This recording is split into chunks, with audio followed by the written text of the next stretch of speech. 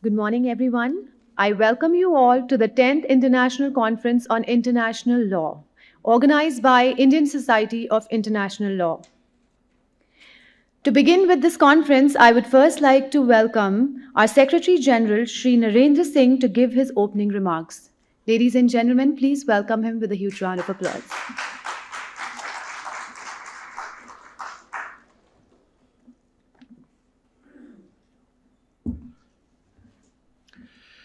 Good morning.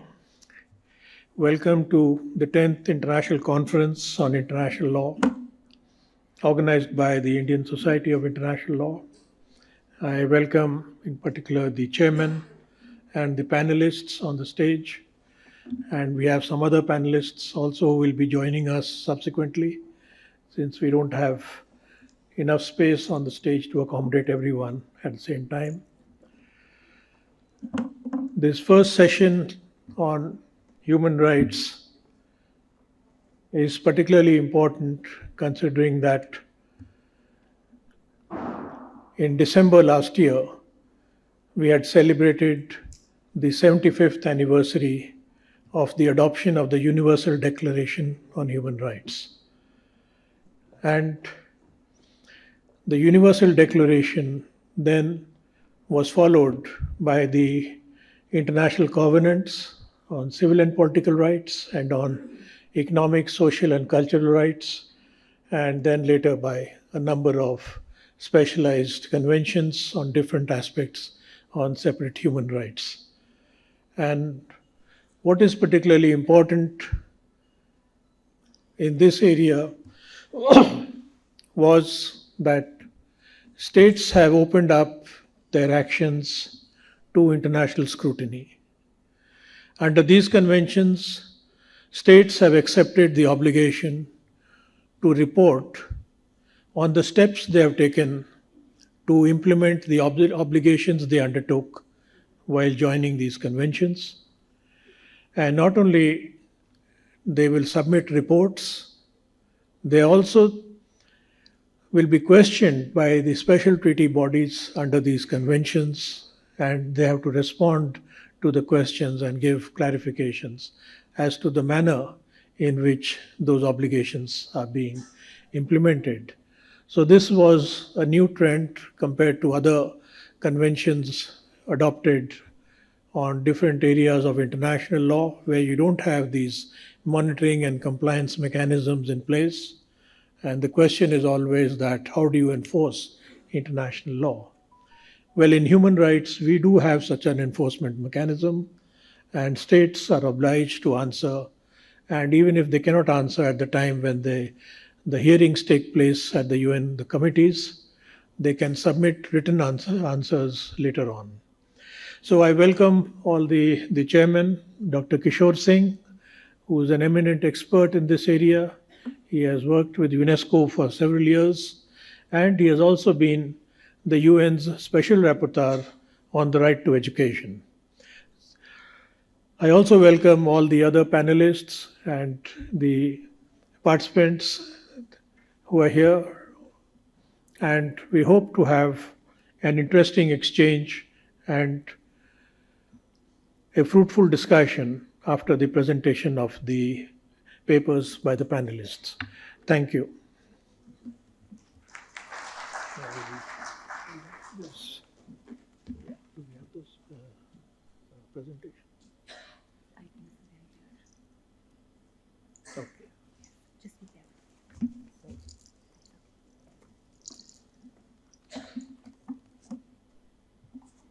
Thank you, sir, for your insights. Now we are about to begin with the technical session, Emerging Issues in Human Rights Law. The chairperson for this session would be Professor Anju Wali Tikku. She's not present here with us at the moment. She'd be joining us very soon. The next chairperson is Mr. Kishore Singh. Mr. Kishore Singh was the Special Rapporteur on the Right to Education from 2010 to 2016. He holds a PhD in International Law from the Sorbonne University of Paris. He worked at the Division of Human Rights and the Education sector of UNESCO and advised a number of international, regional, and national entities on aspects of the right to education. Throughout his career, he has supported the development of the right to education in its various dimensions and worked to ensure that this right was internationally recognized as a human right. Please welcome him with a huge round of applause. Before we begin with this technical session, I would like to invite Dr. Sudhir Krishnaswamy, VC NLSIU, for a special address. Let's welcome him with a huge round of applause. Hi, good morning. May I confirm that I can be heard? If the MC can confirm. Yes, sir. Yeah. Thank you so much. Good morning, and thank you for the invitation to deliver this special address at the 10th International Law Conference, organized by the Indian Society of International Law at New Delhi. May I especially thank Dr. Parineet Kaur for helping me deliver this address digitally, as I've been unable to match my travel schedule and make it to the conference in person. Dr. Kishore Singh, the former special rapporteur on the right to education, I've had the opportunity to meet you, sir, and engage with your work. I'm sorry I'm not there in person, and I'll do my best online. The Indian Society for International Law was established in 1959 as a learned society that brings together legal academics and practitioners committed to legal research, publication, and the teaching of international law in India. ISIL's chief architect, Mr. B.K. Krishna Menon, was focused on developing an Indian view of the international legal order that advanced key national interests and priorities while being grounded in a principled, rule-based normative framework. That task was challenging in 1959, when India was only in its second decade of independence and was a relatively new entrant in the international legal order. It remains challenging in 2024 as we celebrate 75 years of the Republic and attempt to recast and reframe our place in the international legal order. At times, this reframing is grounded in our founding values, and at other times, we articulate a more belligerent and louder view of our reimagined place at the global negotiation table. This conference offers us all the opportunity to critically reflect on and sketch the future shape of Indian thinking in this field for the years ahead. I am honored to deliver this special address at the start of the conference and share my brief reflections on the field. I am not an expert in international law, and it is ISIL's vision of developing a collaborative ecosystem of institutions and scholars in this field that enables my presence at this conference today. Remarkably, one of the earliest published proposals for the National Law School of India was by Professor Rahmatullah Khan, who was also a guiding force behind the ISIL in its early decades.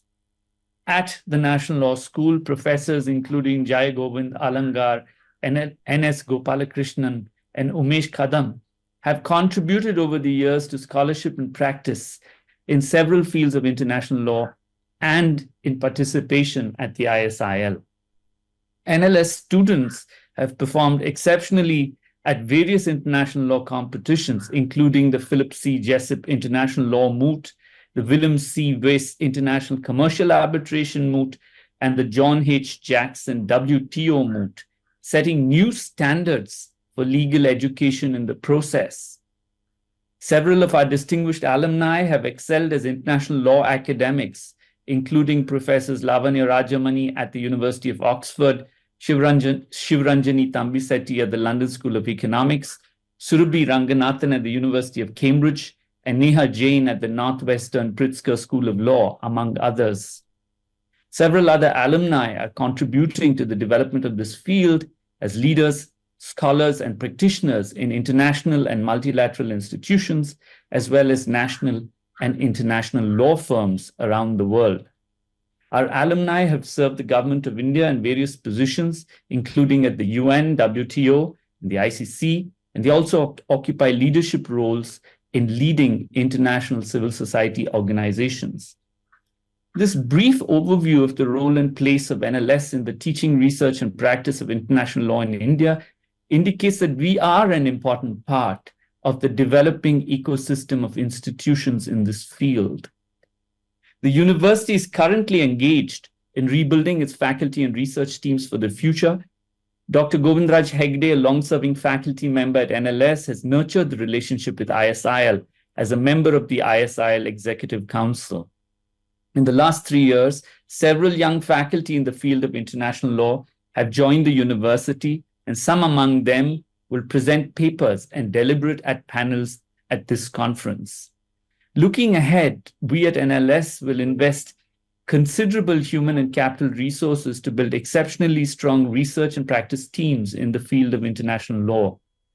The university remains committed to enlarging and deepening our contribution to this field through collaborations with ISIL, governments, and international organizations as we carve a distinctive voice for India in international affairs. I invite, as I close this section, all of you in the audience and on the panels to share your suggestions and recommendations and how we may be a more useful and impactful partner in the years ahead. I will now share a few reflections on the intellectual predicament that faces international law scholarship and practice in India today. I will emphasize 3 thematic facets of India's historical and contemporary engagement with international law as provocations for the deliberations to follow in this panel and the rest of the conference. First, India as a voice of the global South. Second, multilateralism and a rule-based international order. And third, openness to international law norms in domestic law. Let me turn to the first theme. At independence, India's engagement with the international community was driven by the core principles of decolonization. We emphasized sovereignty, territorial integrity, and the equality of nations.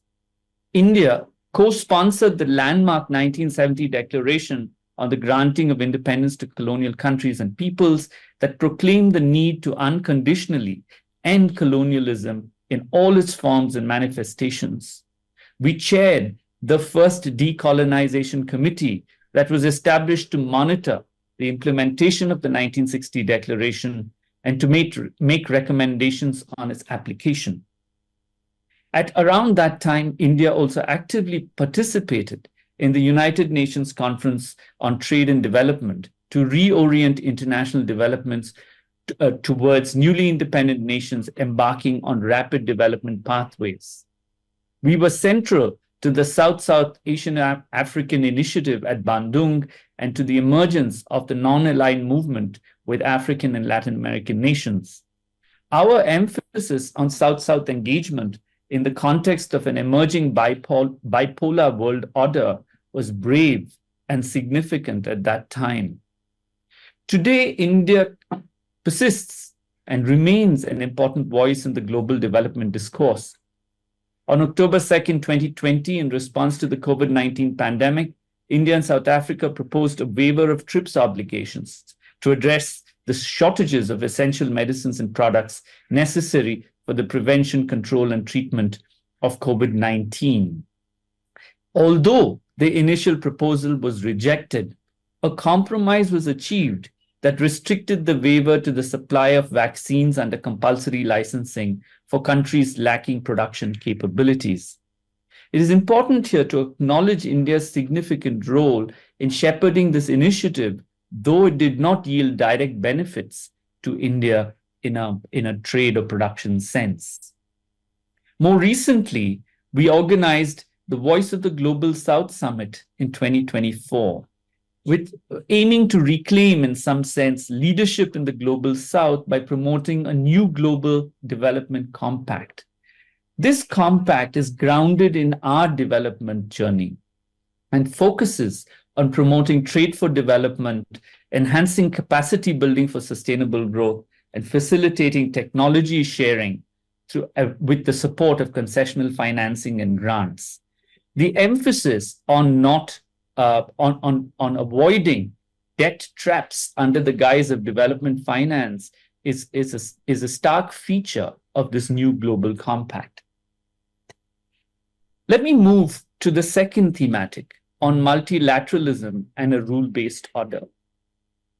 India emphasized non-alignment in a bipolar international system in the post-World War, Second World War era, and emphasized South-South regional cooperation. Simultaneously, we committed ourselves to the development of a rule-based international order. By adopting a multilateral approach to international problems, we became a party to over 160 international treaties and conventions. We emphasized a rule-based order that reiterates the core principles of international law, such as the peaceful settlement of disputes to ensure global peace and stability, and international cooperation to resolve global problems like climate change. We remain committed to these principles as we pursue reforms to democratize the United Nations Security Council. The proposal with Brazil, Germany, and Japan for increasing the number of permanent members by including new permanent members elected democratically by the General Assembly was affirmed by the UN's adoption of the Declaration on Future Generations and the Pact to the Future to Transform Global Governance as recently as September 2024.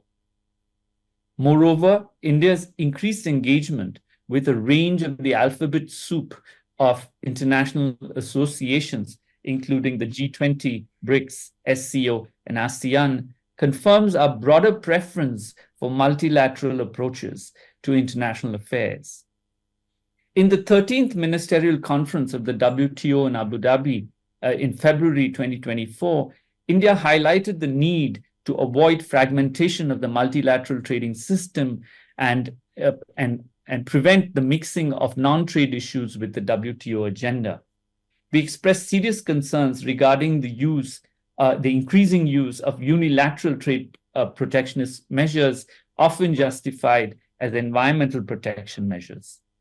In the working session, we called for the restoration of the appellate body as the topmost priority, together with the formalization of the ongoing informal dispute settlement reform discussions among some WTO members.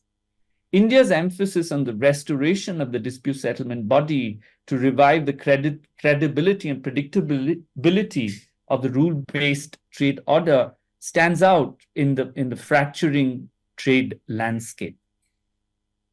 The third facet that I want to emphasize is the judicial reception of international law norms. India remains a porous and hospitable jurisdiction for the reception of international law norms and principles into domestic law. The Supreme Court, very early in Bishaka versus State of Rajasthan, as early as 1997, adopted norms from the Convention on the Elimination of All Forms of Discrimination Against Women, suggesting that legislative or executive action was not a preliminary requirement for the enforcement of international obligations. More recently, in M.K. Ranjit Singh in April 2024, the Supreme Court articulated a distinct right to be free from the adverse effects of climate change by referencing India's commitment under the Paris Agreement. The presence of a directive principle in Article 51, obliging the state to adhere to international law, provides further support for a broader role for the Supreme Court in adopting international law norms creatively while developing domestic law. The Supreme Court's proactive approach to the domestication of international law norms makes India a leading jurisdiction in the translation of international norms into action. This enhances the legitimacy of India's role as a norm-based international actor, generating confidence in India's integrity in international affairs. Keeping these three themes apart, I will conclude today by locating India's trajectories of engagement with international law in the wider contemporary moment. In the third decade of the 21st century, we confront an uncertain future for international law. In the early part of the century, optimism, even utopian enthusiasm for a post-Westphalian model of global governance pursuing a cosmopolitan global justice model appears to be on the wane. Critical third world approaches to international law remain on the fringes of both academic research and find few practitioners, even among developing countries, to whom they are ostensibly addressed. Though the COVID-19 pandemic and the science of climate change makes our global interdependence patently obvious, international law remains trapped in a twilight zone facing urgent foundational questions. And I will highlight three of them. Is deglobalization likely to persist? And how will India fare in a mercantilist trade environment? Does the decline of a unipolar world order preface the re-emergence of great power contestation or a multipolar world? In other words, is non-alignment or multi-alignment the better posture? Is multilateralism likely to survive the revival of regional or ideological axes of power? Is the current impasse in the UN Security Council and trade law institutions a temporary or permanent feature of the 21st century? Our responses to these foundational questions will shape the future of international law and relations well into the 21st century. The scholars and practitioners and teachers gathered here at the ISIL 10th Annual Conference are best placed to rigorously engage with these developments and develop new and improved ways for India to situate herself in the years to come. Thank you once again for the invitation to be a part of this panel and deliver this special address, and wish you the best for the next 2 days. Back to you. Thank you, sir. We are indeed honored to have you here with us virtually for this special address. Now I would like to call upon Mr. Kishore Singh for his opening remarks for the technical session. Please welcome him with a huge round of applause.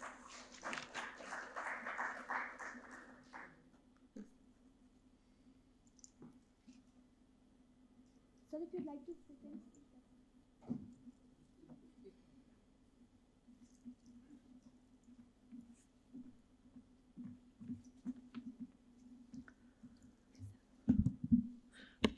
Good morning to all of you, and I wish first of all to express my gratitude to the Indian Society of International Law for giving me this opportunity to participate in the conference, and especially for this session and another session that I'll speak at.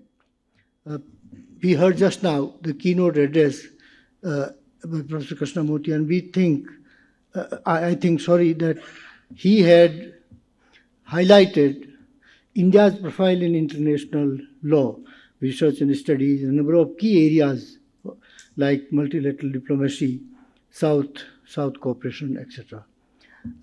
This is very important for us to understand the current issues and scenario. But what is even more important is, in this context, to place the human rights international law at a higher pedestal. This is because the current international developments all focus on human rights in an increasing way. If you looked at 2030 Sustainable Development Agenda, is human rights based. There has been passed for several decades approach of human rights based development, human rights based approach in the entire UN system, etc. And later on now, when about a month back, the United Nations Summit adopted the agenda for the future, building on the 2030 Sustainable Agenda. Again, the focus, the whole centrality of human rights is very, very evident. You must have read the Global Pact for the Future, adopted at that summit on 24th September, and especially the Global Digital Compact. And if you read these texts, they are quite longish, but you will note everywhere there is a dimension of human rights. Dr. Narendra Singh just now mentioned, for example, the question of conventions and how human rights feel developed. But I think that we should look in that context at the way the human rights has developed through conventions, of course, but also through a lot of soft law declarations. And the expanding field of human rights through the conventions and other United Nations declarations, resolutions, is something very important globally, in which India has been playing a key role. But it's also especially important for us in this context to bear in mind that India's example, I think, is probably the best in terms of constitutional basis of right to education. It is also human rights, Chapter 3, Fundamental Human Rights. It's also best, I think, most outstanding as regards the jurisprudence of human rights. And we are also, I think, unique, having proposed at the inception when Universal Declaration of Human Rights was adopted, that we should think human rights duties along with the rights. So I think these are our distinguishing features. And in the present context, as I mentioned, of the importance given to human rights approach in the new international commitments by all governments to the new agenda for the future, I think it is very important for us to discuss through the panel we have the specific issues which will show how we can relate this to the expanding framework of human rights and India's special interest. And I'd now like to invite the speakers according list. I didn't think so. I will first of all invite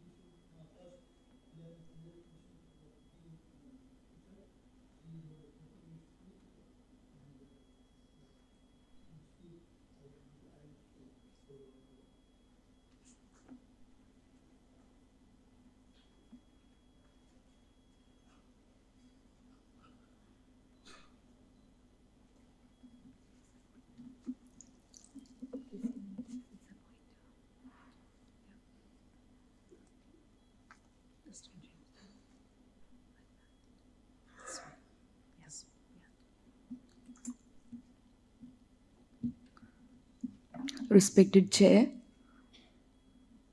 dignitaries and delegates on and off the dais, good morning to you all.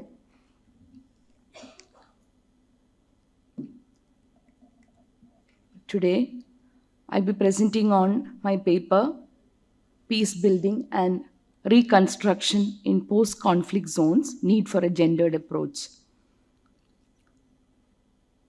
In a conflict zone, traditionally, women are portrayed as victims for the obvious reason that they are meted out with all kinds of violence, especially sexual violence. And the international community has now awakened to accommodate, have acknowledged and recognized the need for participating, for a more inclusive participation of women in policy making. Now, the reason being that in the past, when it comes to devising policies for post-conflict zones, it has been found that the varied needs and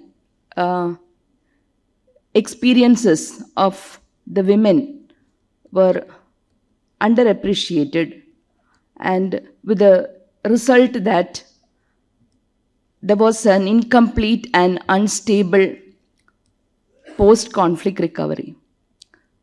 Now, it is the need of the hour that we need to have a more participatory there should be a much more participation of women in the policy formulation as with regard to the peace building and reconstruction of post-conflict zones. And therefore, there is the need of having the discussion needs to be focused on three interrelated rights, namely, the need to have a much more participatory role for women in policy making, as also resource allocation, to have the benefit of equal sharing in both the public and the private resources, and also to have an equitable, a gender equitable society for a long-lasting peace and prosperity.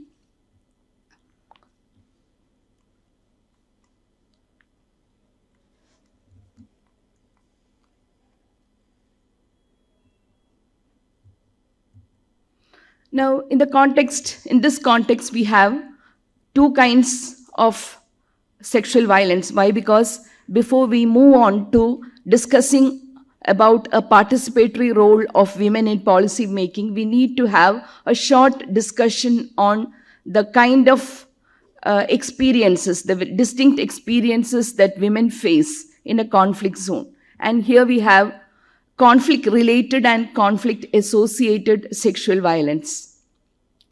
Conflict-related sexual violence is committed by the armed parties to the conflict, the insurgents, the state militias, and the regular military forces. And it manifests in various forms, including rape, sexual torture and mutilation, sexual slavery, forced prostitution and abortion, sterilization, forced marriages and pregnancies, and human trafficking involving sexual violence and exploitation. Now, we have conflict-associated sexual violence, which occurs even beyond wartime, and it is worsened by the conflict. And this includes sexual exploitation and abuse, domestic sexual violence, and sexual violence against women in politics. The result is with the result that it disrupts social networks, it increases familial tensions and worsens individual security, with consequent destabilization of the community and degrading state security.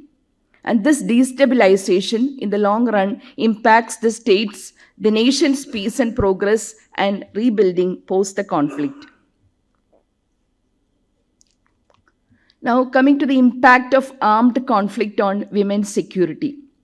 Armed conflict increases women's vulnerability to sexual violence. It weakens the social support structures and the traditional mechanisms of conflict resolution.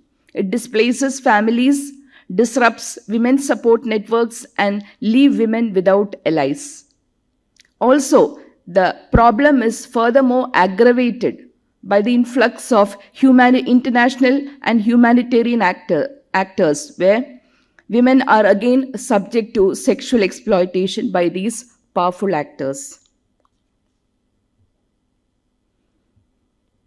What is the impact of the armed conflict on women's security? Now, during an armed conflict, women are politically engaged, mobilizing peace movements, participating in reconstruction efforts, and they continue to engage in politics even after conflict. But post-conflict, the men, they want to re-establish and reassert their power and build a status quo. And for this purpose, they oust women from politics or civil society activism by resorting to sexual violence. Also, we have gender-blind approaches to the policies and programs adopted by the international actors in furtherance of reconstruction and rebuilding. Now, all the above factors would undermine women's participation in development and peace, and this in turn limits the comprehensively locally informed policy making. Now, coming on to the international legal framework of women in peace building. Peace building operates in the framework of international treaty, customary law, and general principles of law, which includes principles and rules deriving from human rights law, international humanitarian law, international criminal law, right to economic and social rights, and to sustainable development, obligation for peaceful settlement of disputes, law of transitional justice, refugee law, and principles on international displacement. When we analyze the international legal framework on peace building and reconstruction, in the forefront we have the UN Security Council Resolution 1325 of 2000, which was adopted to address the important role of women in the prevention and resolution of conflicts and in peace building. The UN Security Council Resolution of 1325 seeks to mainstream an official sensitivity to gender within the UN institutions and the decision-making processes of all governments in conflict resolution, peacekeeping, and peace building to include more women in institutions involved with the prevention, management, and resolution of conflict, and to protect the rights of women for ending gender-based violence in wartime. It also urges the member states to ensure increased representation of women in decision-making at the regional, national, and international institutions and mechanisms for prevention, management, and resolution of conflicts in the UN structures and missions to conflict zones. Thereafter, we have the UN Security Council resolutions of 1888 and 1889 of 2000, which are built on the UN Security Council resolution of 1325, which has sought to enhance women's participation in relevant decision-making and ensuring accountability for the commission of crimes of sexual violence, women's participation in all stages of the peace processes, especially in conflict resolution, post-planning and post-conflict planning and peace building. It calls upon the member states to increase access to healthcare, psychosocial support, legal assistance, and socio-economic reintegration services for victims of sexual violence, particularly in rural areas. We also have the UN Security Council Resolution of 1820 of 2008, which has recognized rape as a tactic of war. It called upon the member states to end sexual violence against women and acknowledge the international community's responsibility to respond to and prevent wartime sexual violence, and spelled out measures such as enforcing appropriate military disciplinary measures upholding the principle of command responsibility. We also have the protocol to the African Charter on Human and People's Rights on the Rights of Women in Africa of 2005. The protocol on the rights of women in Africa provides for a right to peace and declares that women have the right to participate in the promotion and maintenance of peace. It requires the state parties to take all appropriate measures to increase participation of women in all aspects of post-conflict reconstruction and rehabilitation. Coming to the gender perspectives in peace building and reconstruction. What is the significance of having gender perspectives?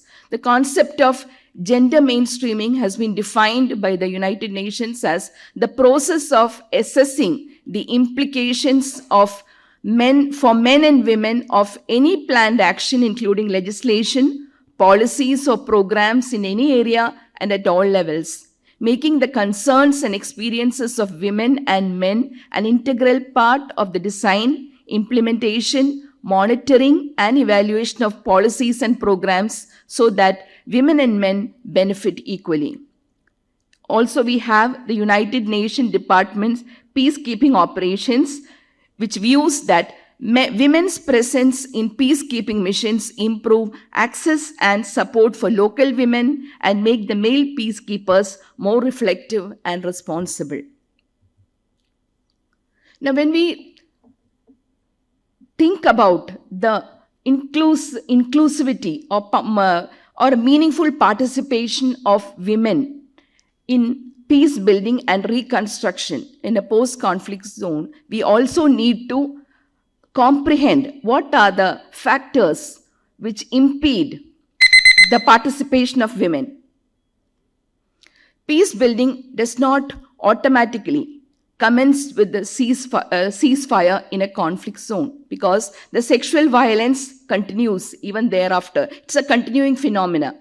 And then there are the consequences of conflict, like managing post-conflict relations, where women have to deal with war-traumatized children, family members, etc. Also, we have demographic changes flowing from the conflict, whereby we have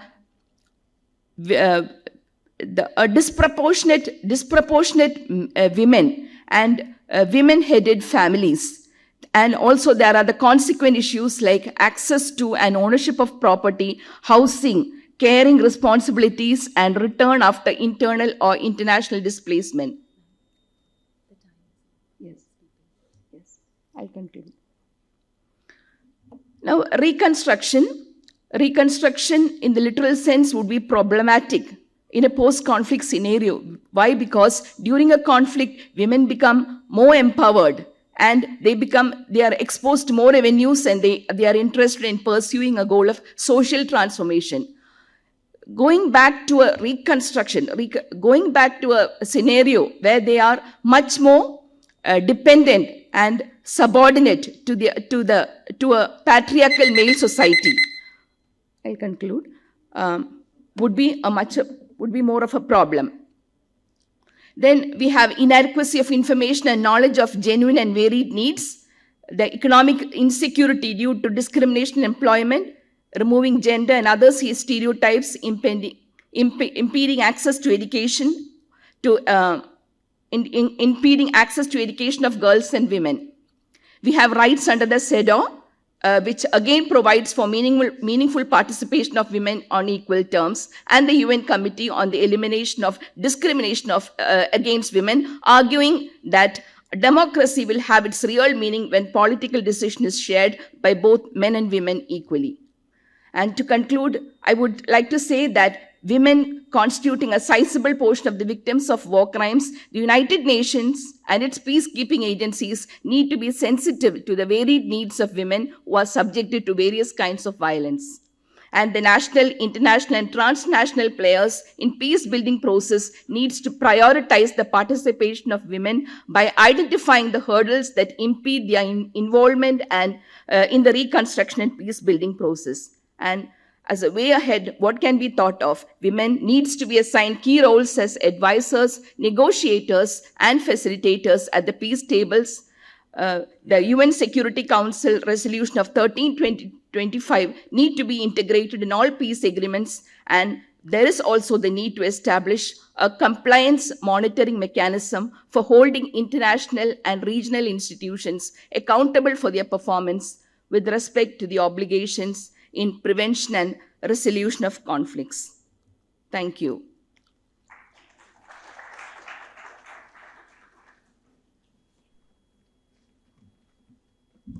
Thank you, ma'am. Now, before we move on to the next speaker, I would like to welcome our chairperson, Professor Anju Wali Tikku. She is a dean at Faculty of Law, DU. She has taught LLB and LLM students for over a decade before joining NLU, providing her valuable research guidance to LLM and PhD students. She has organized various moot court competitions, seminars, workshops, and training programs.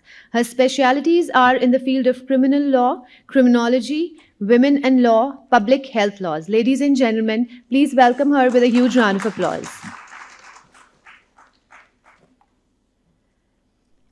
Before I invite the next speaker, I would humbly request all the speakers to please abide by the timings so that we can have all the presentations finished on time. I would now like to call upon our next speaker, Shilpa Yadav from Bennett University, and she would be speaking about protecting child soldiers, bridging international human rights law and sustainable development goals.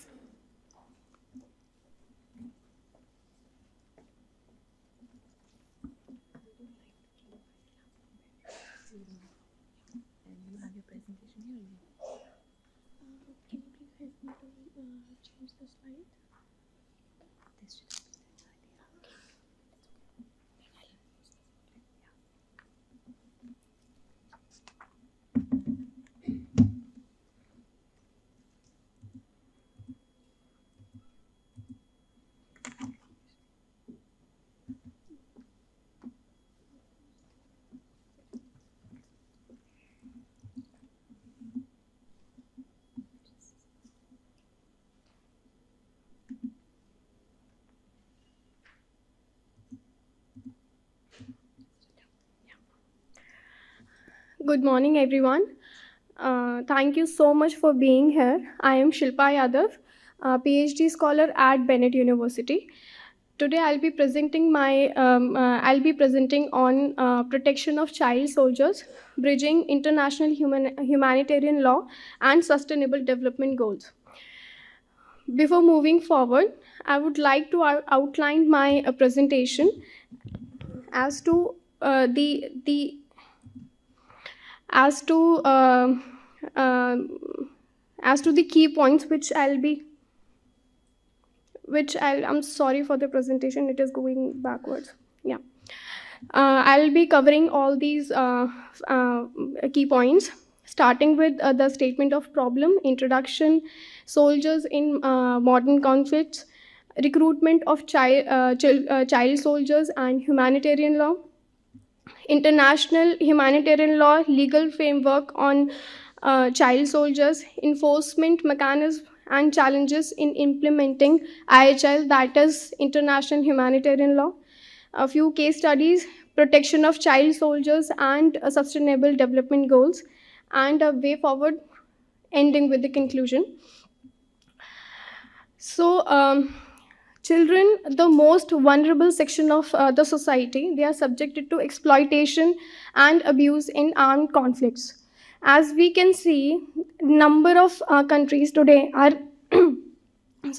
number of countries today are engaging in wars or armed conflicts, and the most affected section of those armed conflicts are the children. These armed conflicts result in a violation of basic human rights. Among them all, among other exploitation and abuses which they are subjected to, the major problem which arises, which has been seen, is the recruitment of child soldiers in armed conflicts.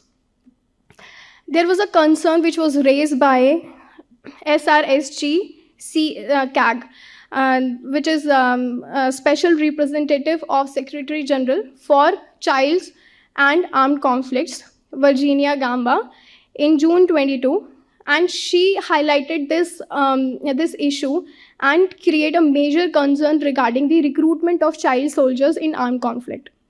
Even in the 78th session of the third committee, which was held on 6th October 2023, the delegates, all the participating delegates, warned regarding the frequent abuse and violations of international human rights and international humanitarian law. According to the data which provided by UNICEF, round about 105,000 children as soldiers, which were recruited as soldiers, they or maybe for other purposes, but they were involved in the armed conflicts, were verified during the period of 2005 to 2022. So, presenting a huge number, it's a major issue. Now, and this issue is not confined to any religion, any particular religion. It can be seen in major parts of Africa, Asia, the Middle East, and Latin America, making it a pressing global issue.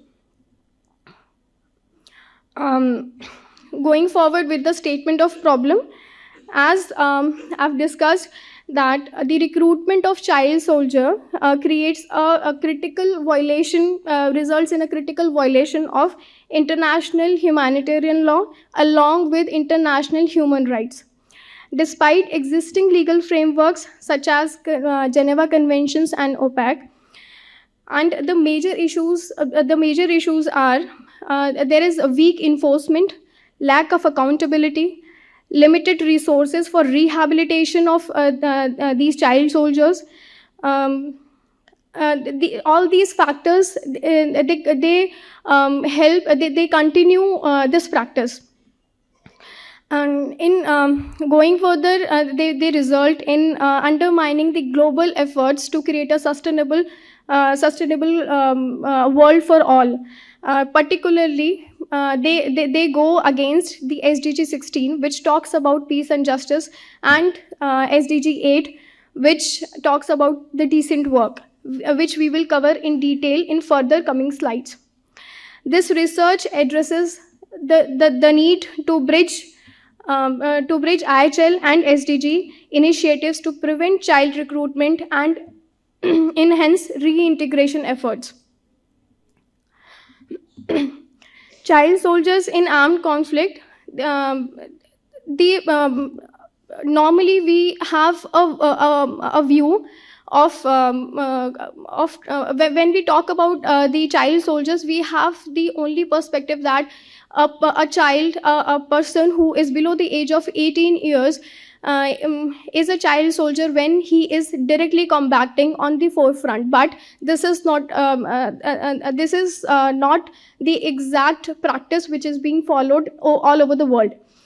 Actually, the children who may be used as who may be used as combatants, but they are also used as scouts or cooks, aides, or spies, messengers, which means that a child who is getting involved in the armed conflicts, in whether in any function they are performing, like, and they can be a guard, they can be a porter, they shall also be covered under the category of child soldiers. The child soldiers in armed conflict can majorly be covered under these heads. Child soldiers definition, we have to understand the exact definition of the child soldier. Then only we can understand this issue and address this issue. Recruitment of child soldiers, a war crime. Factors contributing to the recruitment: impact on children and civilians, recruitment of child soldiers, and humanitarian and human rights. When we talk about the definition of child soldier, there is no particular definition in IHL. No convention or a protocol directly deals with the definition of child soldier, but through the international conventions and protocols, we can infer the definition of child soldiers. The Geneva Convention and its additional protocols 1 and 2, under Article 77 and Article 4, respectively, gives a clear no to children under the age of 15 years to take part in hostilities. When we will go through different international conventions and protocols, we will realize that there is a difference regarding the age of majority, regarding the age of children, so that they can be covered under the category of child soldiers. So when we talk about the Geneva Convention and the additional protocol 1 and 2, they consider a person to be a child who is under the age of 15 years, and Article 77 and Article 4 strictly prohibits their taking part in hostilities. The Convention on the Rights of the Child, CRC, this defines child under Article 38, and its optional protocol OPAC, they define a person. They define a child to be a person who is under the age of 18 years, and they strictly prohibit the recruitment or the direct participation of a child in armed conflicts or hostilities. The African Charter on the Rights and Welfare of the Child, under the Article 22, also considers 18 years of age for the age of child. the Paris Principle on the involvement of children in armed conflict 2007, it does not use the word child soldier, it uses the phrase instead. The phrase, I quote, a child associated with an armed force or armed group, I unquote. This Paris Principle, by not including the exact word child soldier, has actually widened the scope of the category, so that most of the people who are involved in the who are below the age of 18 years and are involved in the armed conflict and need protection can be covered. So so that their basic human rights can be protected. The Article 8 of the Rome Statute of International Criminal Court, it considers the recruitment of child soldiers as a crime, as a war crime. Recruitment of child soldiers as a war crime, as I discussed, the Rome Statute under the specific article, Article 8(2), Clause B, Subclause 16, and Article 8, Clause 2, Subclause E, Subclause 7, in international, it criminalizes the recruitment of child soldiers in international or non-international armed conflicts. There is no difference in international law as to the international armed conflicts or non-international armed conflicts, and the people, the actor who is recruiting them. There can be two type of actors: the state actors, and the other one can be the non-state actors. So the IHL covers all the armed conflicts, whether they are international or non-international, or the actors who are state actors or non-state actors, for criminalizing them. So conscripting and enlisting children under the age of 15 years is a part of the war crime, and it is prohibited. The 2000 protocol. Okay, so I'll be concluding my presentation quickly. So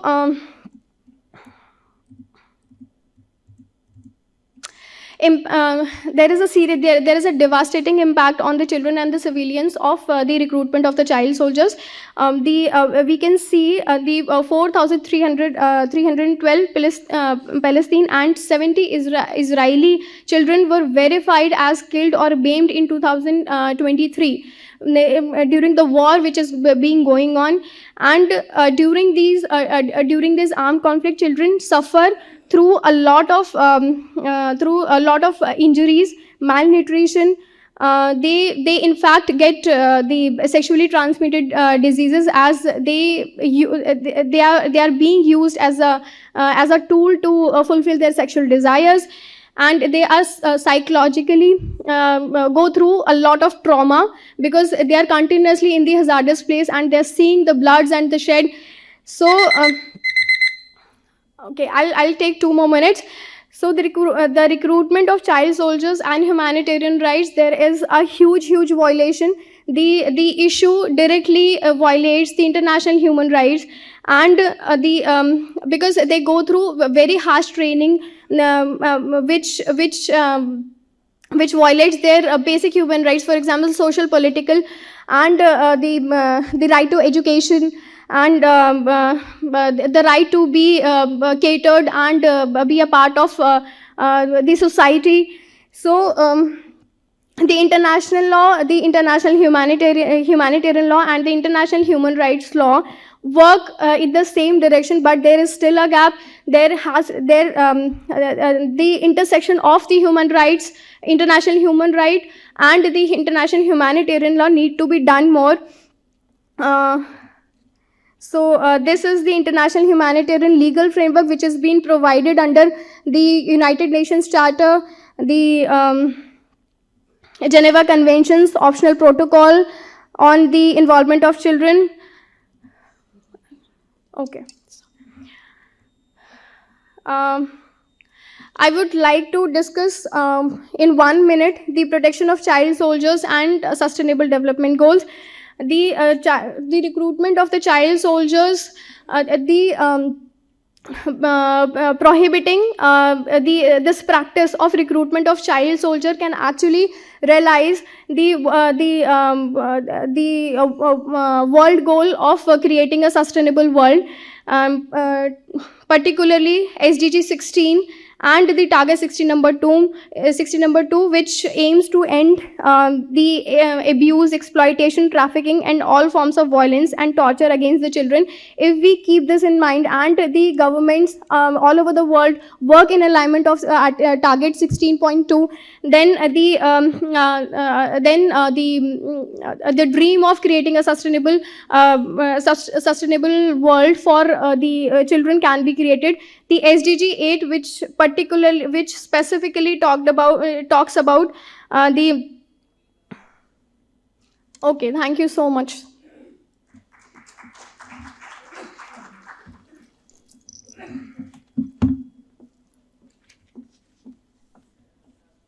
Thank you, ma'am. I would now like to call upon our next speaker, Mr. Anshul Saxena from Sabarthi University, Meerut, and he'd be talking on climate change and human rights, reimagining the role of law.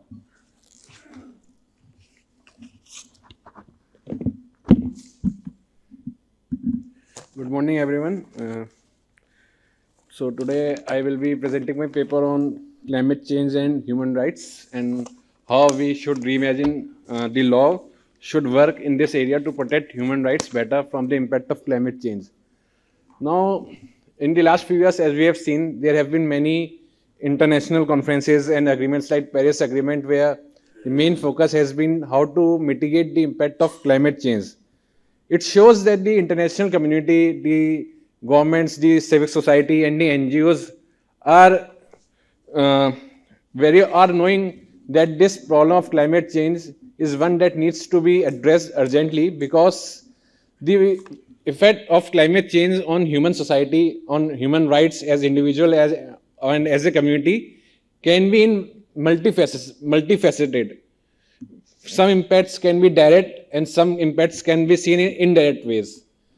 Direct impacts, if we look, especially in our context in India, can be the growing heat waves which we see every year, which contributes to growing heat illnesses. Then there is altering rainfall patterns, especially in our country, which is dependent on the monsoon rains, how the rainfall patterns change, which leads to the problem of food insecurity. Then there are indirect changes. For example, there can be impact on how the ocean currents around the world will change, which will again change temperatures in other parts of the world, which can then influence the wind pattern and the monsoon rains also. So there are direct impact and indirect impact. So this makes the problem very difficult to deal with, because it's a highly complex situation where the scientific community itself is still learning how climate change can affect human beings in different manner. So if we keep this in mind, it is very important for the legal systems internationally as well as domestic to adapt to this reality, that a problem which has such deep implications on human rights and is still very not very well understood, how legal systems should adapt to this reality so that the human rights of individual as well as community is better protected. Now, if we look at how the discussions that take place in conferences in international level or domestic level, the main focus that we see is on the mitigation impact of the climate change. For example, the core principle, the core objective of the Paris Agreement was to keep the temperature of the Earth within the 1.5 degrees centigrade range, as the scientists thought that that would be the safe limit. So while mitigation impact has been given much importance so as to reduce the damage to the earth and keep the earth safe for our future generations, one important aspect that has not received significant attention is the adaptation part.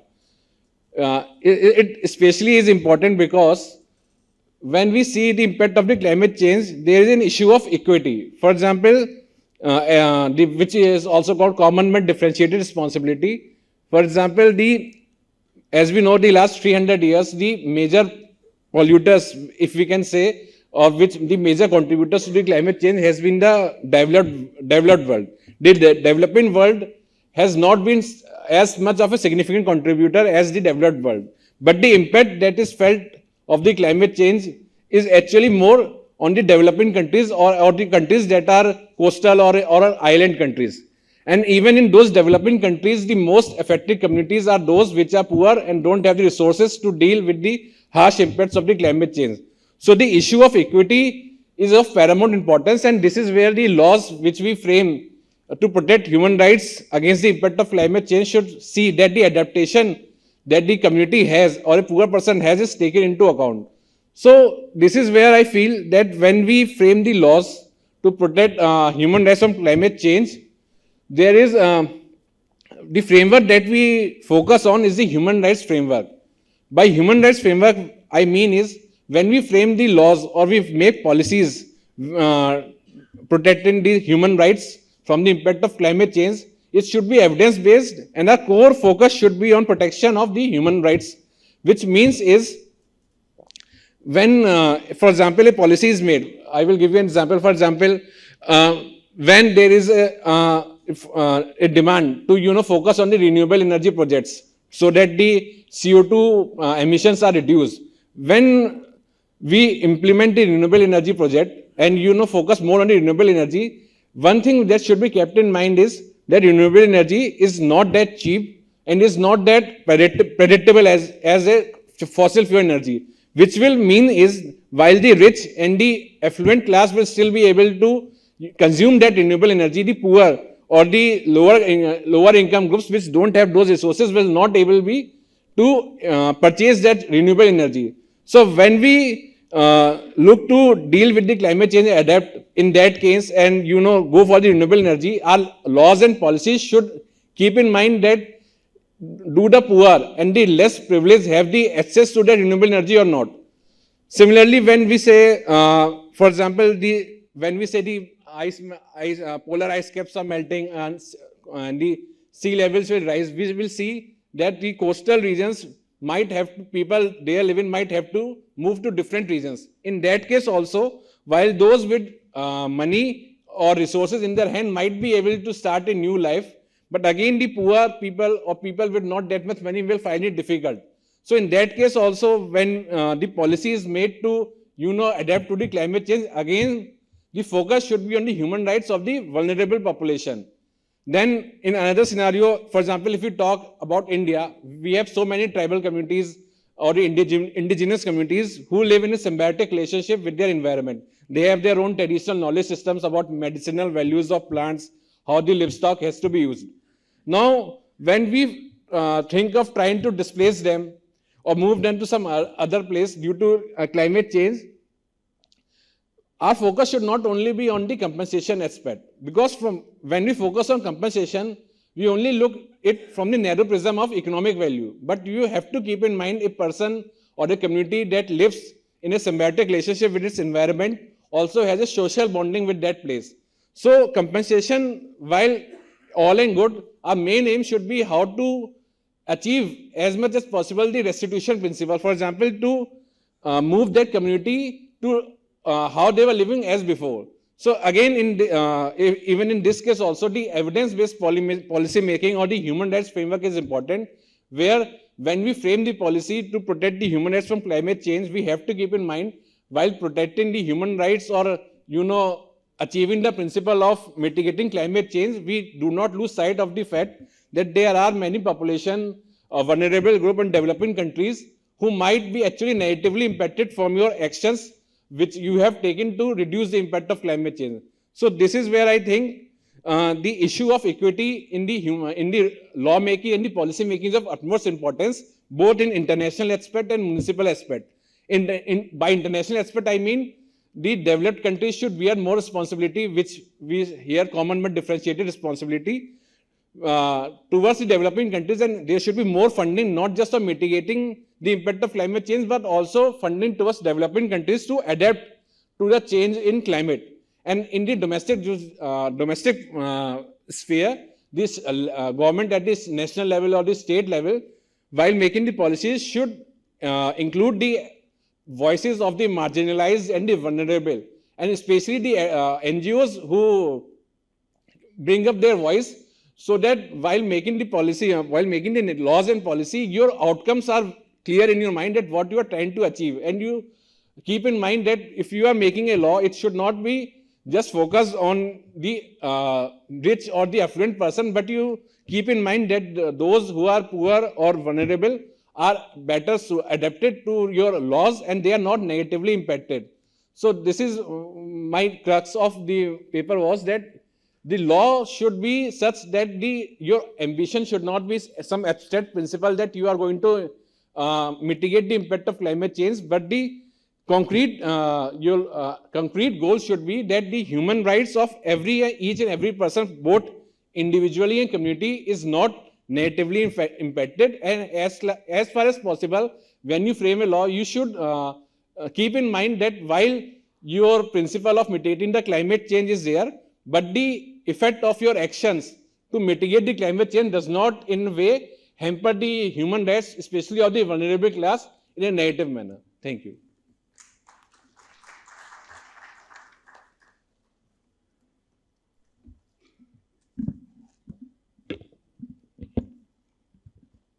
Thank you, sir. Now I would like to call upon our next speaker, Dr. Sonali Sharma, and she would be talking on pregnancy and maternity-related discrimination and its impact on right to health and work of women, a study of the legal framework in India.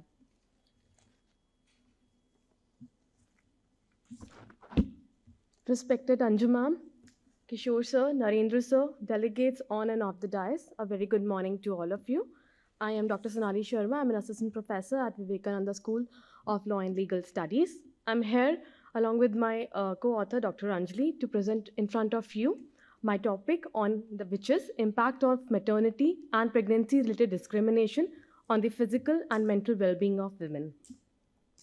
Before I move on to address specifically the impact of discrimination on the health of women, I'd like to first elaborate before in front of all of you the various international provisions which actually govern right to health. First and foremost, we have the Constitution of the World Health Organization that specifically emphasizes on right to health and says that when you're talking about health, it does not solely means absence of disease, but it also includes mental, physical, as well as social well-being. Moreover, we have Convention on Elimination of All Forms of Discrimination Against Women. Now, this convention, CEDAW, it specifically targets and wishes that all the state parties should take appropriate measures to eliminate discrimination against women in the field of employment and ensure equality between men and women. Moreover, it says that in the field of healthcare, in order to ensure that women have access to healthcare services, they need to have various specific provisions which are regarding family planning as well. ILO that also specifically addresses 5 core elements of maternity protection. It includes leave, medical benefits, health protection at work, employment protection, and non-discrimination, and coping with childcare after their return.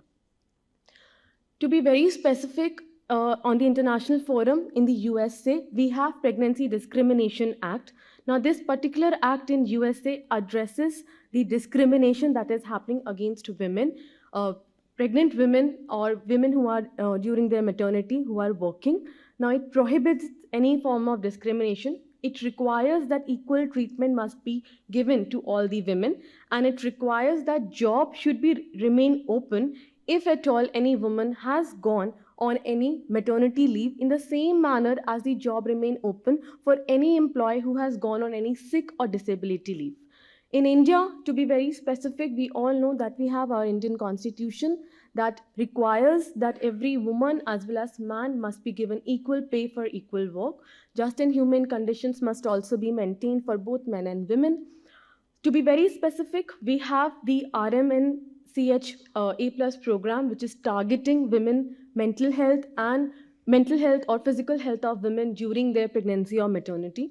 Moreover, we are having the Maternity Benefit Act also, which says that a woman must be given 26 weeks of maternity leave for their first and second child, subsequently 12 weeks of leave for the subsequent children.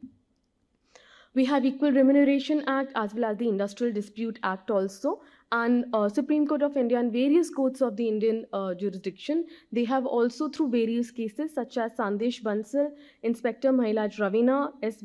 Amudha, Sonu Rajput, have time and again discussed this topic, that women are discriminated during their pregnancy while they are working, or during their maternity leave when they are working at workplace, and they have through their judgments tried to reinstate women back to their original positions.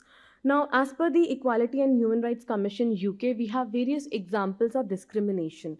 It says that the various examples for discrimination which are faced by women can include refusal to recruit them, refusing to allow them paid leaves, refusing to give them training opportunities, refusing to consider them for promotion, refusing to consider them for taking risk activities regarding educating them regarding risk, removing them from various job responsibility, and disciplining a pregnant employee. The same commission has also enshrined various forms of discrimination, wherein they have included direct sex discrimination or an indirect sex discrimination, victimization, when an employee is treated unfavorably because they have made a complaint against discrimination. There is a detriment also, where an employee is subject to any kind of disadvantage because of pregnancy or maternity leave. Automatic unfair dismissal, when an employee is dismissed because of pregnancy or any reason connected with pregnancy or maternity leave. Now, in India, there are several instances where women were discriminated because of pregnancy and maternity leave. Out of them, I have addressed a few of them. In 2022, a Madurai MP had criticized the Indian Bank for having policies which were gender discriminatory. In 2023 also, in SSP, a young woman personnel was not hired despite clearing the medical exam because she was considered to be overweight. Similarly, in 2024 also, in Nainital, in a famous hospital, the woman had the medical fitness certificate, but she was not hired for the nursing position. In a study conducted by Aon in the year 2024, it was found out that 75% of working mothers in India in corporate sector are experiencing a career setback, and nearly around 40% of these women also reported that their pay was affected when they went on medical leave. To support my argument further, I wish to portray in front of you the clarification that was issued by the Ministry of Labour and Employment, wherein the ministry themselves addressed this issue, that discrimination against women who are pregnant or going on maternity leave are happening more in private sector as compared to government sector, and the ministry reprimanded the private sector to ensure that the policies which are framed by the ministry should be implemented. Now, coming to the impact of pregnancy and maternity discrimination on the health of women. Now, there have been multiple studies. Sadly, I could not find a study that was conducted in India due to lack of my researching skill. But however, I have found that there are 3 studies across the globe. One was conducted in Japan in the year 2021, where 255 working women was found that because of discrimination during their pregnancy, they were suffering from depression and negative feelings towards their fetus. In US in 2020 as well as in 2016, 2 studies were conducted, and it was found in these studies that because of discrimination, women suffered postpartum depressive symptoms, low birth weight, low gestational age in babies via mothers, perceived stress during pregnancy, excessive weight gain, increased risk of adverse birth outcomes, including pattern, birth, and low birth weight. Now, if we analyze the laws in India, law definitely addresses maternity benefit, equal pay for equal work, just and human condition for women to work. However, as per my research, I found out that law do not specifically concern themselves with discrimination that is faced by women due to pregnancy at workplace, and effect on this discrimination on mental as well as physical health of women. At present in India, we do not have a legislation just like it is there in USA regarding pregnancy discrimination. The present legislation framework on maternity protection lacks uniform implementation in the public as well as private sector. The law on maternity does not accommodate specific challenges pertaining to pregnancy and maternity related discrimination, and presently the cases of this discrimination is going unreported, majorly because of fear of losing job, and there is no neutral reporting agency to meet the instances of violation which are going unreported.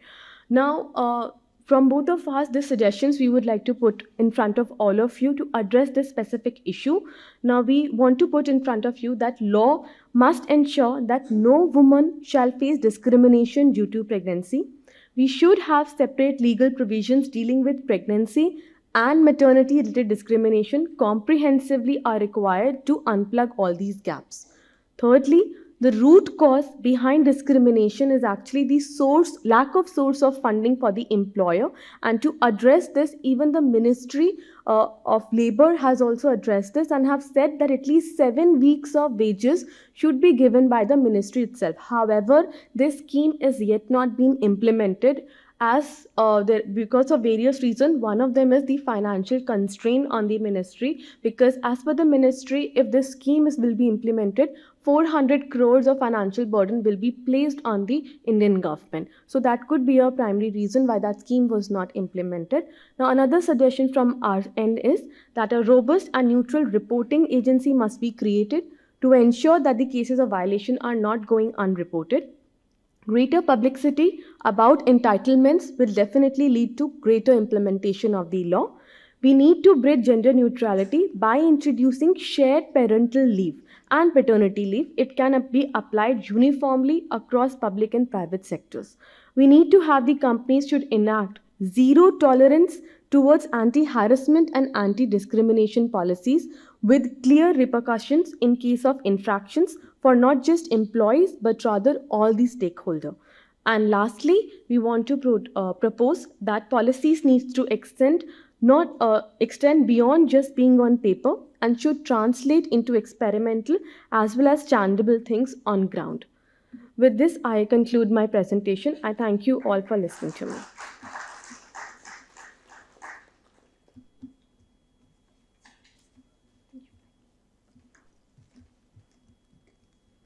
Thank you, ma'am.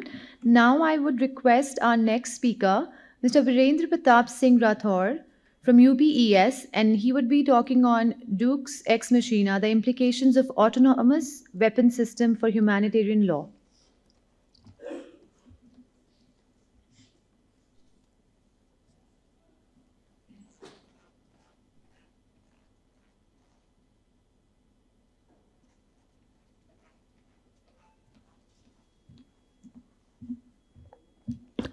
A very warm good afternoon to all the esteemed delegates and the guests and the honorable chairpersons. I'm a fourth-year law student currently specializing in criminal laws, and today I'll be discussing on the implications of autonomous weapon systems for humanitarian law. Now, if we look at the title of my paper, it says "Deus ex machina." This is a Latin word which means gods from the machines. It's a plot device which is used in literature and film to highlight any situation where a person is miraculously saved. And I believe that when we develop autonomous weapon systems, we are sort of intending and hoping for a similar outcome. And therefore, we have to be mindful as to how and why we develop them. So if we talk about the term autonomous weapon systems, which I shall now refer to by its acronym AWS, these are machines which are capable of independently selecting and engaging targets without there being any involvement of human beings. So therefore, as the name suggests, they have freedom in how to choose, in how to weaponize the targets that they aim to select, and they utilize artificial intelligence, machine learning, and sensor fusion to do that. and they function across land, water, air, and the cyberspace. Some of the examples that I was able to find is the X-47B, which is an unmanned aerial vehicle of the United States, the Uran-9, which is an unmanned ground vehicle of Russia, the Xi'an blowfish drones, which belong to China, and the Harub drone, which is of Israel. These are some of the examples of major powers which are developing autonomous weapon systems, and therefore we see this shift today from the conventional notion of people indulging in warfare to the use of machines today to carry out that same warfare. And because of that, we are now presented with several ethical concerns. One of those concerns is that these AWSs, they lack human judgment and moral decision making. They do not have the wealth of experience that a human being or a human soldier would have. And therefore, that leads to challenges in assessing situations on the battlefield which are constantly changing. And this brings into consideration legal questions. For example, how this implies with international humanitarian law norms, are they complying with the same, and who is to be accountable if there is loss of life or if there is violence and destruction. And therefore, the research rationale of my paper is essentially to see what is the impact of AWS on the legal principles of warfare under humanitarian law, and see whether current mechanisms allow for appreciable liability and accountability to be made. Now, if we talk about these systems, we must be sure to not think of them as a monolith. It is not one machine that can be described as AWS. They have categorizations within those systems. We start with remotely operated systems which are controlled by human pilots, but they have their own autonomous features, for example, self-navigation. And if we take the example of the MQ-9 Reaper drone, that is used by fighter pilots, they control it remotely, but the target acquisition and the locking of the target is done by the drone itself. Then we come to semi-autonomous systems which perform functions remotely, but for lethal actions they require authorizations from human beings.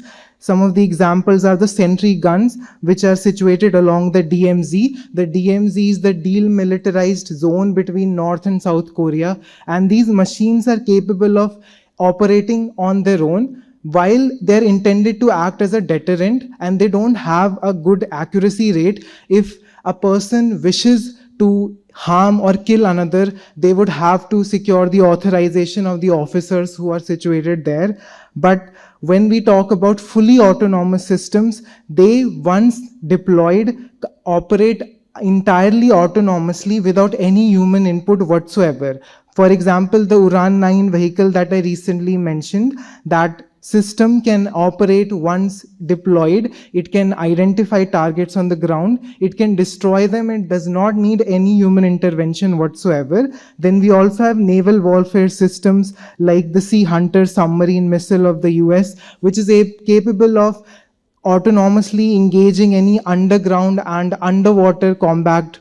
And we also have cyber warfare AI, which now is capable of promoting customized viruses. So it's not as if the standard virus is used for all computer systems. They will look at the vulnerabilities of your computer system and they will figure out the exact virus customization that would cause maximum destruction to your particular system. And therefore, this is something that has to be seen and has to be considered in the context of IHL, which is international humanitarian law, because that is the primary international law that we have, which governs the laws of war.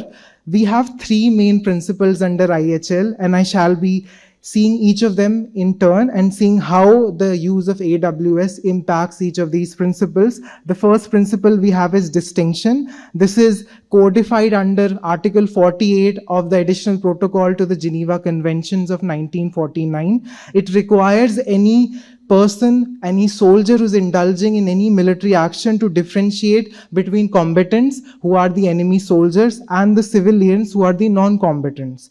Now, the limitations that an autonomous weapon system would have in this regard is that they do not have an actual understanding of who's a combatant and who's a non-combatant. They act on their predetermined, pre-planned algorithmic devices which tell them to look for specific parameters upon which they operate. So if, for example, a terrorist organization has individuals who are wearing civilian clothes, AWS would not be able to distinguish whether this is a terrorist or whether this is a civilian, because they generally look for insignia, they look for uniforms, they look for military weapons. And if those are missing, especially in urban environments where we see terrorists and militias disguise themselves as civilians in order to evade detection, they would not be able to distinguish between combatants and non-combatants. And that is a very grave problem if we want to use them fully autonomously in the long run. The second principle that we have here is proportionality,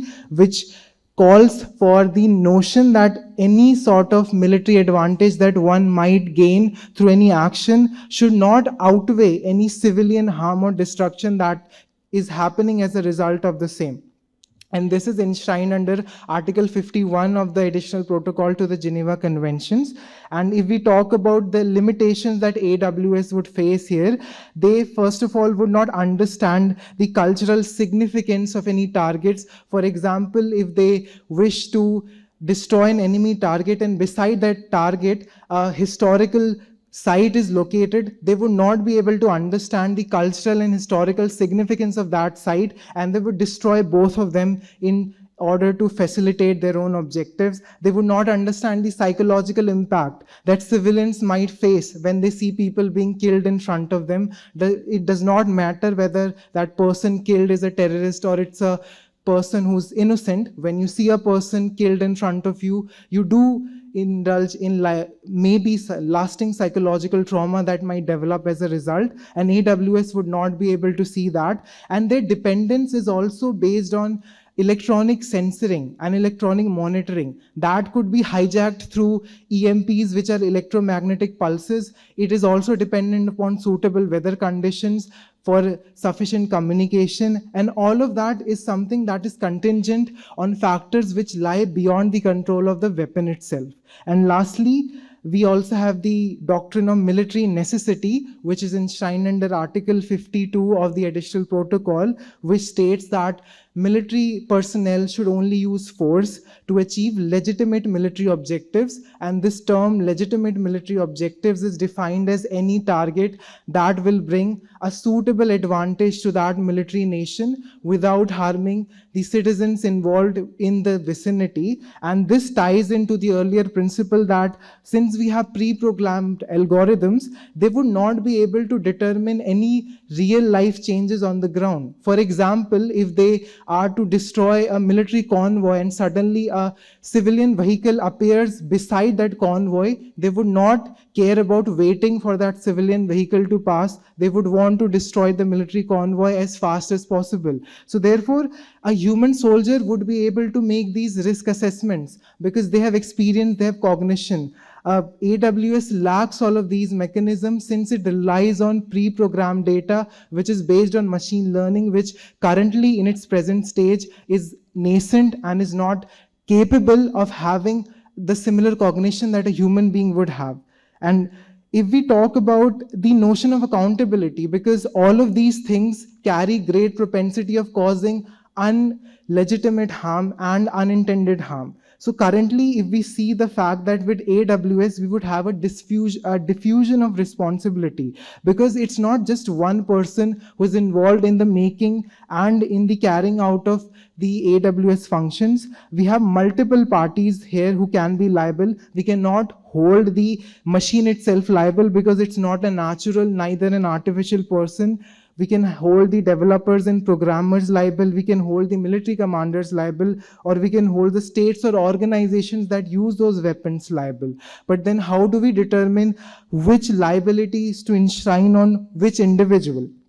And for that, I've suggested some possible avenues. for which we can try to bring about legal accountability.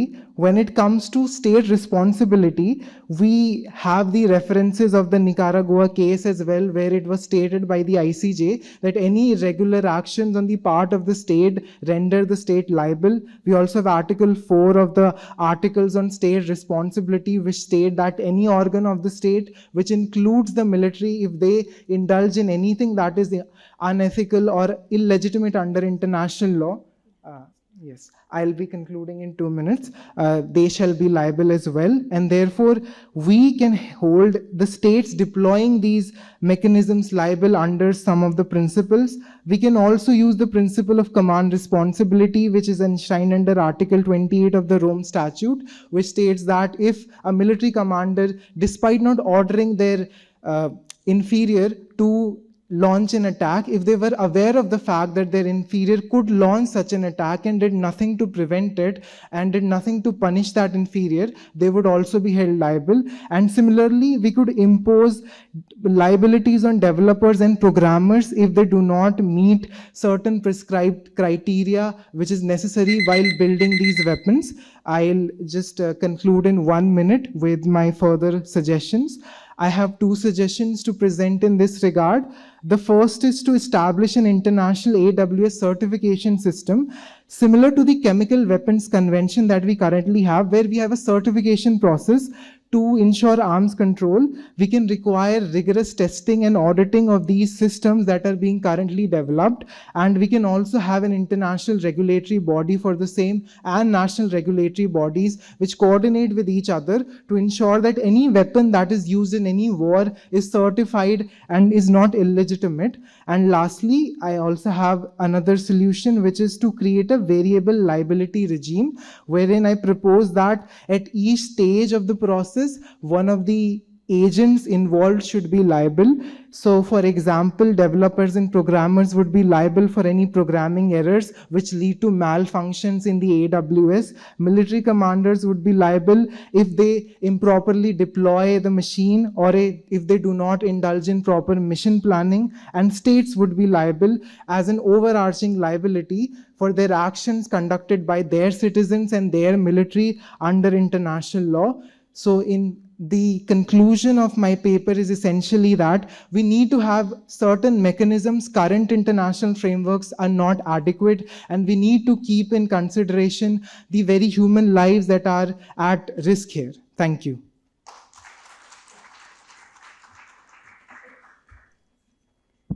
Thank you so much. I would now like to call upon our next speaker, Ms. Kaushiki Trivedi from VSSD College, Kanpur, and she would be talking on ensuring equitable access to medical technology, a human right perspective.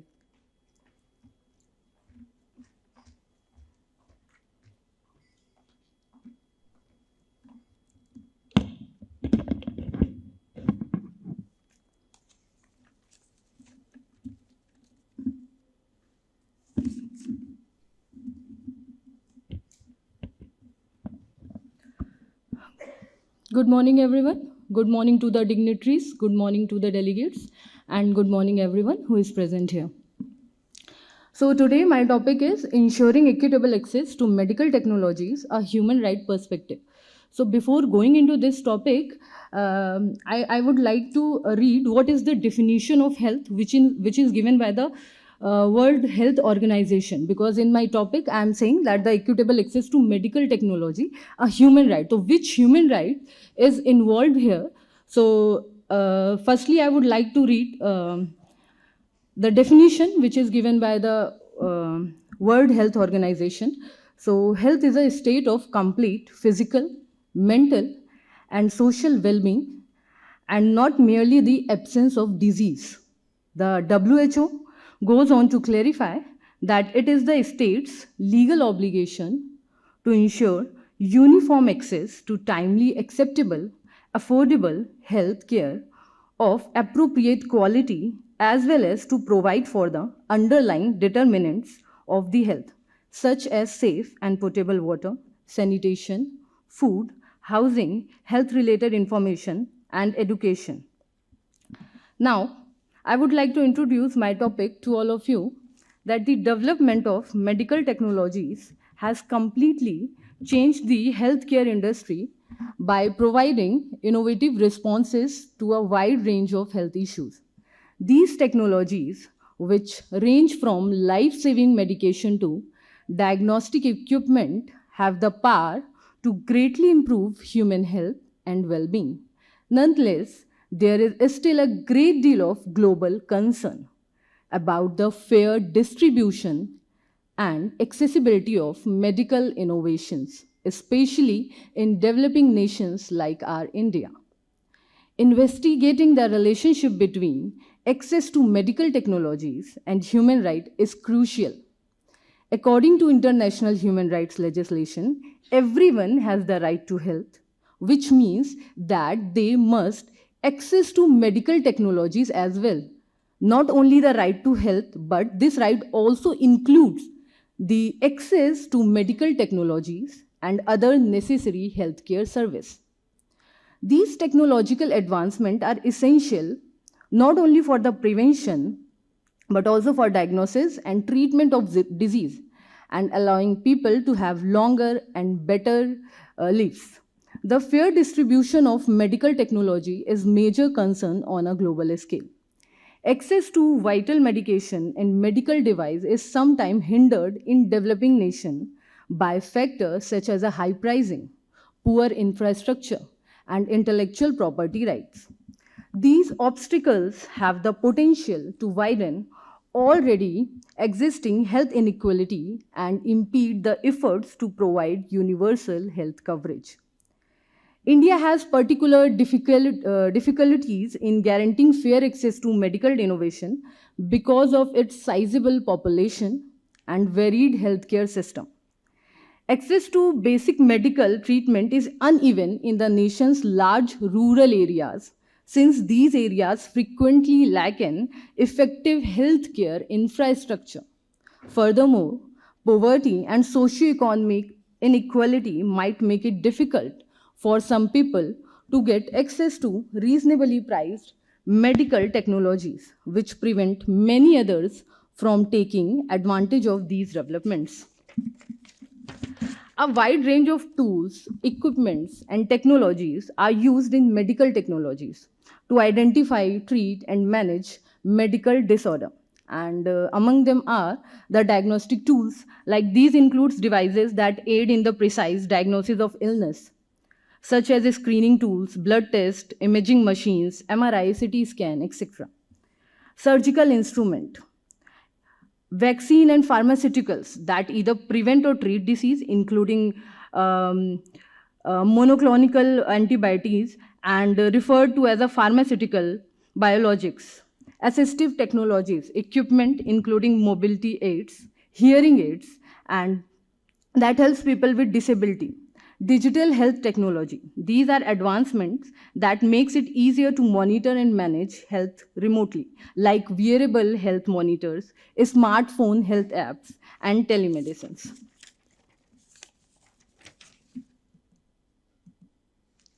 So equitable access to health technology remains a global challenge, and especially in the low and middle income countries and undeserved population in higher income nations. And several key data points and trends highlight how this inequality persists. So firstly, the global access to the medical device and the report which is given by the WHO in 2021. About 50% of the global population lacks access to essential medical devices. That includes the diagnostics and treatment for critical conditions like cancer, diabetes, and high cost, lack of infrastructure, and limited access are also the factors. And if we talk about the access to vaccines and medicines during the COVID-19 and the distribution of the vaccines during the COVID-19, we can say that by mid 2022, in a report, it was said that over 70% of the people in high income countries had vaccinated against COVID-19, whereas this figure was below 10% in some low income countries. And after that, the digital health technology, and in this we can talk about the usage of the telemedicine, So if we talk about the high income countries, the telemedicine saw a rapid increase during the COVID-19, because as you all know the situation in the COVID-19. So this telemedicine, we saw the rapid increase for the usage of this telemedicine during the COVID-19 pandemic, with the countries like USA seeing a 154% rise in the telehealth visit by mid 2020. But if we talk about the low income countries, only about 20% of the healthcare facilities in sub-Sahara African have the capacity to support telemedicine. Because of their poor infrastructure or lack of internet access and the affordability. And if we talk about the healthcare infrastructure and access to medical devices and equipment, we have a report of Niti Aayog of 2021. Over 80% of the medical devices used in India are imported, and leading to the high cost because these devices are imported. So the cost of these devices becomes expensive because of the importation and limited availability in public health care setting. India has an average 1.2 hospital beds per 1,000 people. And if we compare it to the global level, we can see that 2.9 per 1,000 people. So indicating insufficient infrastructure to support advanced medical technology, particularly in rural areas. If we talk about the MRI and the CT scan, we can see that in India, the MRI scanners are highly concentrated in urban centers in compared to the rural areas. And India has about the 3 MRI scanners per million population. And if we compare it at the global level, we can see that it requires 14 MRI scanners per million population. But India has only 3 MRI scanners per million population. If we talk about a study by an Indian Council of Medical Research, ICMR 2020, we can see that 80% of the MRI and the CT scanners are located in the metropolitan area, making access difficult for the rural population. And if we talk about the COVID-19 pandemic and vaccine distribution, as of 2022, India had administered over 2 billion doses of the COVID-19 vaccine, but there were significant disparities in the coverage. And while urban area had a 90% vaccination rate during the COVID-19 period, but rural areas lagged behind, with some region reporting only 60 to 70% coverage. So if we talk about the telemedicine and digital health technology, so India saw a 300% increase in telemedicine consultation during the COVID-19 period. And this data comes from the Ministry of Health and Family Welfare. But again, only 35% of the rural household have access to the internet. So this usage of telemedicine was so difficult for them because of the poor internet connection. And if we talk about the e-Sanjeevani platform, so India, the e-Sanjeevani telemedicine platform recorded 100 million consultation as of July 2023. And despite the growth, rural areas still face challenges due to the poor internet connectivity. And if we talk about the access to affordable medicines, while India is a major producer of generic drugs, around 65% of the population pays out of pocket for the medicines. And this is from the WHO report, which is given in 2021.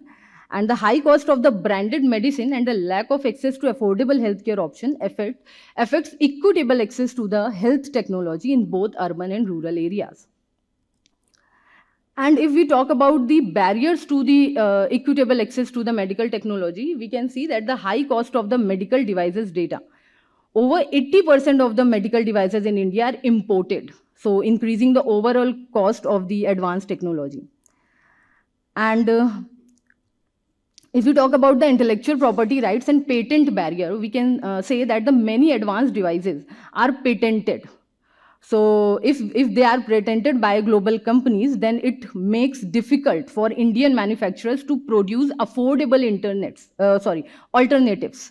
So the cost of licensing these technology automatically becomes so high. So with patented device often costing 30 to 40% more than the non-patented alternatives. So IPR restrictions limit the protection of the low-cost version of the advanced medical devices in India, leading to the higher prices. As a result, access to newer and more sophisticated technologies, such as robotic surgery systems or innovative diagnostic equipment, is limited to only the wealthier segment of our society, of our country. And if we talk about the investment in R&D, research and development, so India spent only a 0.7% of its GDP on R&D, and far below the global average, that is 2.2%. So R&D in the medical device sector is also underfunded. So low investment in the R&D limits the innovation and development of the affordable, locally produced medical technology. This slows down the introduction of cost-effective solutions that can address India's healthcare needs, particularly in rural areas. So if we see the policies and their implementation in India, we can see that from the side of the government, there are so many policies that were introduced and that are introducing by the government. But how fruitful they are, here the question lies. So if you talk about the 2017 National Health Policy, there are so many policies. One of the policies is the 2017 National Health Policy, and the second policy is the Pradhan Mantri Jan Arogya Yojana policy, which was launched in 2018, and it covers approximately 500 million people and providing an annual health insurance cover of up to 5 lakh per family. But there are also some lacking areas in this policy too, and the main issue to access these medical technology and medical devices are not properly addressed by any of these policies. So with these words, I would like to thank everyone.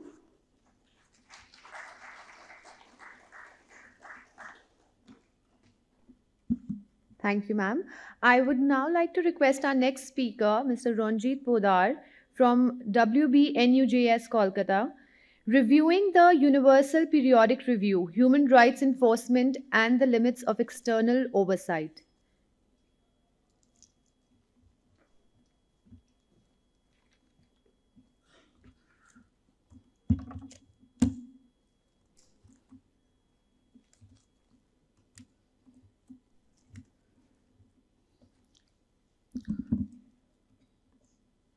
Very good afternoon to the panel chairs, esteemed members of the audience who are present here as well.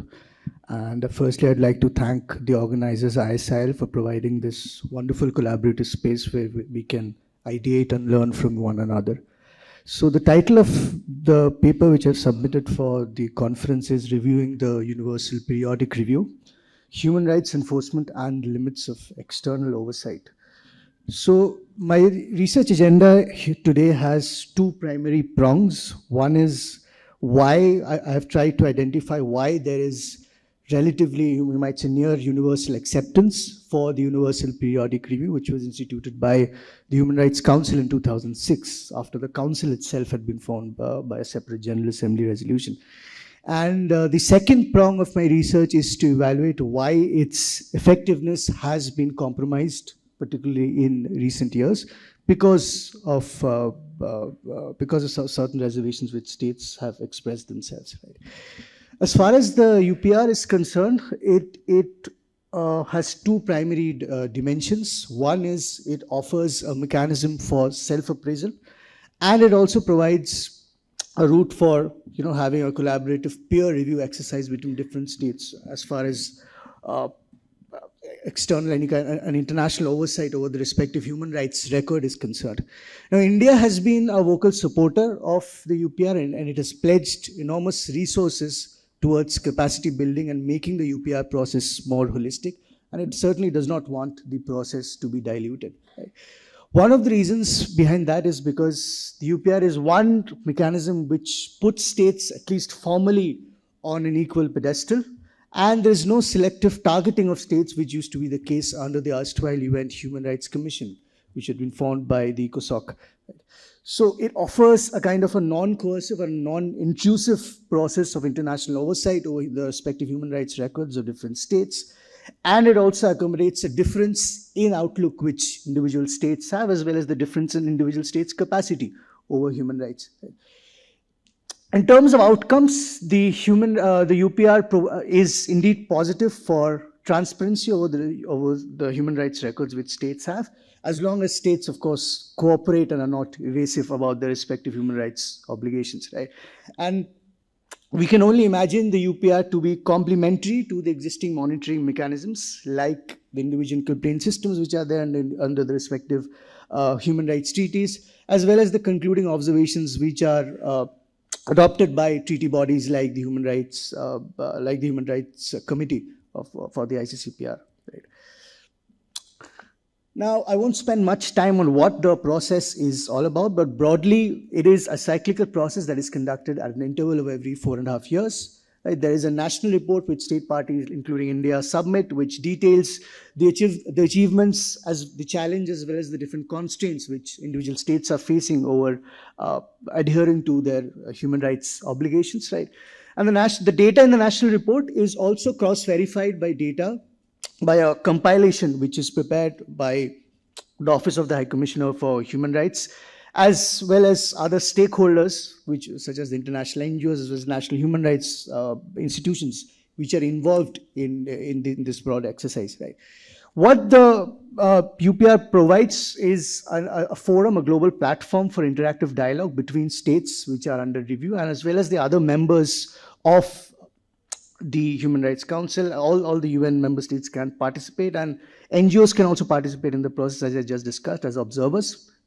Finally, you have recommendations which are provided by UN member states to a state which is under review, which states have the option to accept or take note. Right? There is no option of rejecting the recommendations which are provided in the UPR process. Interestingly, even when states are merely taking note of a recommendation, there is no obligation which has been imposed upon states to explain the rationale as to why they are merely taking note and not accepting a particular recommendation. And finally, you have an outcome report which is prepared for adoption by a UPR working group, which is again coordinated by a three-state troika, which they call a three-state troika, right? And the outcome report highlights a state's position on its human rights record in a relational sense as well, because all the inputs provided by UN special rapporteurs as well as NGOs are also taken into account here. And finally, the Human Rights Council adopts this outcome document. Follow-up is again a voluntary exercise. So in every cycle, the state parties report, the states report again in the next cycle to follow up on the progress which has been made under each cycle, right? Now, why is there universal acceptance for the UPR process? One is, of course, it offers, I would say the UPR offered a fresh start after following the UN Human Rights Commission's checkered history. And by checkered history, I'm referring to the selective targeting of states, of the pejoratively classified, you might call the so-called rogue states, which had poor human rights records, which is often the cause of a lot of alienation and antagonism for third world states, including India. And secondly, in the UN Human Rights Commission, we've often seen, we were used to seeing how human rights violators themselves wanted to get elected into the commission for insulating themselves from any kind of international or external scrutiny, right? Particularly if a state has a poor human rights record, right? Acceptance by states is because it is non-confrontational. As I said, it provides a platform for dialogue. And the purpose of the UPR exercise is to cultivate universal human rights coverage by encouraging compliance through learning of the best practices. So it's kind of a peer review exercise where one state can learn the best practices of the UPR process from the best performers in a sense, right? Fourthly, the UPR process does not, unlike the UN Human Rights Commission, the UPR process does not weaponize human rights to target states in a kind of a retributive manner, you might say. And lastly, the UPR process also acknowledges that compliance with respective treaty obligations or even voluntary obligations, as a matter of fact, is a long drawn process which is often contingent on state capacity. Right, does not, even if I may have a state party may have the best intentions, often it may not have the necessary capacity to comply with its human rights obligations. So it takes states' capacity into account as well. As far as the third world vision for international human rights law, including the Indian state's vision is concerned,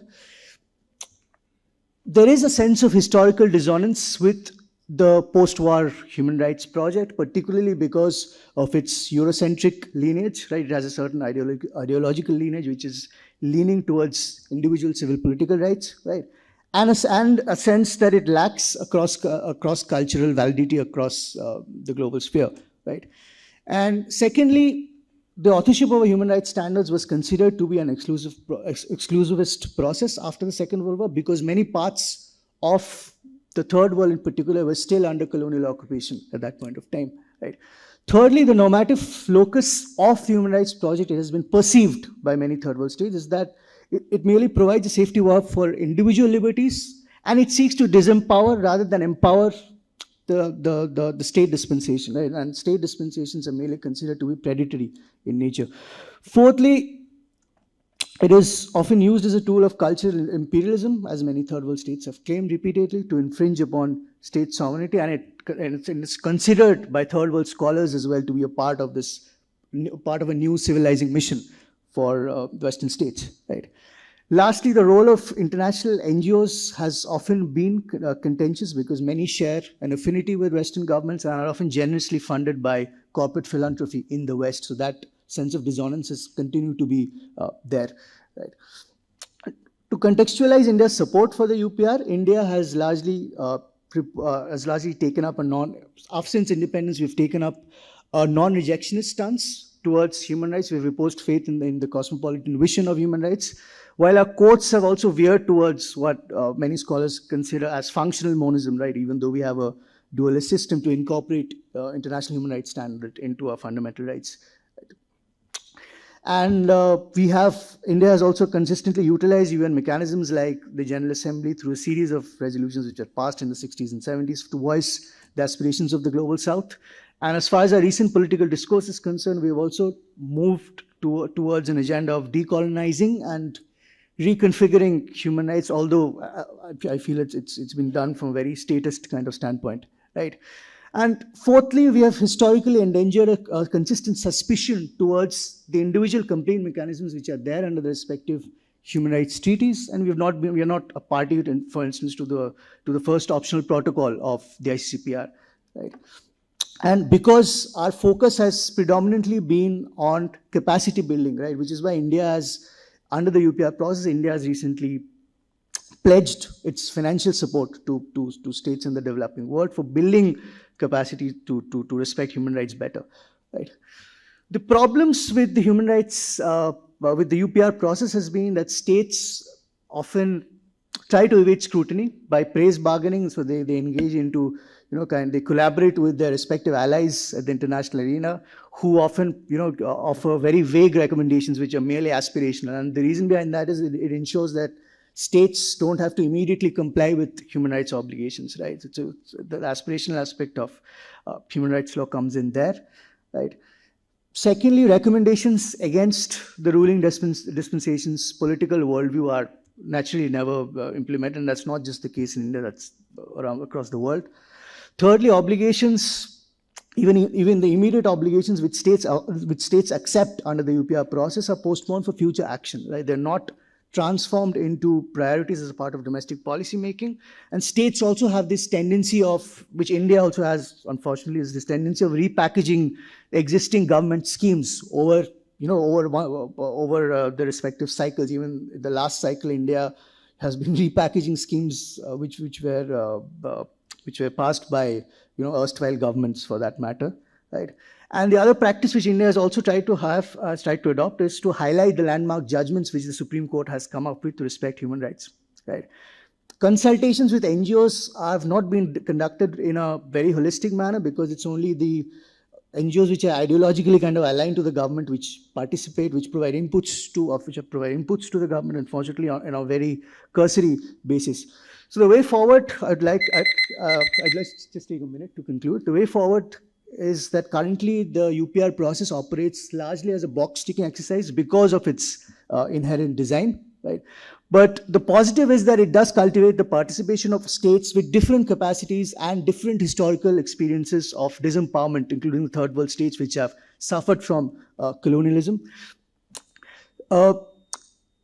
Thirdly, I believe that this, this expectation that we have that states should perform in consonance to the benchmark set by the best performing state, that's a bit too unrealistic because states may not necessarily have the capacity to do so. So, as India has rightly pointed out, our endeavor should be to focus on augmenting and building state capacity such that we can respect human rights obligations better instead of naming and shaming each other to score political points. Right. So, with this, I'd like to conclude and thank you for your time.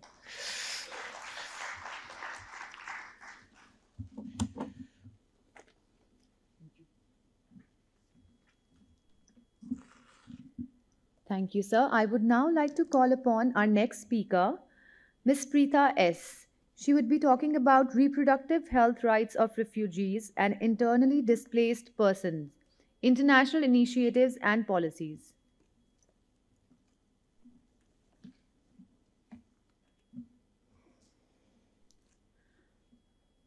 Respected Chair, panelists, dignitaries, and dear participants, good afternoon to all of you.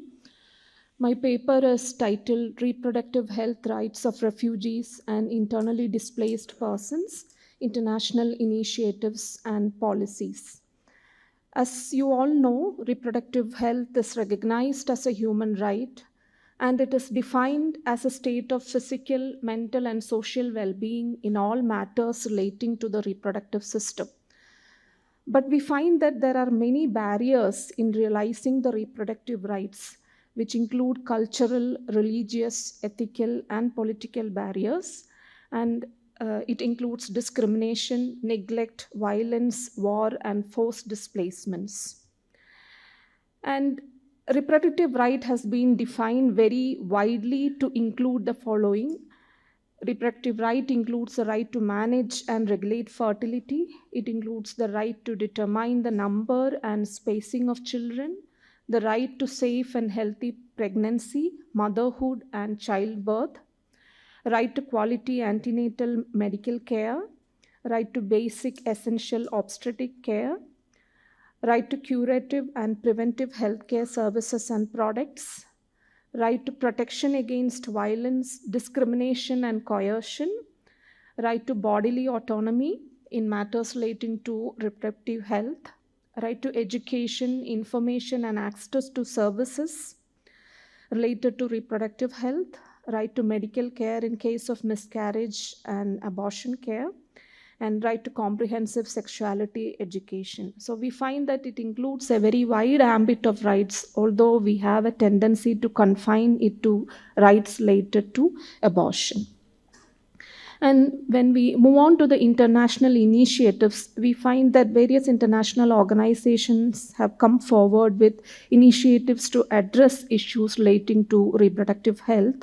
And the United Nations Population Fund has introduced a life course and life cycle approach, which is an approach that is tailored to the needs of reproductive health at various stages of your life, which can encompass the following. It should include comprehensive sexuality education and family planning, preconception care, antenatal and safe delivery care, postnatal care, services to prevent sexually transmitted infections, services encompassing preventive screening, early diagnosis and treatment of reproductive health illness, including breast and cervical cancer.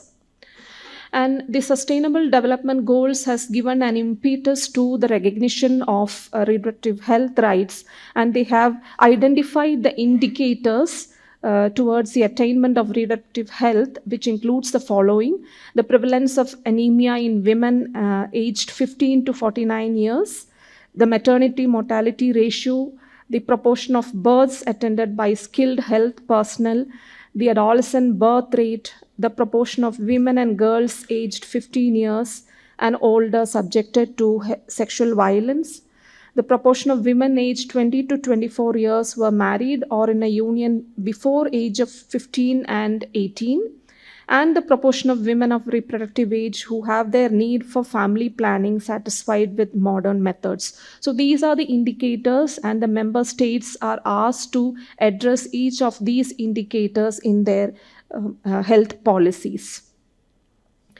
And when it comes to reproductive health rights of the refugees and the displaced women, we find that displacement has a devastating effect on women in terms of their reproductive health rights. And as per the data, there are around 122 million displaced persons, out of which 50% are women.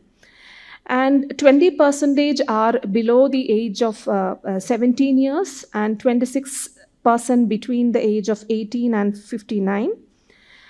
4% are above the age of 60. So this brings the problem into attention, and we have around 15.7 million refugees in the Asia-Pacific region, and also 99% of the displaced persons are hosted in low and middle income countries.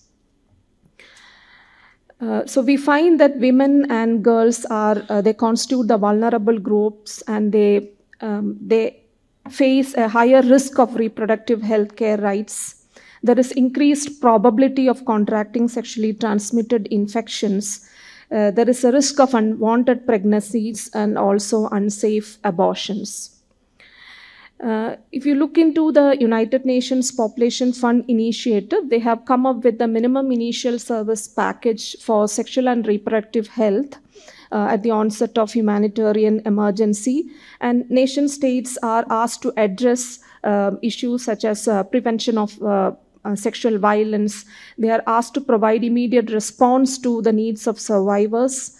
Then measures for preventing transmission of HIV and other sexually transmitted diseases, reduction of morbidity and mortality due to HIV and sexually transmitted infections, prevention of unintended pregnancies, and integration of sexual and reproductive health services into the primary health care. But we find that there are many barriers faced by the refugees and also the displaced women, which include language barriers, low decision-making power, lack of knowledge about the health services, the distance from the health centers, lack of transportation, low purchasing power, and the high cost of service, the requirement of administrative documents in healthcare centers, and also the fear of being apprehended by control services due to illegal migration acts as a barrier in accessing reproductive health services. And the nation states are asked to address each of these barriers. And the intervention strategies which are proposed include the following. Nation states are asked to provide diverse languages of communication for accessing healthcare services.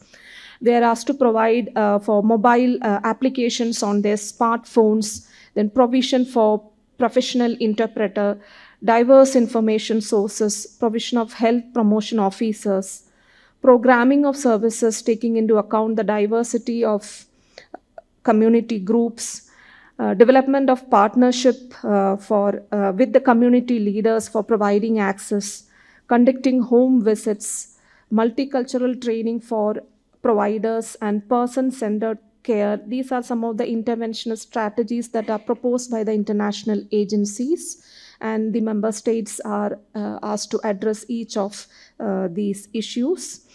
We have other international initiatives also. We have the right-based approach proposed by the International Conference on Population Development, and the Interagency Working Group on Reproductive Health in Crisis have also proposed schemes.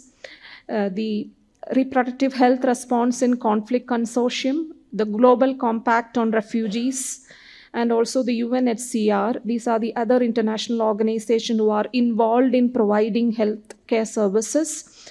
And the Global Compact on Refugees, they have proposed for refugee integration into the primary health care systems. And the UNHCR has proposed for the care and maintenance approach, which also calls for integration of refugees into the primary health care systems. Now, when we come to India's response, we have seen that India has seen mass influx of refugees at many points of time. And India has responded to these policies through ad hoc mechanisms. And we have devised certain policies for addressing the reproductive health to the refugees, and which includes provision for medical checkup and provision for services through its primary health care. We also have the referral system and also medical reimbursement system under some of its schemes. But we find that, as I discussed, the barriers which are there, the language barriers, the lack of documents, are in fact acting as barriers for the refugees to access the healthcare system. So to conclude, I would say that reproductive health rights should be recognized as a priority service in humanitarian crisis. And there is a need to integrate disadvantaged communities into the primary healthcare systems to address the reproductive healthcare issues, irrespective of their social or political identity. Because as we all know, reproductive right is a human right, and it is universal, and the status of being displaced or being a refugee should not stand as a barrier in accessing these services. So I would conclude by saying that the vulnerable populations and the underprivileged sections of the society should not be forgotten in the life course approach to health which we have accepted under our international covenants and treaties. Thank you for your time. Thank you.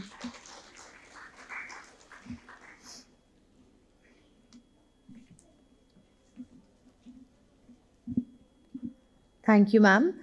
Now I would like to call upon the last speaker for this session, Ms. Supriya.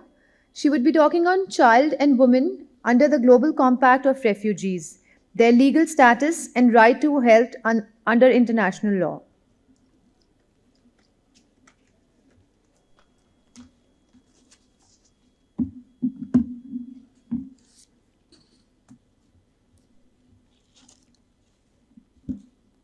A very warm good afternoon to one and all present here, honored guests, colleagues, and change makers. Today, I, Supriya, stand before you to share and to invite you to confront one of the humanity's most urgent challenges right now. Across conflict zones, borders, and refugee camps, millions of women and children stand at the crossroad of survival and despair.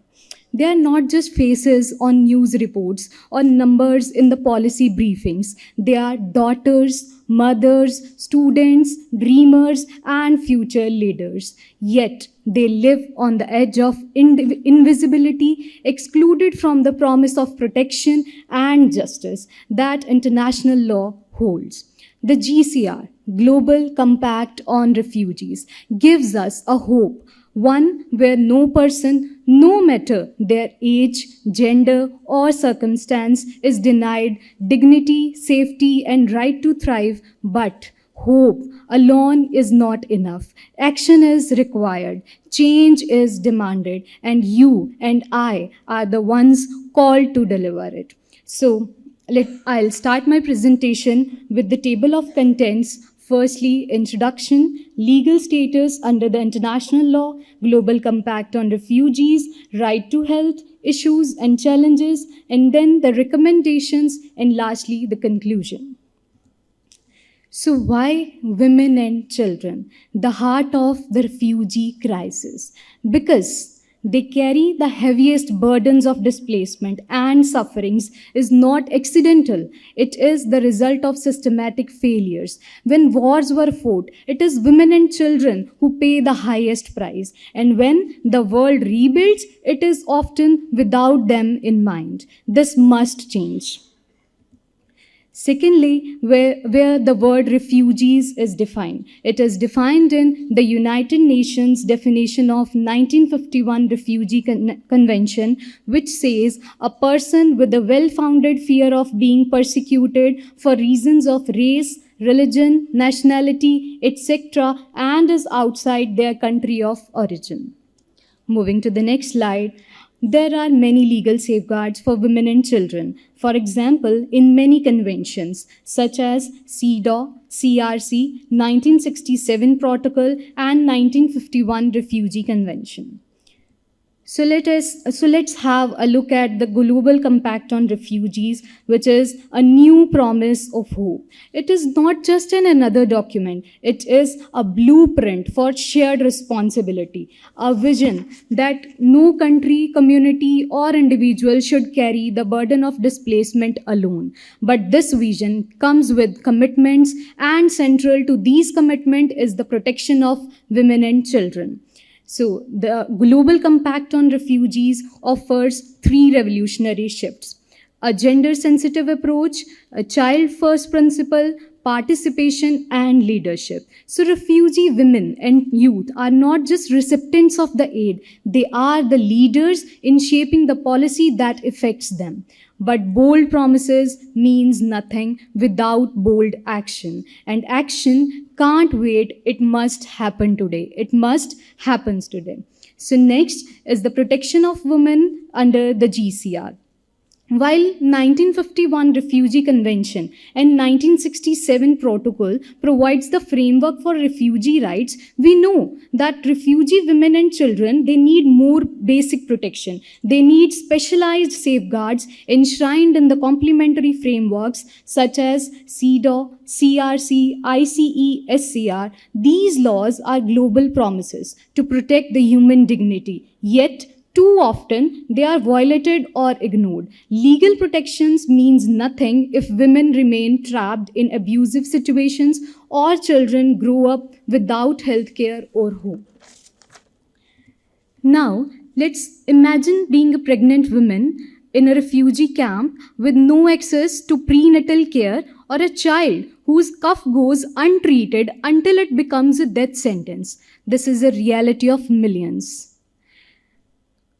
Moving to my next slide, that is, right to health is not just about survival, it's about right to live with dignity, to heal from trauma, and to hope again. But for the refugee women and children, that right is too often denied. They face many key challenges, such as lack of reproductive health care services, increased vulnerability to gender-based violence, and many more. So, how do we build a future that leaves no one behind? Ladies and gentlemen, policy alone is not enough. We must build systems of action that restore the lives, empower the vulnerables, and hold ourselves accountable. So, here is how we can start. Firstly, the enforcement of laws and accountability. Secondly, healthcare access to all. Thirdly, education and empowerment of women and children. Fourth, last but not the least, participation and leaders among various nations. Moving towards my next slide. So, ladies and gentlemen, history will not judge us by our words, but by our actions. Global Compact on Refugees gives us a roadmap, but the road ahead requires more than just good intentions. It demands courage, it demands action and unwavering commitments. So today, I ask you to imagine a world where every refugee child goes to school, every refugee woman receives health care, every refugee finds not just shelter but dignity and hope. So that world is not beyond our reach. It starts here and it starts now. It starts with us. So thank you. Together, let's build a world that leaves no one behind. Thank you.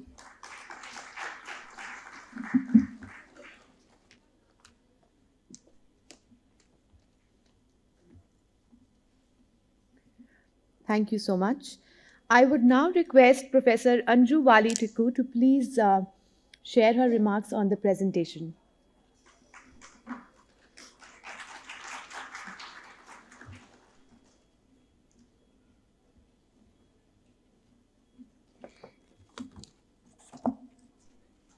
नमस्कार।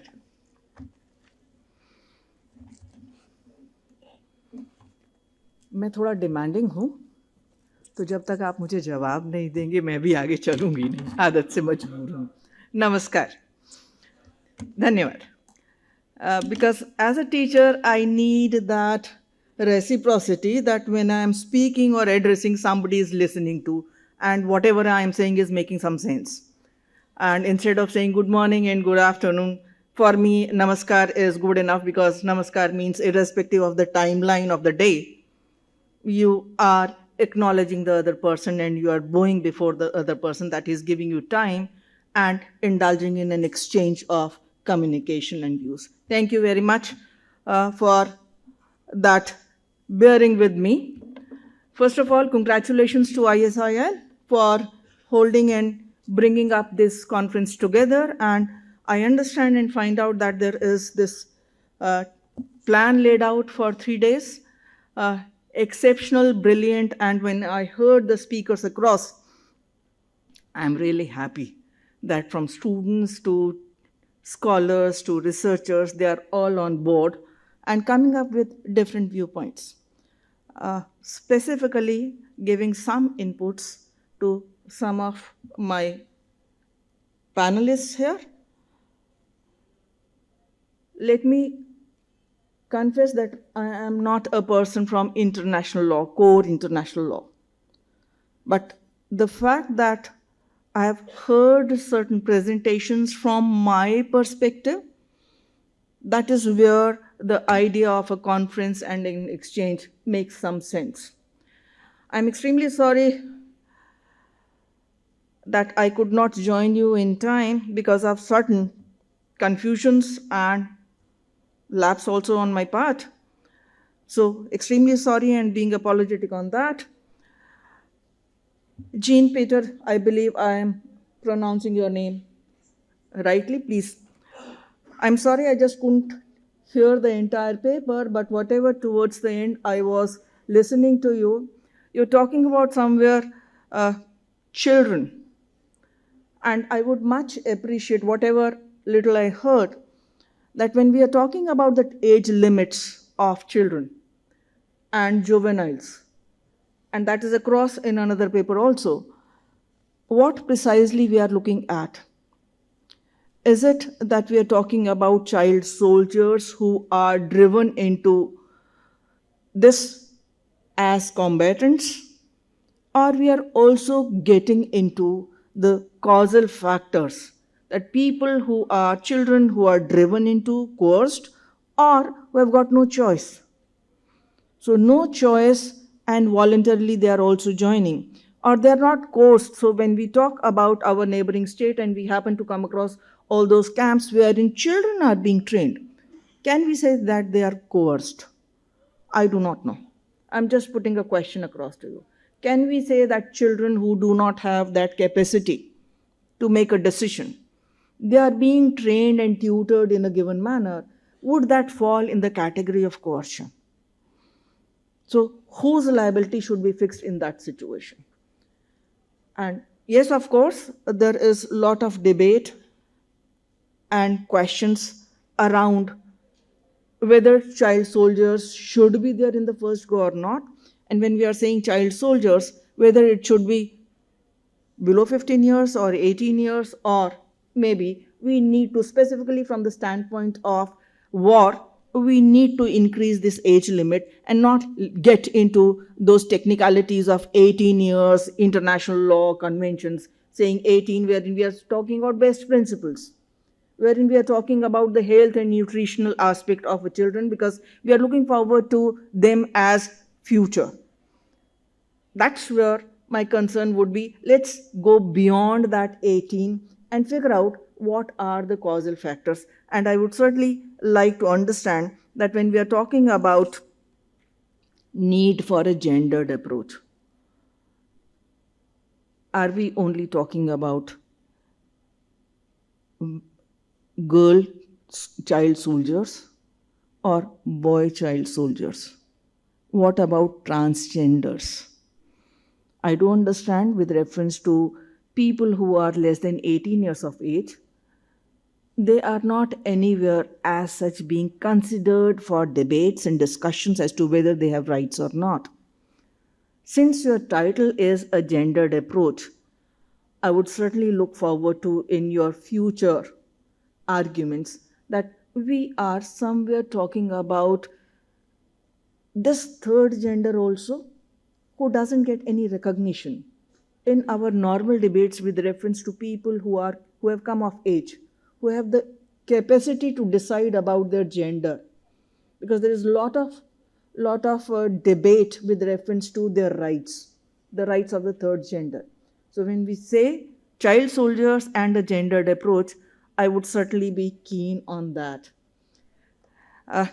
Shilpa, protecting child soldiers, bridging international human rights law and sustainable development goals, not getting into the nitty-gritties that, yes, each one of us, even me standing before you, I do not know how much time I have, understanding that I've got 7 minutes at least, so I can devote 1 minute each to each one of the papers.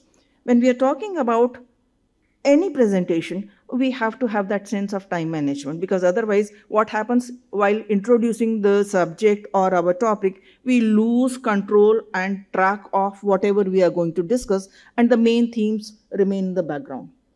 So sorry on that count that I couldn't understand and connect what SDGs you were trying to highlight. And I was more keen to look into that when we are talking about SDGs, are we talking about specific SDG? And what is the context that we are talking about? Because as we understand 16 of them, so SDGs in your paper, when we say protecting child soldiers, there was one slide wherein you were trying to highlight that 16.2. So when we say SDG 16, justice, peace, and good institution, should we forget about good institutions? When we say justice, what is the concept? What is peace? So please focus more on that. So my general understanding that whenever we are framing the title of our paper, we need to ensure that gets reflected properly in a conversation. You would have certainly abundant material because you would have certainly indulged into the review of literature. So everything cannot be addressed in that time frame. So we have to prioritize. That's a general observation. But certainly, again, the connecting link with reference to why we are on an international platform highlighting this. So everything should be in a connect. So please take note of that, and I will certainly carry on with conversation a little later because I'm more keen on these human rights aspects. Anshul, great job done, but certainly had there been certain pointers on the screen, it would have made me to focus on what you were saying, but otherwise you had this entire understanding, but that understanding being conveyed across to the person that what precisely is that you are trying to highlight through law. Are we talking about law in theory, or are we focusing on law in action also? So when we are saying role of law, we theorize so many things, but in the form of recommendation, what precise action you would be anticipating or suggesting. I think you can add on to that and bring a focus on that when you are addressing in any future communication. Dr. Sonali, pregnancy and maternity related discrimination and its impact on right to health and work of women. I'm at a loss of words to understand from where should I begin and where to end, because whenever we are talking about reproductive rights, and the second last paper was also talking about reproductive rights, what all we are focusing in reproductive right? Is it a general statement that we are making? Or we need to focus on any specific aspect? And my understanding is that when we are dealing with any particular area, it's always better to choose a specific focused area. That's where some contribution comes in. Otherwise, it gets into a general discussion mode wherein we do not contribute by way of certain recommendations and suggestions. So whenever we are talking about, say, reproductive rights, maybe you talk about, say, the best practices with reference to sterilization. Or when we are saying that right to decide about how frequently, whether I can abort or not. because that again is a specific area that where is the question of abortion coming in if I have got appropriate mechanisms and facilities and measures with reference to sterilization, or for that matter to decide and determine how frequently, what about my bodily autonomy. So there are many aspects that we can talk about, and I would certainly, whenever we are talking about reproductive rights, or anybody for that matter is interested in talking about any area and specifically in reproductive rights, it's always advisable in a paper to pick up that area and say that this is the background, this is what we are choosing, and this is what we are analyzing. In-depth critical analysis that would certainly help us out that in Indian context, how do we deal with the situations. And if I might share with you offhand that we do talk about family planning and family welfare. How many of men go in for family welfare strategies and how many women go in for family planning strategies? And are we talking about reproductive, and is it appropriate in the very first go to talk about reproductive rights of only women? What about reproductive rights of men? Are they mutually complementing each other or not? Should we be somewhere talking about that or not? The statistics reveal us through the NFSH, the National Family Health Survey, yes, NFHS, that more than 97% of women go in for surgeries for sterilization or other instruments and mechanisms for regulating the pregnancies. But as far as men are concerned, only that minuscule proportion, 3.6%. I'm not very clear at that point of time, don't remember exactly the numbers, minuscule percentages. So if that is the kind of disparity, what kind of reproductive rights we are talking about? And what kind of human rights approach we are talking about? We certainly need to think on that. Moving on to the next, implications of autonomous weapon system for humanitarian law.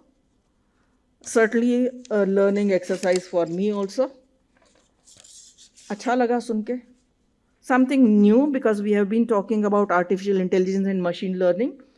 And what is the kind of impact?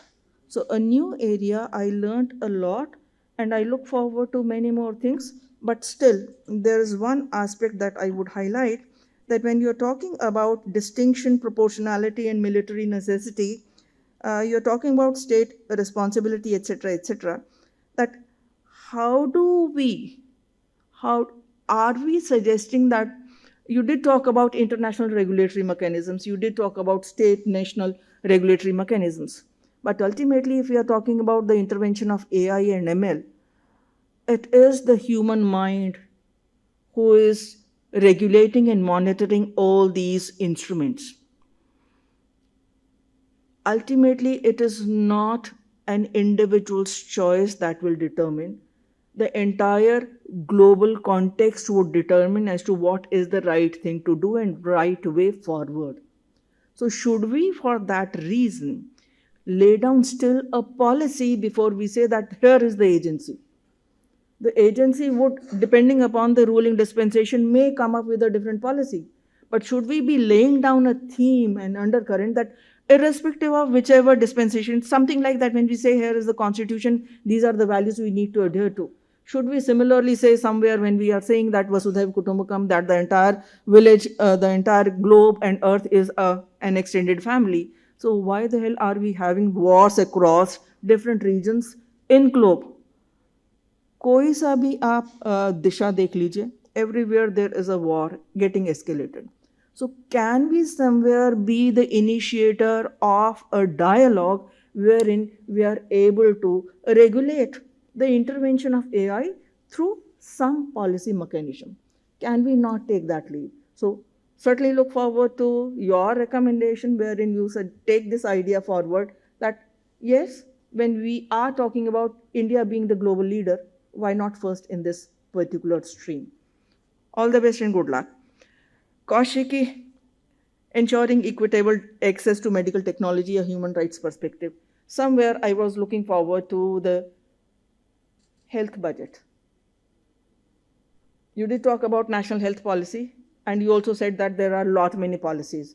I'm afraid we cannot think of all those yojanas as a policy in comparison and in relation to the national health policy. We need to understand the significance of National Health Policy 2017, which is the determining guiding line as to how our allocations and executions should be furthered and followed and pursued. So all these yojanas are policies in translation.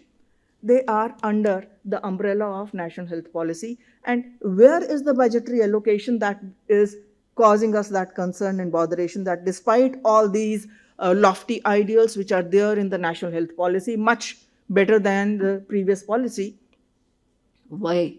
Where are we lacking? And when we are saying human rights perspective, my dear friends, we have got all the values there in the preamble of the Constitution. We can pick up those values, that when you're talking about equality, what kind of disparities are there? How do we remove these inequalities and inequities? And then maybe bring in everything is there in SDG. Why do we talk about SDG? Should we not be talking about our own 75 years and way forward? And we are talking about 2047. So if that is the vision, 10 years down the line, 15 years down the line, we have this 2017, and I'm sure we are not going to come up with another new health policy. So how do we maneuver it? How do we take it forward? Rangit Podar, Rangit. Good. Reviewing the Universal Periodical Review. Good that we talked about internal assessment. And when we are talking about HR enforcement, human rights enforcement, you did talk about the shift from an external agency monitoring us and an internal assessment. It is, whatever you presented is a nice presentation and a good contextualization, and certain doubts were clarified for me also. And I would certainly suggest that we move forward and figure out that how we can implement the UPR. So we say carrying forward from where we left last time. So should we not bring in the accountability of whichever government is there? That UPR report we have filed. So when we have said that we would be working on these action taken report, something like that. So should it not be only in theory, but in practice where we are moving, and should there be some accountability fixed of someone, so that once we have moved away from that external assessment, our internal assessment gets that legitimacy. That would be the only point that I would like to highlight with reference to you. Preetha, reproductive health, I have already given the same, that we need to have that focus and clarity and bring in. I do understand that you concluded within the timeline, few seconds before that, but certainly when we are talking about refugees, only one point that I would like to highlight. The title said refugees and internally displaced persons. My question to you is, are we equating the two? And if we are not equating the two, throughout the paper you were talking about refugees in the sense of displaced persons. The entire concept of internally displaced persons is different from refugees. And let me tell you, this is an area wherein within our own country there is huge debate that why people are not being recognized as refugees or internally displaced people. So we are talking about rights of the refugees, specifically reproductive rights. What about those individuals wherein they are not being recognized despite their arguments and their groups and lobbying that we are in a vulnerable situation, we have been marginalized. So if we talk about that 1989, I'm a Kashmiri by birth. So for me, it took me back to my own state and the plight of my community, wherein there is a debate, huge discussion, a demand which is not forthcoming. Are we internally displaced people by choice? or by force? And then what happens to our rights?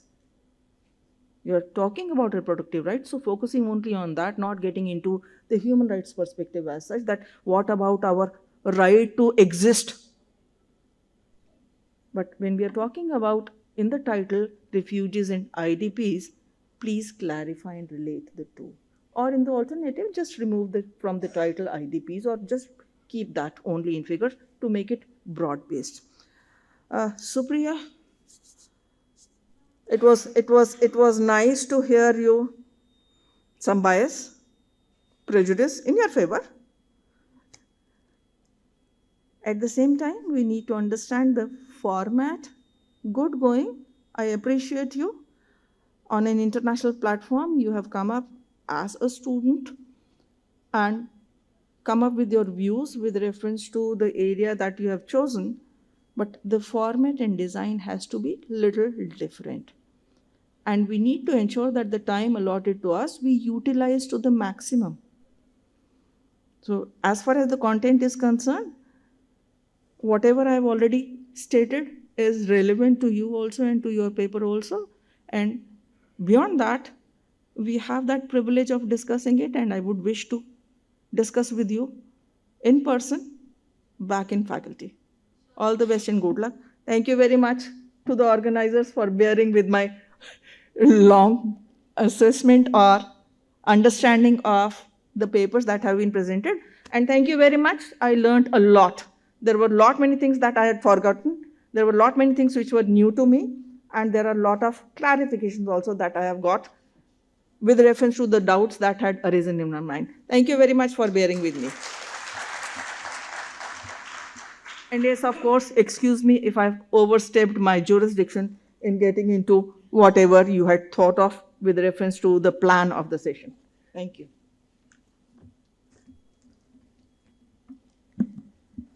Thank you, Anju ma'am. We appreciate much your valued feedback and remarks on the presentations. I would like to thank all our panelists and our chairpersons. I would like to request and call upon Shri Praveen H. Parekh, President ISIL, to felicitate our chairpersons. Ladies and gentlemen, please welcome him with a huge round of applause.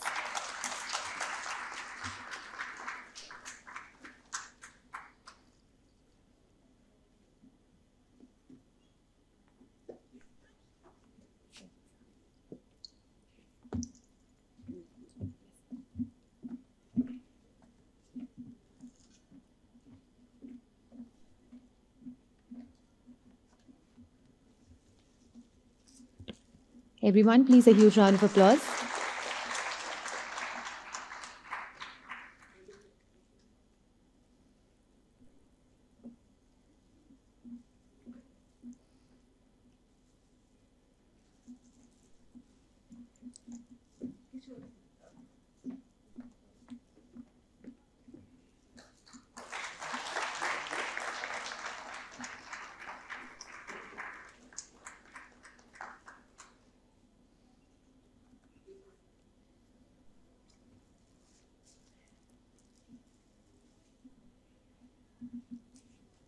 Thank you so much, sir. Thank you, everyone. We would request you to please join us for lunch. We are breaking for the session right now, and we'll be meeting up again in about an hour. Thank you so much.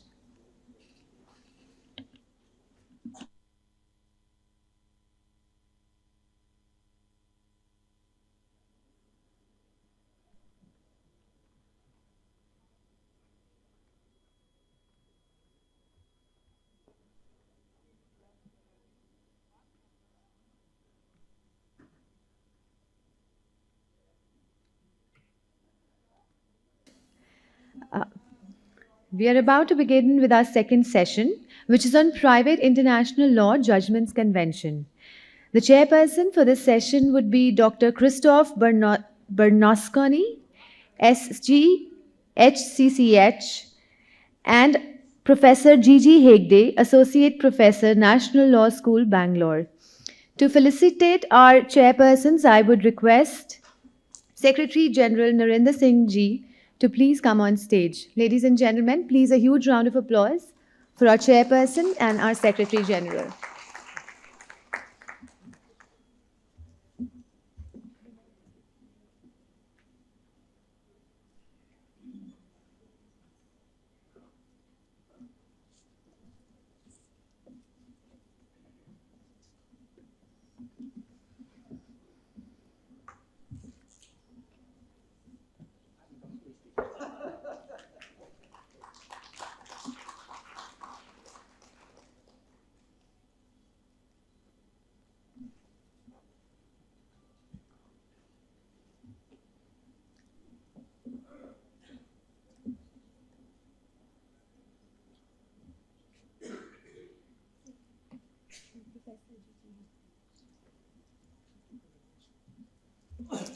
I would request Sir to please felicitate our chairperson, Professor Gigi Hegde.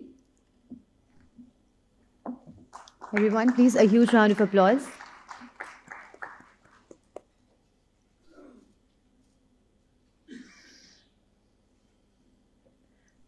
Thank you, sir. I would now request Dr. Christoph Bernasconi to please join us for his keynote address. Ladies and gentlemen, let's welcome him with a huge round of applause.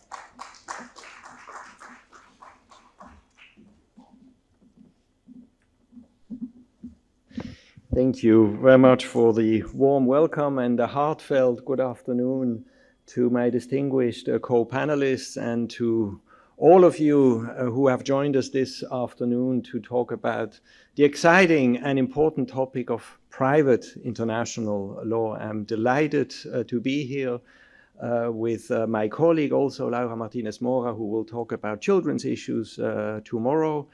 And I will address the conference in a slightly more formal way also as part of the inauguration. But for now, I just wanted to wholeheartedly thank the Indian Society of International Law for having given such a prominent space to the question of private international law and indeed some more recent conventions that we have produced at the Hague Conference on Private International Law, or simply the HCCH, as we lovingly call it these days.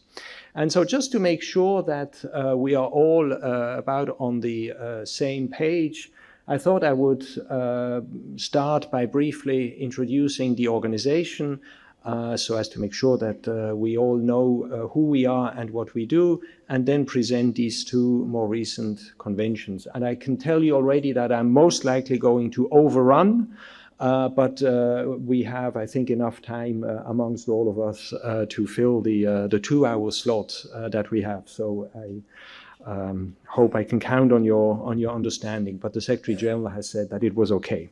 So without further ado, what is the HCCH? The HCCH is an intergovernmental organization. We are not an agency of the UN or anything.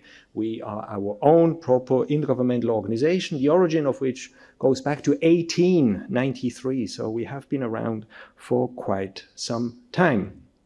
The legislative mandate of the organization is the progressive unification of the rules of private international law.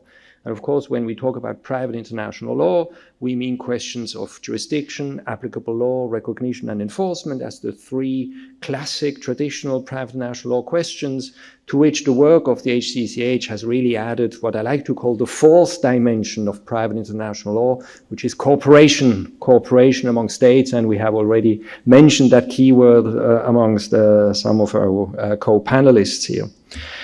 The way we respond to this mandate is by developing international treaties. We call them conventions, the HCCH conventions, sometimes other instruments, a couple of protocols, and one soft law instrument.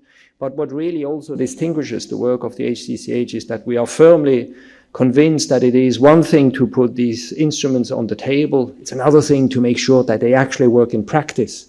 And we give a lot of time and allocate a lot of resources to this so-called monitoring of the practical operation of our conventions. And I'm absolutely convinced that this is part of the success of the longevity of some of our conventions. And I would also say that the work of the HCCH clearly has a huge, direct, practical impact on people's life and the way that commercial operators conduct their cross-border business. And that practical significance and relevance is really something that keeps us all going, because we know the work matters, and I will show you a few figures afterwards. The way we like also to refer to the work of the HCCH is really building bridges between different legal systems, different countries. But when you look at the bridge, what's really important is that at both ends of the bridge, the substantive domestic law remains largely untouched, because private international law connects, but private international law does not impose. And I think that's really a very important aspect of the work that we do, because this unification is done while respecting legal traditions and substantive legal law. Certainly family law, sometimes also commercial law, but in particular family law, is an expression of some values, of social values, of social economic values, of sometimes religious values.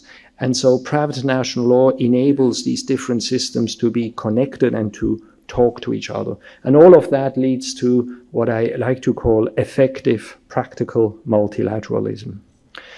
You may wonder, why do we call this thing the HCCH when it is the Hague Conference on Private National Law? Well, the French official name of the organization is La Conférence de l'aide internationale privée. So if you take the two main letters of the name, you get the acronym HCCH, which, by the way, also works well in Spanish, which we have added as an official language earlier this year in July. And La Conferencia de la Haya works also as part of this acronym. So HCCH it is. I don't really like the full name, Hague Conference on Private National Law. It's not very telling. Nobody knows what this conference is about. And the reference to The Hague, yes, can be a positive thing, but sometimes also a bit challenging depending on which parts of the world you are visiting. This map shows the current membership of the organization, 91 members, that's 90 states plus the European Union, which in its own right is a full member of the organization. And based on this map, you will understand that I never feel comfortable to say that we are a global organization, mainly because of Africa, but also because of Southeast Asia and some parts of the Middle East also. So still a lot of work ahead of us there to really establish the organization as a truly global organization in terms of its membership. But when you look at this map, I do feel much more comfortable to say that we are a global organization, because in addition to the members, there are more than 60 states around the world that, without being a member of the organization, are party to at least one convention.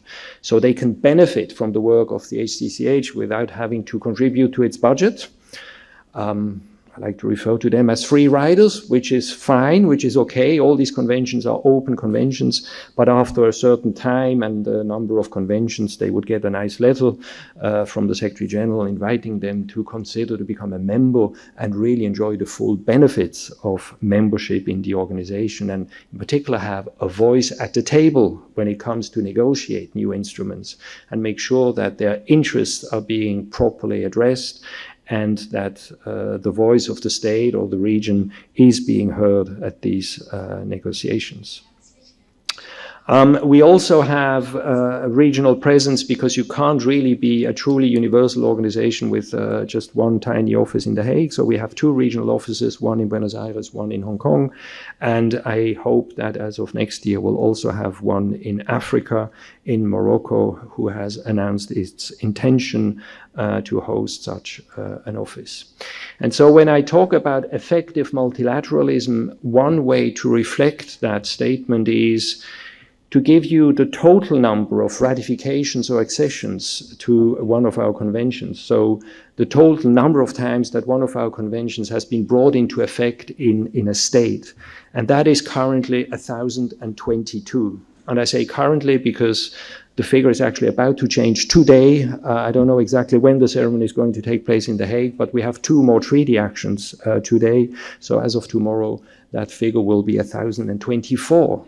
And that in itself shows how important the work of the HCCH is, because these conventions are being picked up by states and they put them into effect and start applying them. And I think the figure is even more impressive if you ask yourself, how many bilateral agreements would it take to establish the same network of treaty relations between states? So not taking the multilateral approach, but trying to do the same thing through bilateral agreements. You would need more than 32,000 of these bilateral agreements to establish the same result. And that shows how much resources, human, financial, and technical states save by being part of this effective multilateralism. Where do these treaty actions come from? Well, from all parts of the world, but still mainly from Europe. But you see that in particular in Africa, again, we have some catch-up to do, but also in Asia Pacific. And I will get back to this when talking about India in a minute. Here you have a selection of our core conventions, of our most important conventions, and as you can see, we classify them in 3 divisions: international family and child protection law, transnational litigation, and the Apostille Convention. And then there is international commercial, digital, and finance law, or the whole digital economy stuff that is also parked in this division. And I will talk in some more detail about choice of court and judgments. Despite the clock that's running down, I'm not being impressed by it. India and the HCCH. India has became a member in 2008 after it had already joined the Apostille Convention and then joined the service evidence and adoption conventions, first the adoption and then service and evidence. And that really shows that there is room for further integration of India into the HCCH. And that's really one of the messages I will carry on also with Laura tomorrow as part of these 2 days here. It's really important that India benefit more from the work of the HCCH and join some of these conventions. I don't have time to talk about current projects, but we have a few things in the pipeline. There is one project that we still call the jurisdiction project, but it is actually much more about parallel proceedings and related actions in commercial litigation. There is another project on legal parentage, including in situations of international surrogacy arrangements. We are looking into central bank digital currencies, digital tokens, and also voluntary carbon credits. When these digital assets are being exchanged, what law applies to all of that? Big question with a lot of challenges. Choice of court and judgments, finally, let's get to it. The Choice of Court Convention of 2005 and the Judgments Convention really sit in this division that deals with transnational litigation and effectively complement the Service Convention, the Evidence Convention, and the future Convention on Parallel Proceedings and Related Actions will complement that picture also. But the Choice of Court Convention of 2005 really promotes party autonomy in a business-to-business context. It is a pure B2B convention that really ensures the effectiveness of exclusive forum selection or jurisdiction clauses, choice of court agreements. And it establishes a presumption that these agreements are actually exclusive, which is quite an important thing to keep in mind, because in a number of common law jurisdictions, the presumption is exactly the other way around. But there is a presumption in favor of exclusiveness. And what it does, it provides this legal certainty and predictability to commercial operators. If you are a commercial operator and you want to do business in another jurisdiction, one of the first things you want to know is what will be the rules of the game should litigation ensue from my activity. And one way to really ensure that you know the rules of the game is to know where would litigation take place. And if you can choose that place effectively, well, you really enjoy this certainty and predictability. And it also offers a really important alternative to arbitration. I have absolutely nothing against arbitration, believe me, and the big companies of this world will continue to do arbitration. But for small and mid-sized companies, arbitration is not always accessible because arbitration is getting rather expensive. And good arbitrators are also very busy and cannot always respond on time to demands that come from potential parties. So a really important alternative there offered to small and mid-sized companies in particular. As we speak, the convention has 36 contracting parties. That includes the EU and the states bound as a result of the EU's approval of that convention, and a few others that are listed there.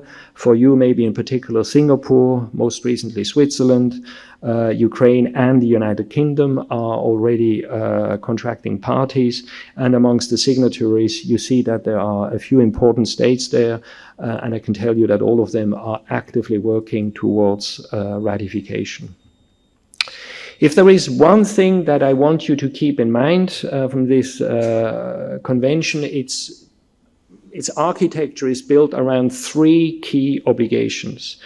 The first is that the chosen court must hear the case, no other court is entitled to hear the case, and the judgment from the chosen court is to be recognized and enforced in other contracting parties. All of that subject to a limited series of traditional exceptions, but these are really the three key obligations which make this convention, I think, a very straightforward, predictable, easy convention to understand, and provides therefore this clear, simple and predictable regime that is so important to commercial operators that engage in cross-border business. So the first rule really entails that the chosen court must hear the case and cannot refuse to take jurisdiction, for example, based on forum non-convenience or lease pendens arguments. No. The chosen court must hear the case. And the only exception basically is if the agreement is null and void under the law of the chosen court. So here again, predictability of the forum as chosen by the parties, giving effect to party autonomy. A non-chosen court must suspend or dismiss the proceedings, again, unless a few exceptions apply. That I don't have time now to comment on, but again, the rule is clear, and that prevents parallel proceedings, which again is a good thing to achieve. And the judgment given by the chosen court must be recognized and enforced, again subject to some traditional exceptions, including, of course, public policy or inconsistent judgments and what have you, or the lack of proper notification, or if the judgment has been obtained by fraud, what have you. But private and national law lawyers all know how to deal with these exceptions.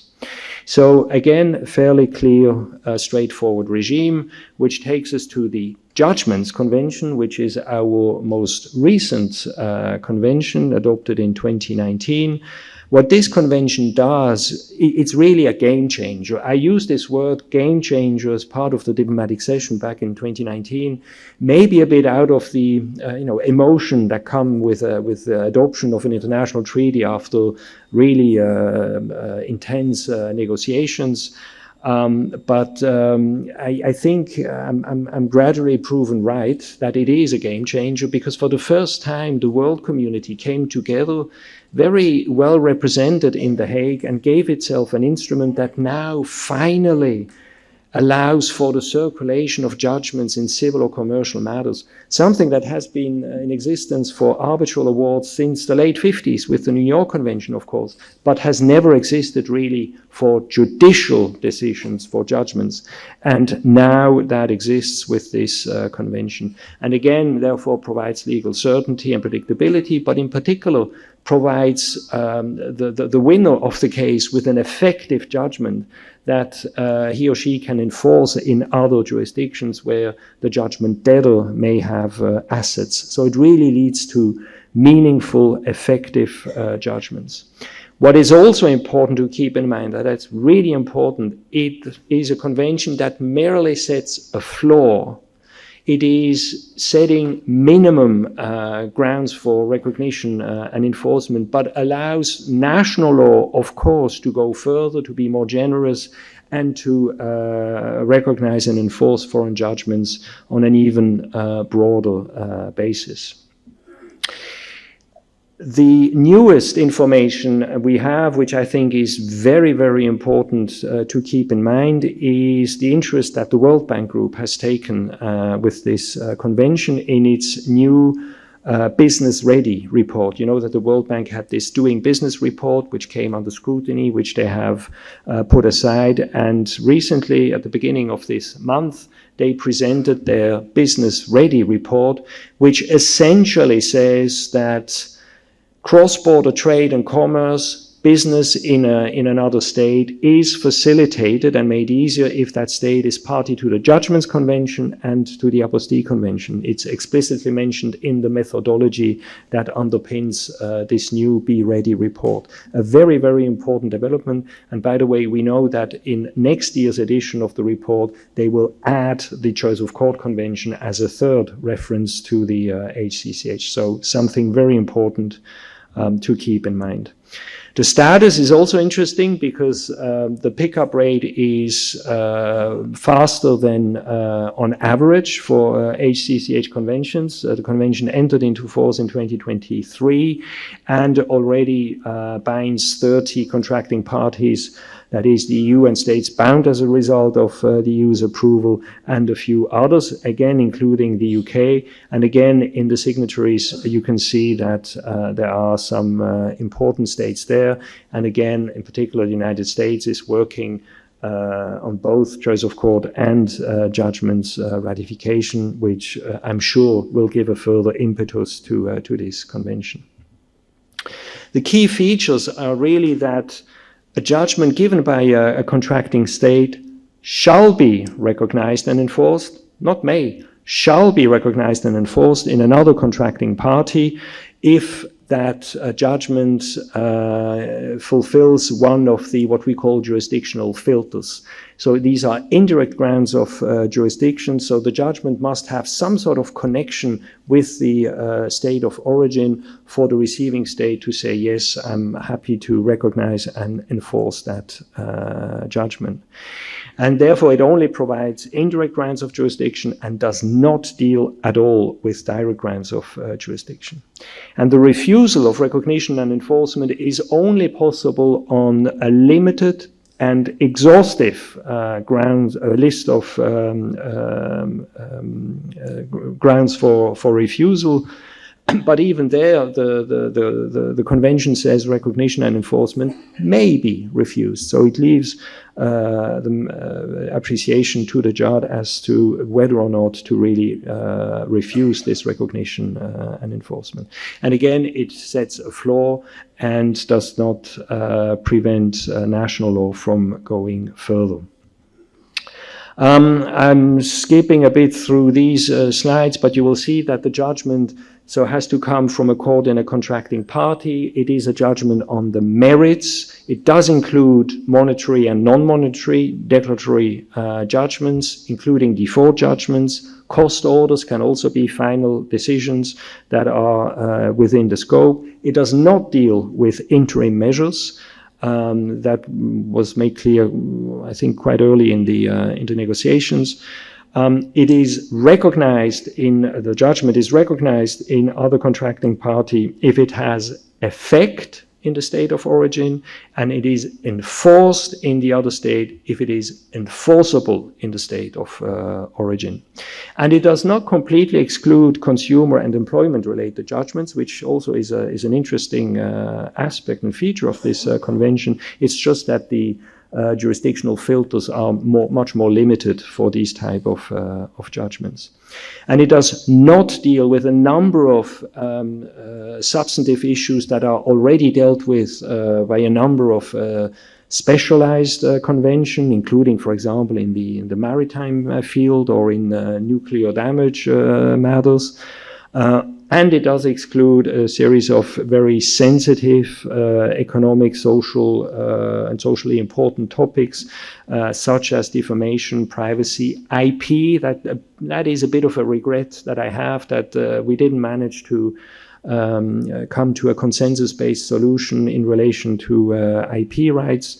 But that's maybe something for another instrument in the future. And what is excluded, just like for choice of court agreements, of course, as well, is arbitration and related proceedings. We really don't want to create any interference with arbitration and related proceedings. These jurisdictional filters are quite general and have really, reflect what is a general consensus across the globe, really. If the party against whom enforcement is being sought had its habitual residence in the state of origin, then the judgment has sufficient a connection and fulfills that jurisdictional filter and can be recognized and enforced. Or if the party against whom enforcement is sought had a branch in the state of origin and a claim related to an activity of this branch, again, there is enough of connection and therefore the judgment can be recognized and enforced. Or if the party submitted to the jurisdiction of the court in the state of origin. Then you see a number of other jurisdictional filters there for contractual obligations, for tort cases, for non-exclusive choice of court agreements, for trust agreements, and a few others. I don't have time to go into details there, but you get the idea. The last slide I want to quickly share is a very interesting, innovative, and I think important article in this convention.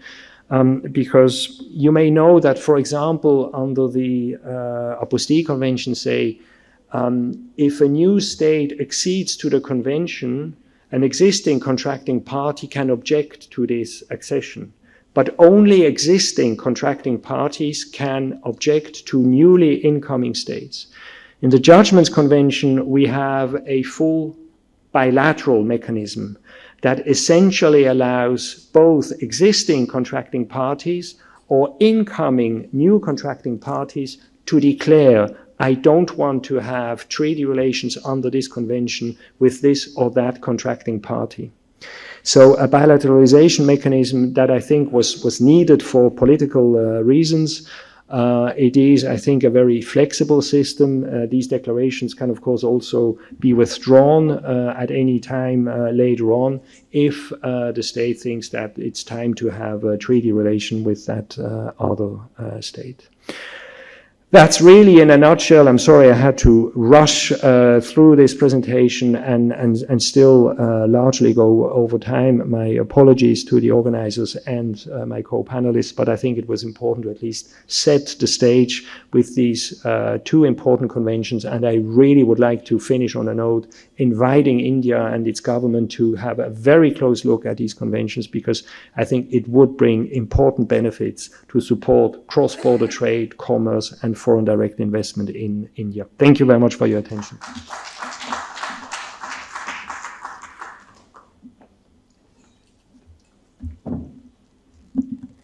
Thank you, sir. Now we would like to begin the second session, and the first speaker for the session is Dr. Nidhi Gupta from NLU Delhi, and she'll be speaking about challenges in India becoming party to the 2005 and 2019 conventions.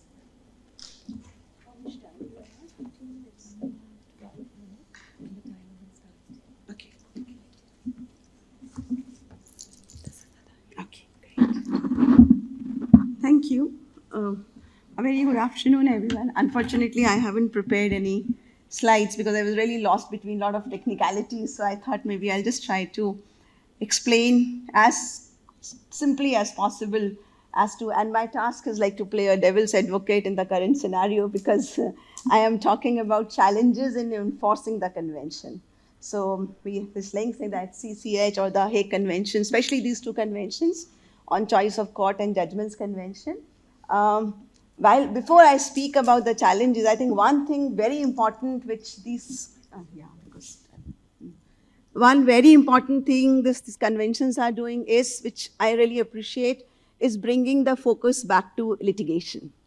Because what has been happening for many years is like it is becoming as a norm that arbitration is the method for resolving commercial disputes, and litigation has been really put in a bad light in terms of being not an appropriate method. Some work has been done in this direction by bringing focus back on litigation through international commercial courts. So they are trying to do some way in reestablish the importance of litigation through international commercial courts. But these two conventions aim to do it in a very big way, and they also, as Sir also said, that they are seen to be as a game changer and an alternative to arbitration. But that's where it remains little problematic as to what extent we can call it like a alternative to arbitration, or do we really want to present them as an alternative to arbitration? Can we just present them as a standalone mechanism for the parties who want to go for litigation and want to operate within the domain of state forums without giving to private adjudication? Because arbitration is essentially private adjudication. So can it be a mechanism available for those set of parties rather than seeing it anyway as a competitor and an alternative to arbitration? Now, I wanted to identify, I've been trying to be critical about understanding the challenges. And I thought I figured out 3 points which I thought could be problematic in India becoming or would take a long time probably, or will need much more thinking before India becomes a party to this convention. And would just like to list them very significantly. I said convention is one of the important reasons, which is a more practical reason, that a large number of commercial contracts are infrastructure contracts, development contracts, and government is a party in most of the contracts in India. So and I'll explain that how will that become a problem, because government is a party, and probably I can already give a hint. When we say government is a party in a large number of contracts, it remains little problematic as to, can we treat government as a private corporate entity? Can we treat government as a commercial contractor or a commercial party on the same line as we want to treat a private entity? Because in India, we already have this discussion in a very, very big way, and India's record in enforcing arbitral awards and things have shown that probably government contracts, or when one of the parties is government party, we have to probably give a differential treatment to commercial contracts. So what is the impact of having government as one of the prominent parties in government contracts? That's one reason that I think will be something more to ponder upon. Second important problem that may come in enforcement of, or in India becoming party to these two conventions, is something which is applicable also to arbitration, that the dispute resolution clauses are not well negotiated clauses. We know for arbitration that they are often called boilerplate clauses or midnight clauses. So they are not very well negotiated. So whenever a contract is being signed or the deal is to be struck in, dispute resolution clauses is one of the least preferred or the least concern at the time of signing the deal. And that is why Indian government also, if we go to all the websites of the ministries of all public procurement contracts, that though the scenario is changing, in the contract template there is mentioned that it is a possibility to have a foreign seat of arbitration. But when it comes to actually having a foreign seat and enforcing a foreign award, then it's a separate story. And the third and the most important part, which appears to me, according to my analysis, which is also a cause of concern, is these conventions have a kind of a threat of taking dispute resolution out of India. I think that is the biggest problem that I see to be emerging, because India is very ill-famous, unfortunately, for delays in courts being overloaded, courts not being able to work because of excessive workload. So this convention, when we say parties in most of the commercial contracts, if you have choice of court agreements, And so it becomes very easy to choose a foreign forum for the purpose of dispute resolution.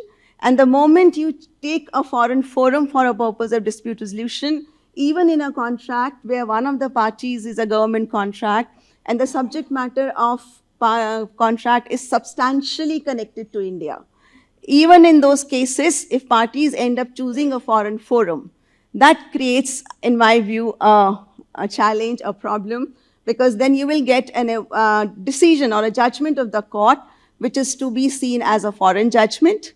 And under Section 13 of CPC, we still have very broad grounds to be able to challenge a foreign judgment, where a very important ground is the judgment being in violation of Indian law. That's like, it allows error of law, it allows judgment being in violation of Indian law as a ground for setting aside or not recognizing an enforcement or judgment. But this convention doesn't allow that. This convention provides very, very narrow grounds for challenging the foreign award. One of the grounds only available is public policy.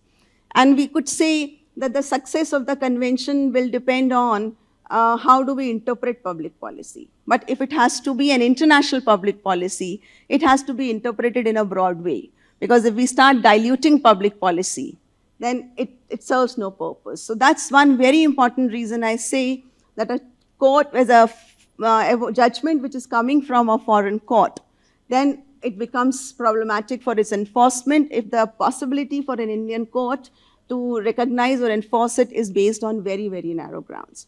And in the last, a very important point, because I think I have some more time. Last very important point, which I see when we put convention vis-a-vis arbitration. Arbitration provides two very important things. Arbitration regime provides two very important things, which for the moment is not possible, is not coming through in the conventions. One is party autonomy and the adequate safeguards within the convention for every national state or every nation state to protect its interest. Now, party autonomy in arbitration extends to choosing not only the forum, it extends to choosing also the arbitrators, the procedural law.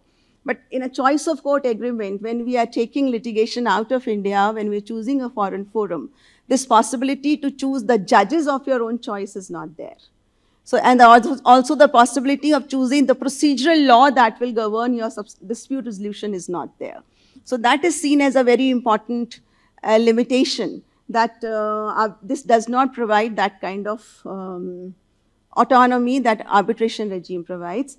Second, very, very, very important another point is that this is little technical in the sense that arbitration regime does not impose any choice of law rule when it comes to determining law governing arbitration agreement or validity of the award. But this convention provides that choice of law rule. So the validity of arbitration agreement has to be determined according to law of the chosen court. It's not according to the law of the non-chosen court. So when it is so if there's a dispute where India and let's say Germany is a party and we choose Germany as a forum, and whether it has to be that, whether we have to treat a jurisdiction clause as valid, existing or not, it will be determined according to German law and not according to Indian law.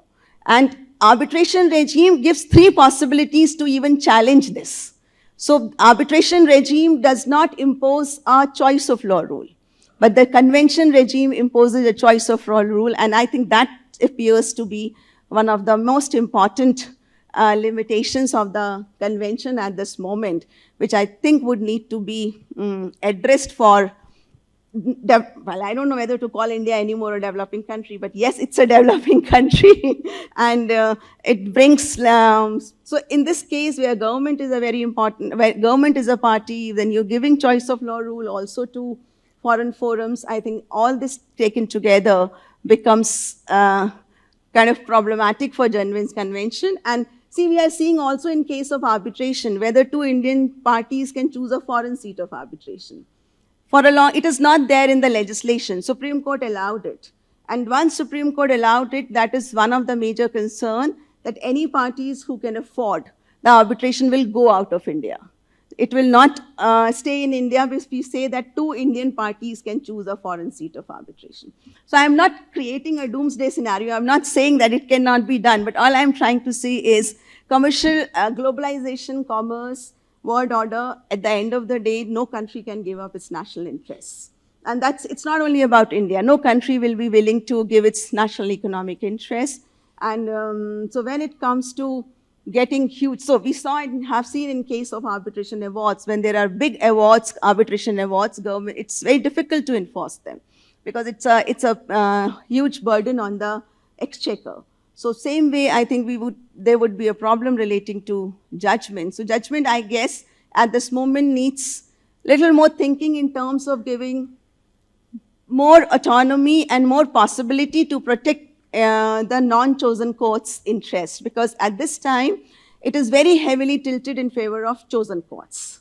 It is very heavily tilted in favor of regimes of the chosen courts, giving very small possibility for non-chosen court to protect its interests.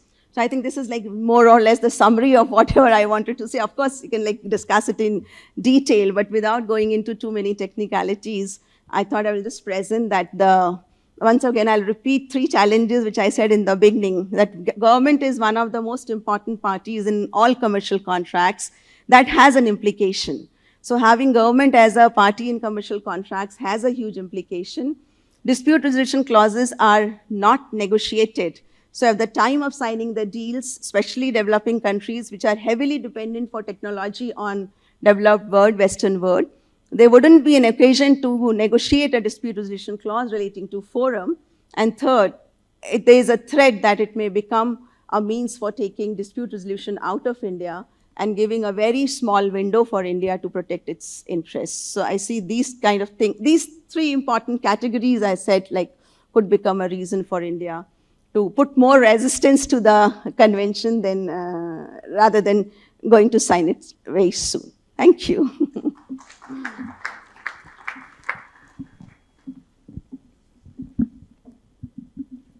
Thank you, ma'am.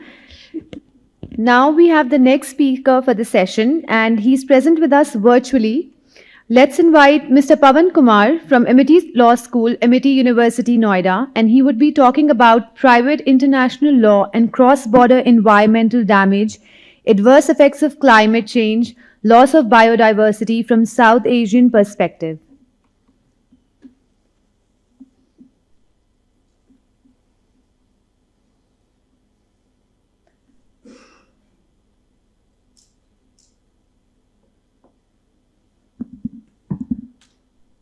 A very warm welcome, sir. Are you ready for the presentation?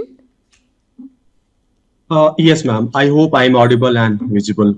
Yes, sir. You're clear and audible. Thank you. Thank you very much. Good afternoon to the esteemed panelists, Ambassador Christoph and Professor Dr. Hegde. I'm sorry I was not able to present offline due to viral fever, so I'm presenting virtually. I hope my PPT is visible to the panelists. Yes, it is. Thank you. So I'll be presenting on how conflict of laws can be used in cross-border environmental damages, what is the adverse effect of climate change and the loss of biodiversity in South Asia. Basically, my presentation is on how do we use this subject conflict of laws or private international law in making a unified framework in protecting environment, because we share a common border, the common culture and the common heritage. We have the common Himalayas, we have common river Ganga and Kali and Mahakali, and we also have common coastal regions. So how do we protect them? Because as of today, there is a significant loss of biodiversity and climate change on this region.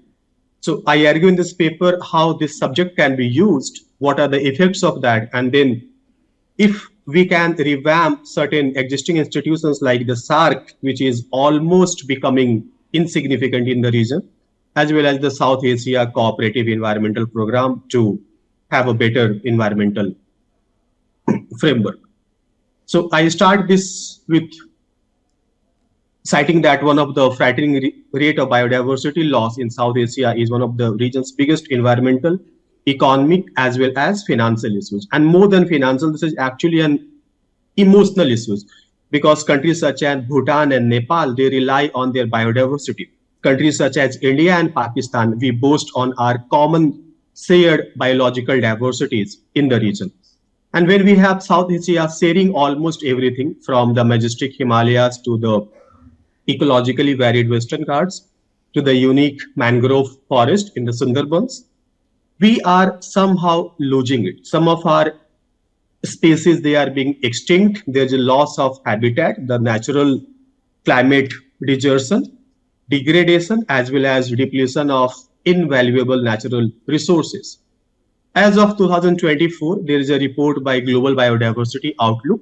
There is around 10 to 1,000 times natural habitat going to be lost.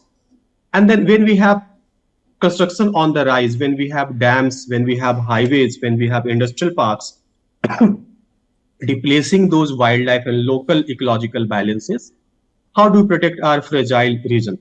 Example could be China and Pakistan economic corridor, or even the rampant mining in Eastern Asia, Odisha, for example, or maybe Jharkhand, where we have severe loss of biodiversity. And this loss of biodiversity is leading to the loss of environmental degradation, culminating into the climate change overall. In one of our very common shared biological diversity, which is neem and the turmeric, which was actually patented by some other country, which actually highlights how traditional knowledge, indigenous community knowledge, how their cultures can be protected using a unified common law. Of course, this is not easy as I say it, that signing a treaty by HCCH or by UNIDROIT or by countries coming up together would be so easy. But then we have to start with somewhere. There are a number of framework, the number of conventions. We had UNFCCC, Kyoto, of course, it expired. Then we have Convention on Biological Diversity, Paris Climate Accord, and the COP being about to start next month in Baku, Azerbaijan. We have CITES Convention, we have MARPOL on marine ecological protection, we have Paris, Nagoya, and many others. We can also have one for the South Asia, one for this region, which can regulate individuals, institutions, companies, the larger scale mining and the affecting those environmental companies and the private institutions, along with making certain rules for private international law or conflict of laws. What role can PIL play? PIL is very broad. This is not a new subject. This has been in use since at least 17th century. Conflict of law as is commonly known, or private international law. The other branch of international law, when we have public interest, so this is private. So in private, where things are regulated between or among countries by a treaty, or if there is no treaty, by customary principles of their own practices, when we have which, why, and how rules, how foreign judgments, foreign decrees, or foreign conventions can be applied. What about execution of those judgments and then applying choice of law rules? This choice of law rules can be unified in the 7 or 8 countries in South Asia when enforcing liabilities against companies, corporations, which affect environment across borders, where we have a common code which can guarantee litigation for the communities, like we have the one for court in Europe or the court in Africa.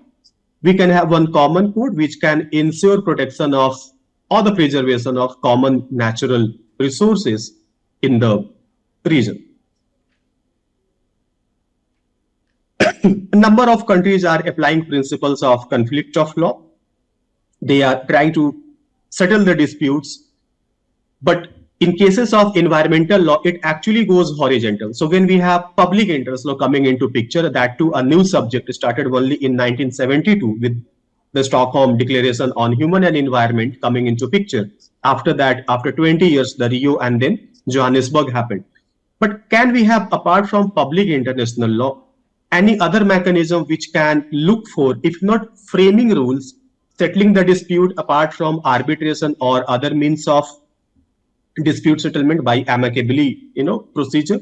So that I argue, can we have, because we have private actions leading to biodiversity, the loss of environmental degradation, can we also have those legal actions applied locally, if not going to the courts internationally, for example, the Permanent Court of Arbitration or any ad hoc mechanisms in Singapore or London or even in Dubai? Can we have those applied for the region being in the same region itself? And one example could be Indonesia, when Indonesia actually took two of its neighbors, Singapore and Malaysia, to its local court, where they had the forest fire. So can that same be applied? And then we have number of litigations ongoing on environmental degradation in South Asia. For example, we have ongoing since decade the Kishan-Ganga arbitration between India and Pakistan, or between India and Sri Lanka. Sorry for my bad throat. But then we can also have those litigations or those legal systems being unified in a way where we have a horizontal conflict of law rules where private actors, private companies, private corporations, and MNCs working in this region can be held accountable, because conflict of law deals with individuals or institutions, not the state. So state cannot be held accountable, of course, but then at least MNCs and individuals can be taken to a common code. There can be a common treaty. There can be a common framework which can be applied when we have a common shared biological diversity as well as the common heritage. Now, what can be a possible need? How to look for the revamped or maybe a more nuanced role of these institutions in the South Asia? A very famous case in 2021 where one of the cell companies, the cell climate company, which was taken to the Dutch court in Netherlands, where there was a judgment where multinational giant was held accountable. This can also happen in addressing those issues locally. Africa, for example, they have Bamako Convention, and they also established a court, but hardly any of those judgments in African Union, they are on environmental and biological diversity. This is one of those new upcoming legal questions that I pose before this panel. Can we have a common code? Can we have a common treaty? And can we have a common redressal mechanism where the role of conflict of law, maybe an advanced role of private interest law, can be played for the South Asian region?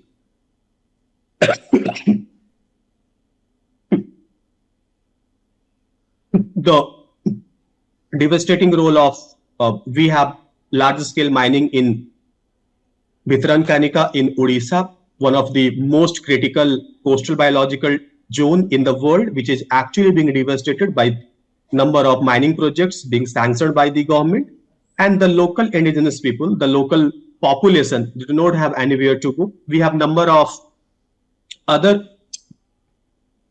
reports when PIL can be used in settling cross-border litigation against, when we have a claim against foreign corporations or the foreign companies, before they could be projected before the global courts for global environmental damage. For example, now we have a very famous judgment in 2024 on global climate change by ITLOS, the advisory opinion, but that is on public international law track. Can we have the same in conflict of law track? Can we have the same in the South Asian region, where these countries, 7 or 8 countries, can form a common court, a common unified court for settling their disputes either amicably or by mutual means of dispute settlement?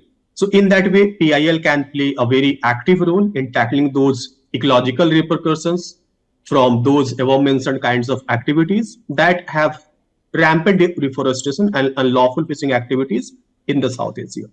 To conclude, I would say there is a need to revisit the corporate accountability, which at least in South Asia, because we have a lot of foreign investment coming to in this region, for example, the Asia Pacific corridor or the China Pakistan corridor, And then we have number of those biological diversities also going in vain. And if this is not being protected, a large number of population with a common shared cultural expressions will not have anything to look for. We can also revamp SARC. The last meeting of SARC happened in 2014. After that, no meeting has taken place. The same goes for South Asian Cooperation for Economic Environmental Protection.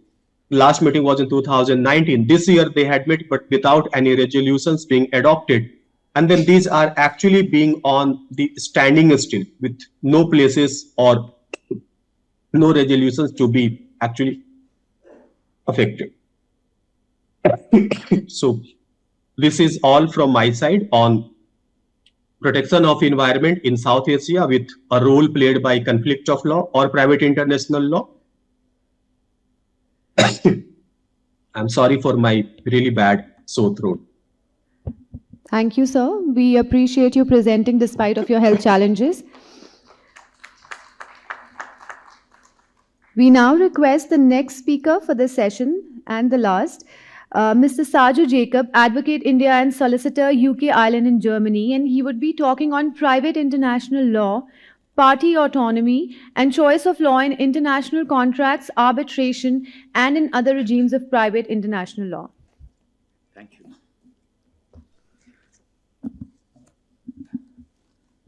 Namaste ji, namaskar, namaskaram, and wunderschönen guten Tag, Herr Dr. Bernasconi. A very good afternoon to all of you.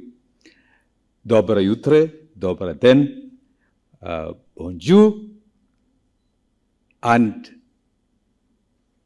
a very good day for all of you.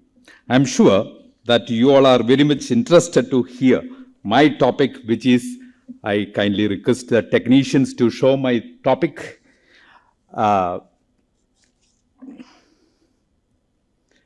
That is with respect to conflict of law, and that too on private autonomy. Before I begin with the topic, I just want to give some information with respect to Madam's speech regarding arbitration. The justice system, not only in our country, but especially in our country, is served very cold. It has to be served very hot, and that is what arbitration does. Arbitration gives you immediate relief, and as you rightly said, being a hardcore lawyer, I am also very much in favor of litigation, but it is served very cold. And that is the only problem that we have, not only in our country, generally all over the world. For us Indians, we don't have a code of private international law, as well as we don't have any statute on any particular special transaction. Say, for example, international contract.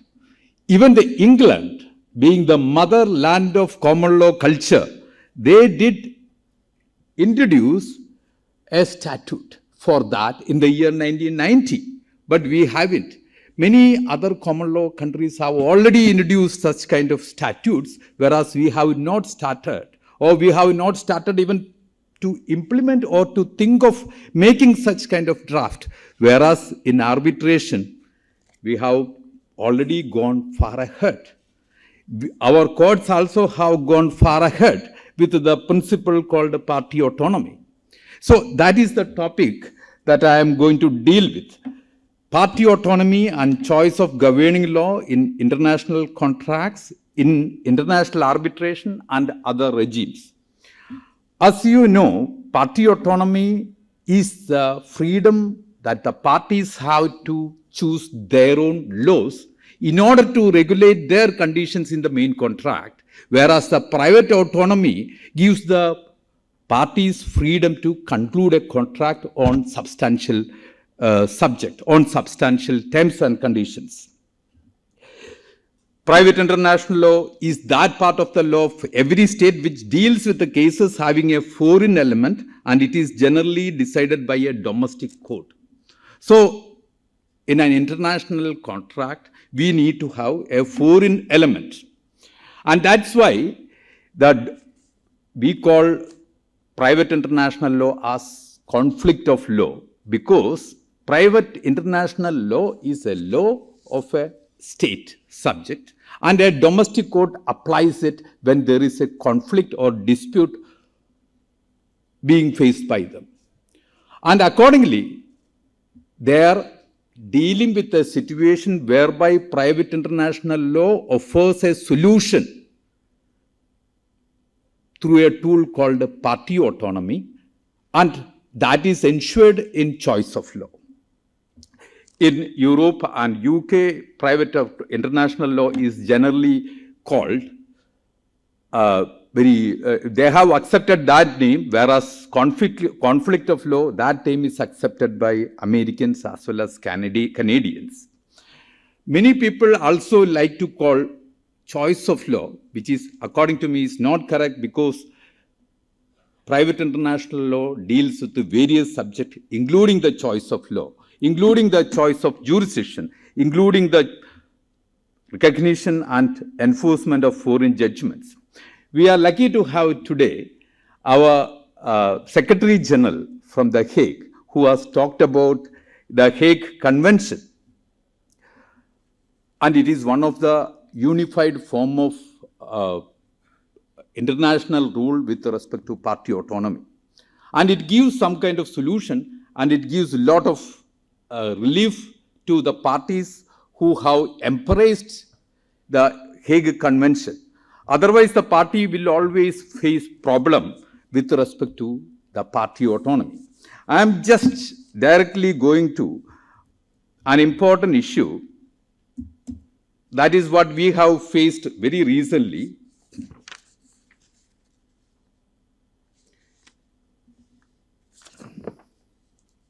Can you go to the slide 45? In Delhi High Court, we have recently faced a very big issue in this year, that the Delhi High Court has applied the theory of lex fori in international contract. As all of you know very well, the common law countries as well as civil law countries have embraced the party autonomy as a basic principle. As you know very well, the very famous Professor Dr. Dicey has introduced the theory of intention, which is express as well as implied theory of intention, whereby they have propounded the party autonomy. But in the Europe also, we did have the European Union, which has formulated various conventions, including Rome Convention 1980, and also subsequently in 2008, which all gives parties the absolute freedom, that is the party autonomy. Of course, party autonomy, when you say that it is absolute freedom, it is not. It is always subject to limitation. That limitation is, as you all know, it is the public order and also the country's interest. Otherwise, party autonomy is generally accepted in almost all countries. The TransAsia Private Capital versus Gaurav Dhawan, this is the landmark decision of the Delhi High Court, which has clarified that Indian courts are not required to determine and apply the governing law of a dispute unless the parties have provided expert evidence to support their position. Accordingly, this clarification was made by the court during the examination of an execution petition that originated from a judgment rendered by the High Court of Justice, Business and Property Courts of England and Wales Commercial Court. This division bench of Delhi High Court has invoked the precedent set by the Supreme Court of United Kingdom in Brownlee versus F.S. Cairo, which sheds light on a high-profile issue. the applicable law of a dispute when the parties are unable to prove the applicability of foreign law.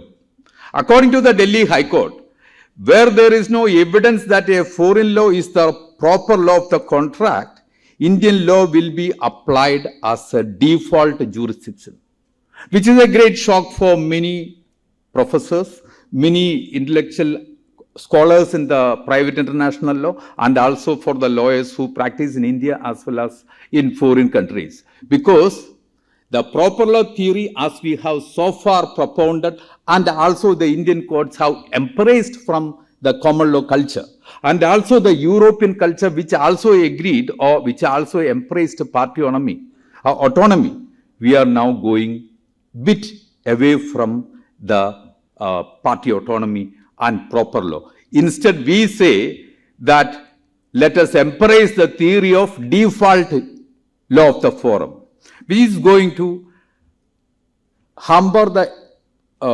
commercial prospects of various international stakeholders.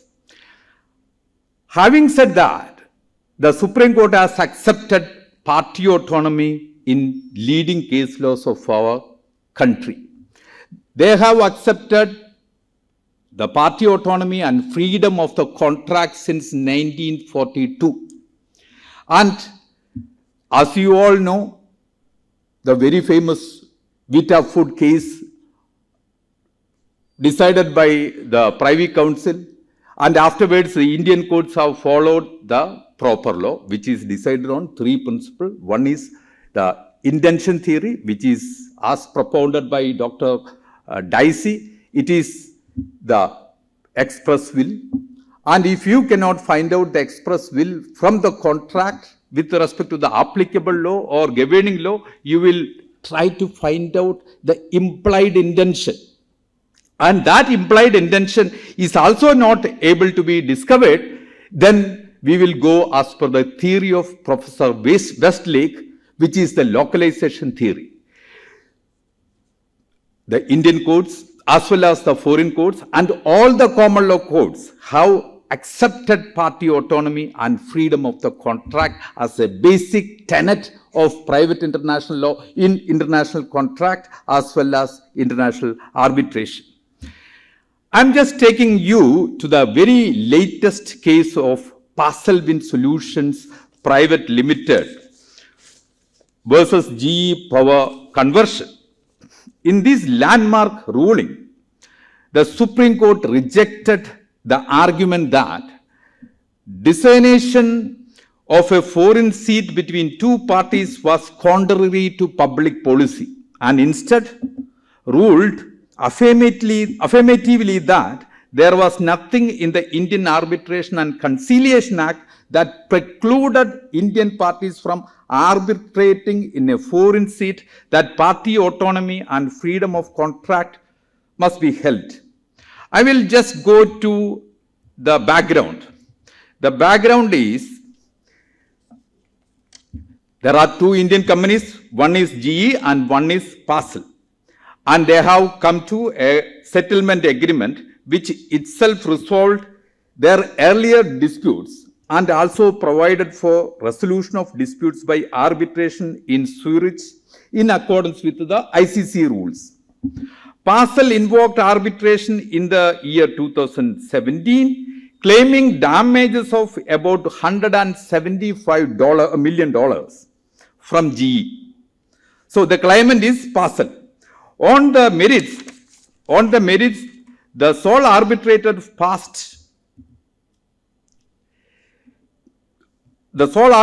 passed a final award dated April 2019, rejecting all of Parcel's claims and awarding cost of the arbitration along with the interest thereon to GE. So then the GE applied for enforcement of award as a foreign award under Part 2 of the Arbitration Act, which deals with the New York Convention. Simultaneously, it also applied for interim relief under Section 9 of Arbitration Act. On the other hand, notwithstanding the foreign seat issue, Parcel challenged the award in Gujarat District Court Parcel argued that the award, the High Court, and Parcel argued that the award should be treated as a domestic award because it resolved a dispute between two Indian parties. The Gujarat High Court, in its judgment dated November 3, 2020, upheld the right of Indian parties to select a foreign seat of arbitration and ruled that the award was a foreign award enforceable under the Act. With respect to interim relief was not given by the Gujarat High Court, saying that it is not an international dispute.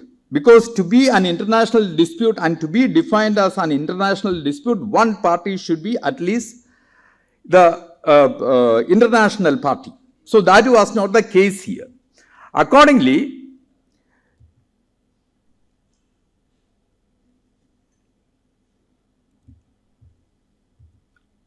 Supreme Court has taken a decision in the same matter when the matter has come up in appeal and said that party autonomy is the guiding spirit of arbitration. The court acknowledged the critical role of party autonomy in arbitration, referring to as the brooding and guiding spirit of arbitration, relying on its previous decision in Balco in the context of the issue in the case. The court held that nothing stands in the way of party autonomy in designating a seat of arbitration outside India, even when both parties happen to be Indian nationals. They have applied the theory and referred to Trovik's preparations of the New York Convention and noted that though many countries have advocated the nationality principles of parties being retained as a key condition as mandated under the earlier Geneva Protocol and Convention. Ultimately, the New York Convention was based only on the principle of situs of the award or seat of the arbitration and thus was party neutral. The court held further that the balancing act between freedom of contract and clear and undeniable harm to the public must be resolved in favor of the freedom of the contract, as there is no clear and undeniable harm caused to the public in permitting two Indian nationals to avail of a challenge procedure of a foreign country when, after a foreign award passes muster under that procedure, its enforcement can be resisted in India.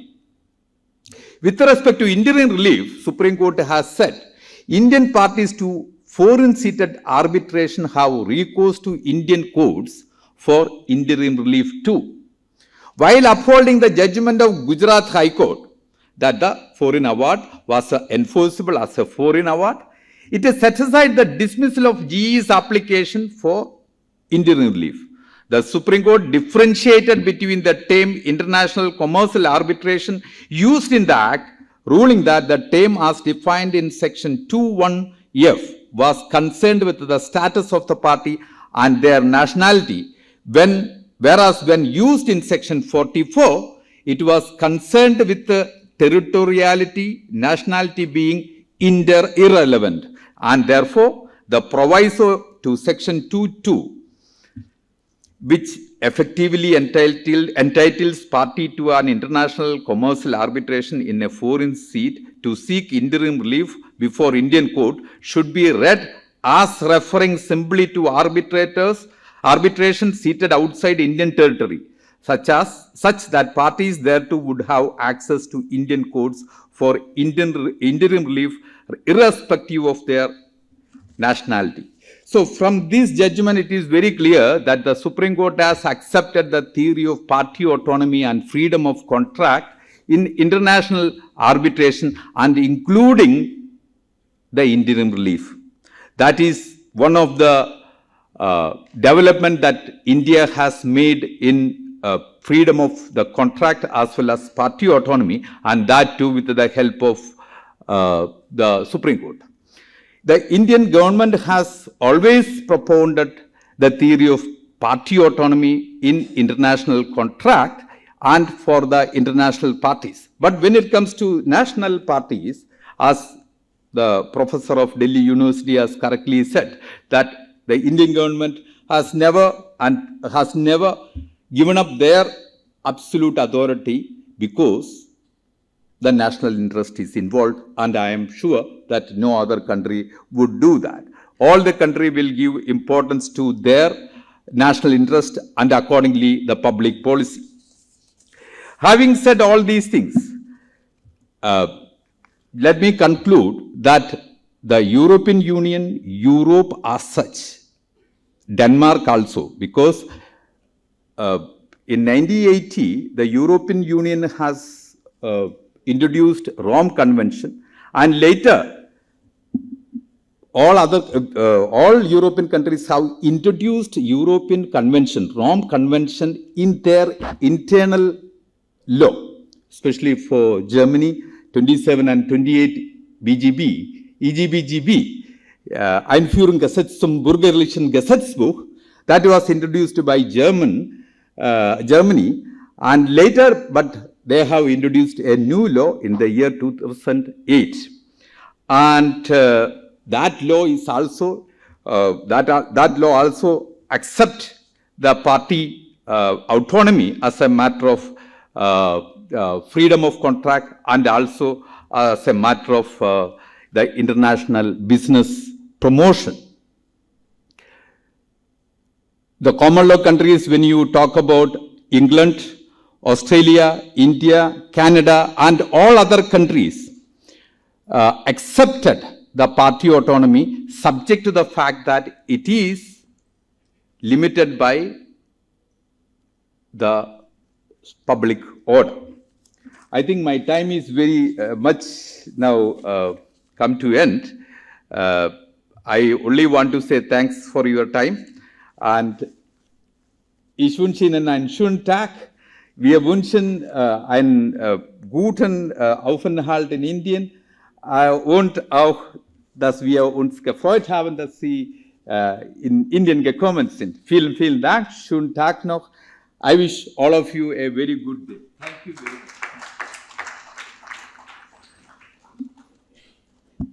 Thank you, sir. I would like to thank all the panelists and our chairperson.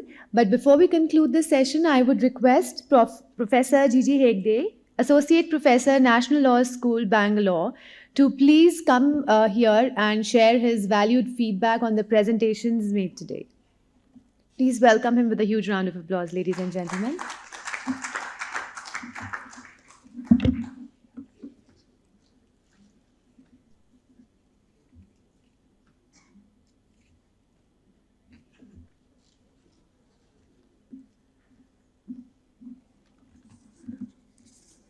Good afternoon.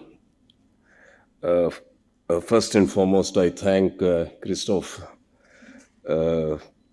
Banasconi, and then Dr. Nedi Gupta, and then Mr. Pawan Kumar, a virtual presentation by him, and Mr. Saju Jacob for their presentations this afternoon. I won't take much time. I would like to hear the audience as well, because you may have few questions to ask. But before I do that, and once I complete my rather comments or observations, Christoph will take over for a few minutes, and then we will open the floor for question and answer, at least for 10 minutes. Dr. Christoph Banasconi began well with the idea of private international law and the contribution made by the ICCH. It is very fascinating to note that ICCH is one of the oldest private international law association, which aims to codify and work towards rather progressive development of private international law rules. I think I hear about progressive development of international law in the field of public international law, but the first time I hear on any podium which where I was present, where a person has used the word progressive development of international law, and which has been reflected in the Hague ICCH works. I think most important point he has referred to are in relation to two things. One, he focused on two HSCH conventions, judgment conventions. And then the second point was he was urging the governments, particularly Government of India, to take a serious look into the possibility of acceding to the two conventions. I think your ideas are well taken, but it is up to the government to take the call. But I, as an academic person teaching private international law in National Law School of India University, I mean, I have my own observations about the feasibility, which Dr. Nidhi Gupta had already spoken about. I come to that in a while. I think in developing countries, the discipline of private international law has not taken proper roots as such. I mean, as of now, private international law is not taught as compulsory law subject in many universities, including ours. There was a time when private international law was taught as a compulsory subject, but it has been given the status of an elective course now, so that only those students who are interested in the discipline could take. Maybe there is a point for developing countries to take this discipline of private international law seriously, because it is closely connected with private international commercial transactions. Just like there is the concept of free movement of goods across borders, these days people move from one country to the other country, rather Indians moving overseas. So there are commercial relationships, there are family relationships, which often give rise to conflicting legal issues. So that is one observation I have. That is, why not make private international law a compulsory discipline in the Indian academic structure? And then the second presentation, that is after the keynote address of yours, the first presentation, paper presentation, was done by Dr. Nidhi Gupta. I was a bit fascinated by the three-pronged reasons highlighted in your presentation, madam. Particularly, and you talked about the government is the party in most of the commercial transactions. But in a cross-border transaction, this is my observation, I mean, we have, there is a way to distinguish between sovereign function and commercial function. That might provide some kind of solution to the reason you have stated. This is my personal observation. I mean, that cannot be completely ignored. But even then, I take that point. And it's not easy to distinguish between the sovereign function of a government department being a party to an international commercial transaction, or maybe an investment transaction. And these days, commercial transaction and investment transactions are used in one breath. I have my own criticism about that. International commercial arbitration, investment arbitrations cannot go together after some time, and they have to chart different courses. The second point, the exclusive jurisdiction clauses are not well negotiated. I agree with that point, particularly in a country like ours. The kind of requisite practical experience is warranted. It is there, but it is not sufficient. So they may not be well equipped in negotiating with foreign parties. That could be I agree with that point. The third one, threat of taking the caseload out of India. I mean, these are akin to the cases which even Saju Jacob also referred to. Why not two parties select a foreign seat of arbitration? I have a serious point on that. It must be considered as a public policy issue. Arbitration is an industry. It's an industry. So if it is an industry and And why do you want your revenue making capability? Why do you want to lose out on that? That is my simple question. But when come to the judgment aspect, court aspect, it is even more sensitive. I think I have, I'm in complete agreement with the problem you have identified. And well, I mean, these are my observations on the first paper presented after the keynote address. The third presentation, that is Mr. Pawan Kumar, that is a subject matter which requires serious scrutiny, particularly in the context of cross-border environmental disputes. There are political boundaries, but there are no economic boundaries. Even natural climate has no boundary. Even wild animals, they cross borders without any governmental authority. So he had asked a very pertinent question: why not look for a solution in the discipline of private international law? Again, the point is referable to both the presentations, the last presentation as well as the presentation made by Mr. Pawan Kumar, that private international law is primarily, it addresses two issues. One is jurisdiction, the other one is applicable law or choice of law. And third function of private international law is optional, recognition and enforcement of a foreign judgment. This is just an optional one. So in any case, I quite agree with the argument advanced by Mr. Pawan Kumar, despite his ill health, that there is an urgent need to look into the legal solutions in the domain of private international law to address environmental legal issues. The last point, I don't want to take much time. I have to leave the floor for Dr. Christoph Bernasconi.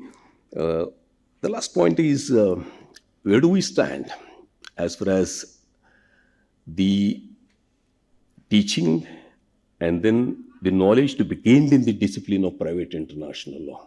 We have to go a long way in our efforts to make private international law as the most important subject matter as far as private international relations are concerned, I mean, which include both commercial as well as non-commercial. With that, with these general remarks, I thank you one and all for listening to us. And the floor is yours, Dr. Christoph Bernasconi.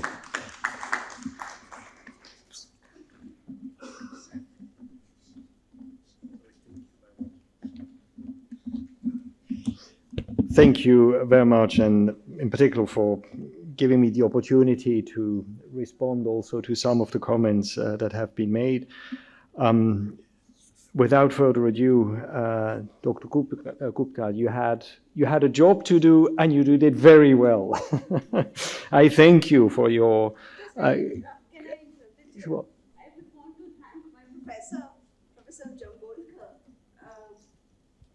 who has taught me and because of whom I'm able to do it. So she's very much here. It's a pleasure having you here. Thank you very much for joining, madam. I appreciate it. But if I may just respond to the 3+1, actually, challenges that you had identified. The first, when the government is a party, that was, of course, very much part of the discussions also in The Hague, and you will find a provision that essentially says nothing in this, the application of the convention is not excluded simply by the fact that a state is a party to a litigation. That's one thing, but there is also another provision that then says nothing in this convention limits the sovereignty or the immunity that states may enjoy. So all of that is absolutely guaranteed.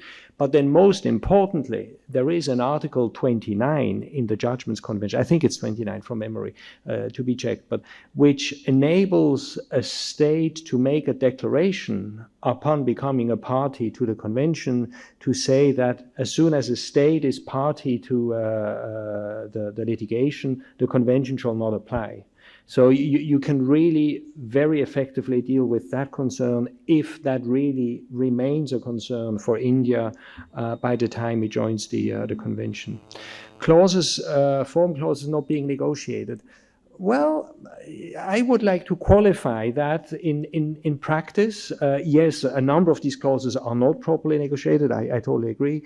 But a good part is actually also carefully negotiated. But I think that with the Choice of Court Convention in particular, they will be negotiated much more carefully in future, because now you actually have a regime in place that will give full effectiveness to these clauses. In the past, you could negotiate or not a clause. It didn't really matter, because at the time of litigation, you would still have the opportunity to go in front of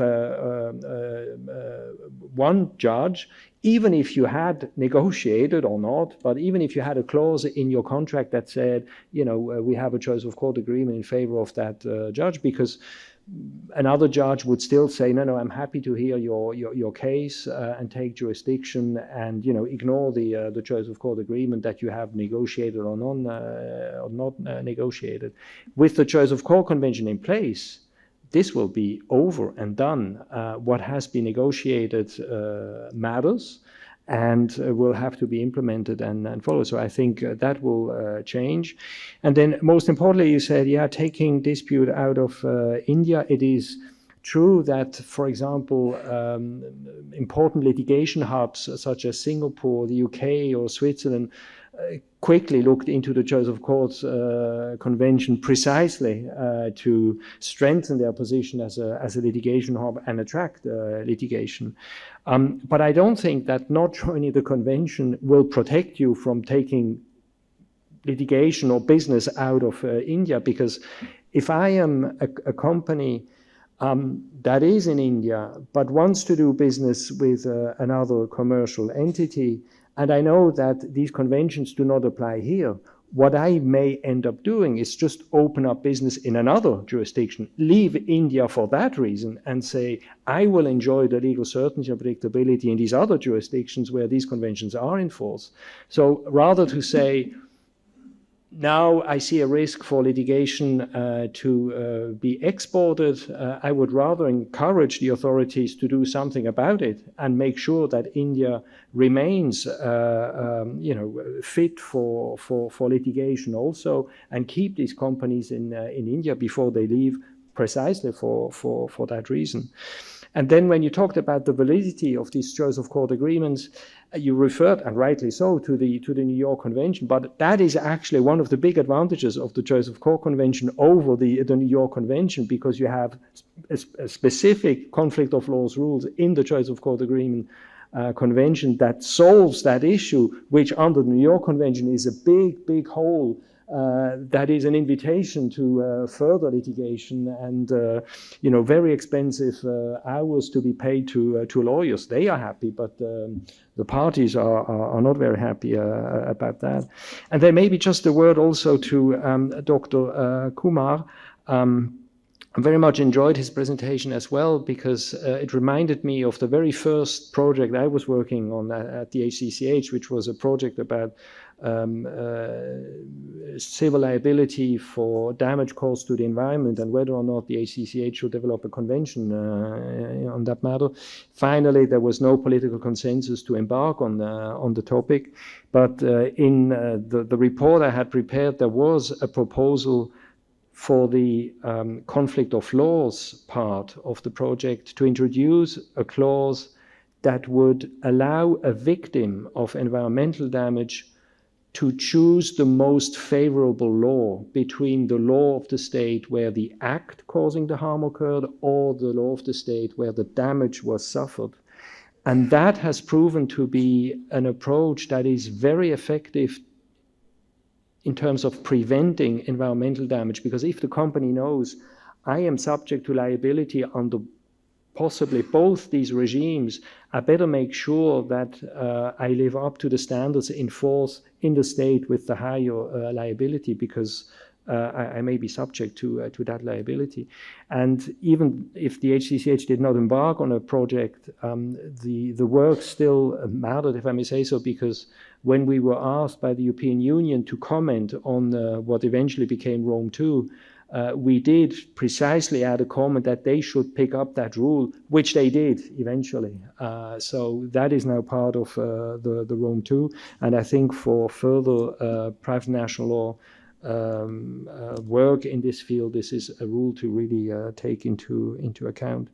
And then, mein lieber Freund Herr Jakob, thank you very much indeed also for your presentation. I saw it on your paper that you kindly handed out that there is a reference to our 2015 principles on choice of law in international commercial contracts. I just wanted to mention them as well as a very important instrument to promote party autonomy in international commercial contracts, which, by the way, is not only used in litigation but also in arbitration.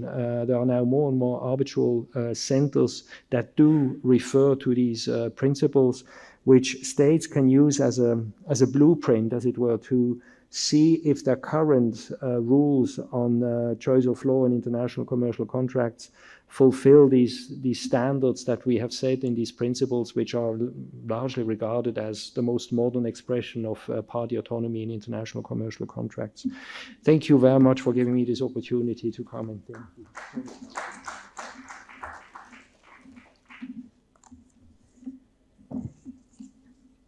I would like to extend a very warm welcome to Professor Lakshmi Jambolkar. Thank you for joining us, ma'am.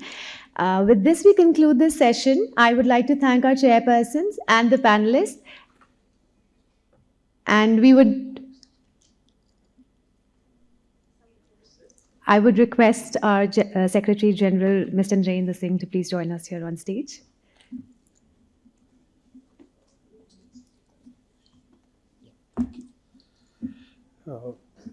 Firstly, I thank Dr. Christoph Bernasconi, Professor Hegde, and our panelists, Professor Nidhi Gupta and Mr. Jacob, for their presentations. And I would just like to make a few brief remarks. Mr. Bernasconi referred to India and the Hague Conventions, and he mentioned that India became a party to a member of the Hague Conference in 2008, but that before India became a party member of the organization, we were already party to 4 conventions. I think you need to just take another look at the dates when India joined those conventions. That's not what I said. Sorry. You were party to 1 convention. No, all of them. Well, I moved the proposals, so I'm aware of it. So now, separately from that, Professor Hegde had made a suggestion for greater emphasis on teaching of private international law. And in this context, I would just like to recall the UN Decade on International Law. The 1990s was celebrated as the UN Decade of International Law, and various activities were organized by the UN during this period. But one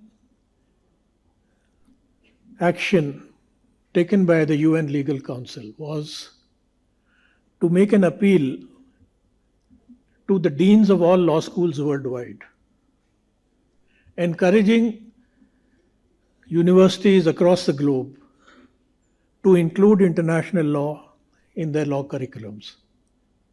And for universities where international law was already being taught, he emphasized that they should enhance the international law component in their syllabus. So perhaps I would request the Secretary General of the Hague Conference to maybe take a similar step and encourage universities across the world to also include private international law in their curriculum, and where they're already doing so to enhance the content. And I'll be happy to send you a copy of this appeal so that you can take that as a model. Now, Professor Nidhi Gupta mentioned about, she was greatly concerned about government being party to the litigations or to arbitrations involving high value commercial contracts. Well, when India embarked on its effort to explore for oil in the Bay of Bengal and in the Arabian Sea, India had tried to attract global oil companies to engage in oil exploration. And there was no response. When Government of India took up the matter individually with these oil companies, they said that they cannot accept dispute settlement through arbitration conducted in India. They would only participate in the process provided Government of India agreed to international arbitration. So that was the first stage where Government of India, being unable to attract investors in oil exploration, agreed to go for international commercial arbitration. This was then followed by the investment protection agreements. And here again, India agreed for international arbitration. Now, this is an area where there are many misconceptions, even among lawyers in India. Many of them criticize the disputes and the decisions that have come, saying that it is only the private companies which are objecting, which are raising the disputes. They have not understood the nature of the investment protection agreements, where the guarantees are given by the state as to the standard of treatment which will be assured to a foreign investor. And if those standards are not met, or if there is any violation, then it is the investor has a grievance. It is not the state party which has a grievance, because the state party controls the law. They control what rules they will apply. And if those rules are not in accordance with this level of protection that the treaty requires, then only the investor can have a dispute. Only he can have a grievance. And under all the agreements, the choice of the means of settlement is left to the investor. He can go for domestic settlement through the courts, or he can take international arbitration. But whatever route he chooses, he has to stay with that. At least that was the principle in all the earlier agreements. Now, we have issued termination notices, and I think some of them will now, the agreements will start to expire, and then it will be depending on what are the alternative mechanisms which are involved. UNCITRAL has been working on it, and recently I understand there is some agreement reached in UNCITRAL. Now, on the question of Indian parties going for arbitration abroad, Supreme Court decision was mentioned that it has allowed Indian parties to go and arbitrate abroad, and that this cited an earlier decision of the Supreme Court in Atlas Industries. Now, the Atlas Industries case did not really rule that two Indian parties can arbitrate abroad. Because while it appears that it was a dispute between two Indian parties, one of the parties was acting as an agent for a Hong Kong company. To cite this agreement as the basis, saying that the Supreme Court has already allowed foreign arbitration among two parties, Indian parties, I think that was not the right move. Thank you. Oh, they want a group photo.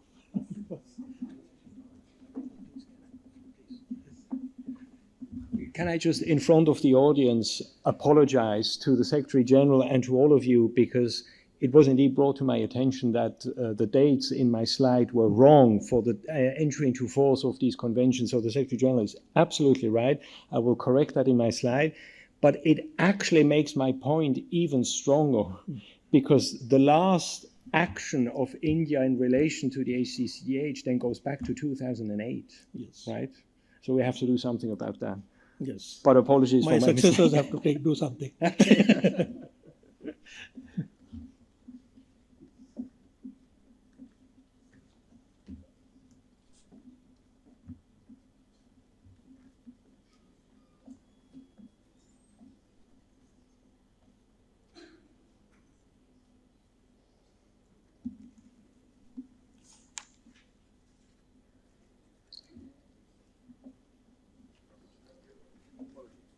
With this, we conclude this session, and I thank you all for joining us. We are breaking for tea, and please join us back at 4:30 sharp to begin with the inaugural session. Thank you. Please, everyone, welcome our dignitaries with a huge round of applause.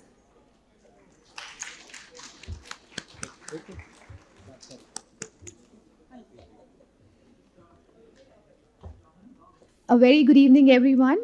Now we begin our inaugural session. We now mark the auspicious inauguration of the convention in our true Indian tradition customs by lighting the ceremonial lamp. May I now request our distinguished dignitaries to please light the lamp of wisdom and inaugurate the 10th International Conference on International Law Issues and Challenges organized by the Indian Society of International Law.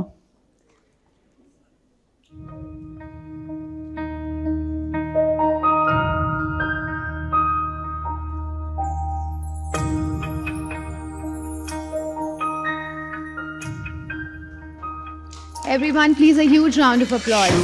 करोति कल्याणम् आरोग्यं धनसम्प्रदा शत्रुबुद्धिविनाशय दीपज्योति नमोऽस्तु ते।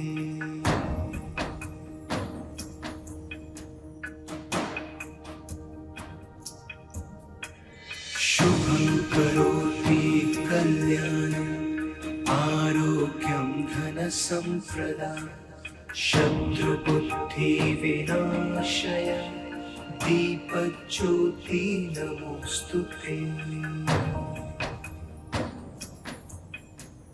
शुभं करोति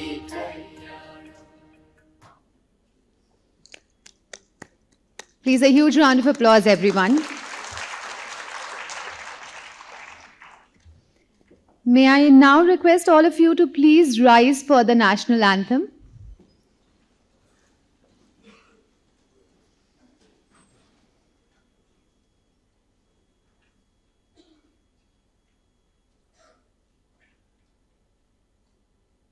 Please rise for the national anthem. कृपया राष्ट्रगान के लिए खड़े हो जाएं।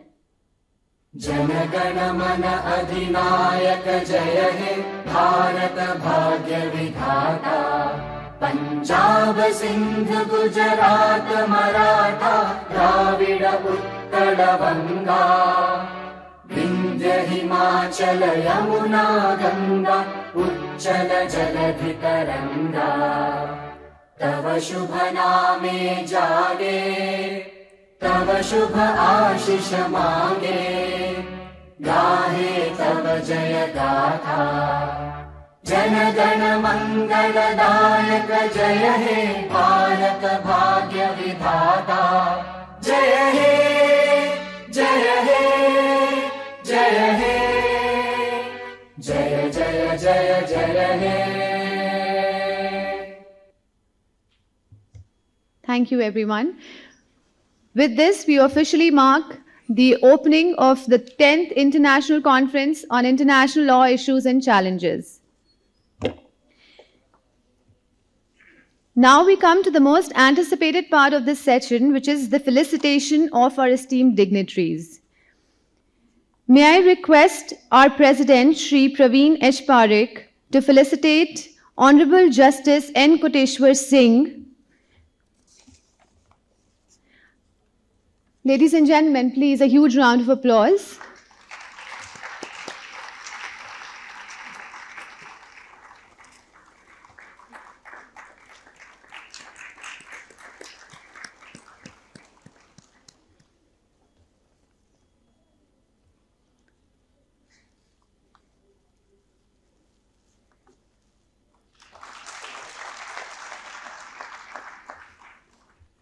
We would request our editors of the Indian Journal of the International Law, Dr. Luther Rangrezi, JS LNT Division MEA, and Professor V.G. Hegde, Chairperson CILS JNU, to present the publications of the Society.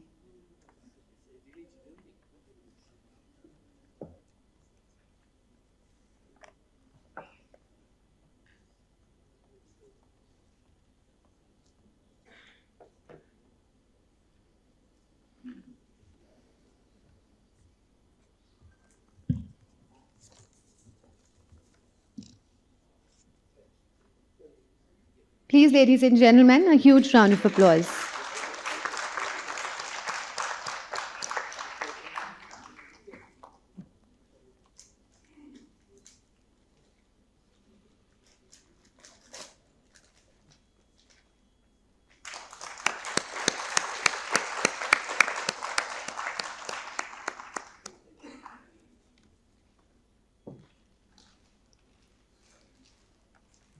Next, I would request our Vice President, Dr. G.V. Rao, Senior Advocate, to felicitate Dr. Christoph Bernascon. Ladies and gentlemen, please a huge round of applause.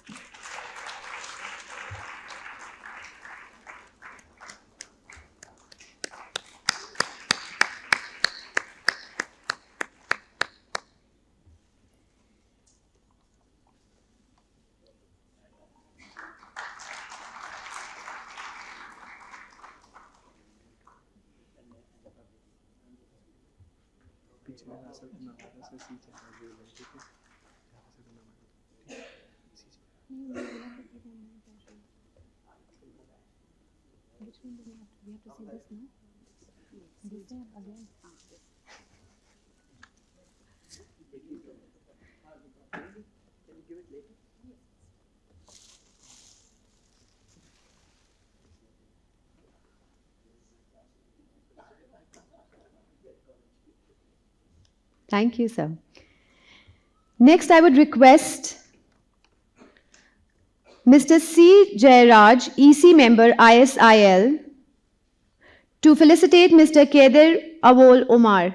Please, ladies and gentlemen, a huge round of applause for him.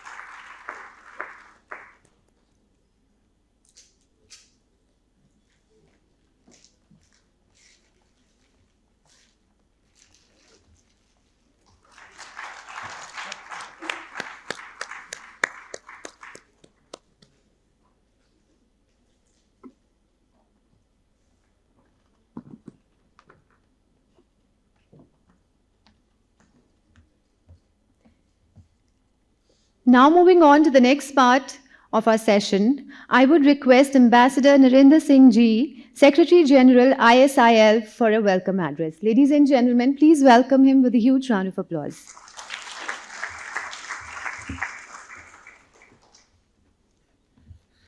Well, thank you.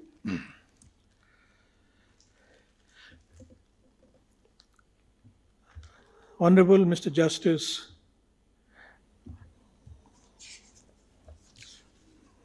Mr. Yeah. 1 minute.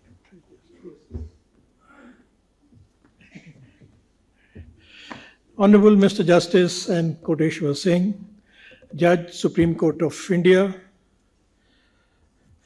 Dr. Christoph Bernasconi, Secretary General, Hague Conference on Private International Law, Mr. Kadir Awal Omar, Head of the Regional Delegation of the International Committee of the Red Cross, Mr. Praveen H. Parekh, Senior Advocate and President, Indian Society of International Law, Professor Manoj Sinha, Vice President, distinguished office bearers and members of the Indian Society of International Law, Dr. Neeru Chadda, Judge, International Tribunal for the Law of the Sea,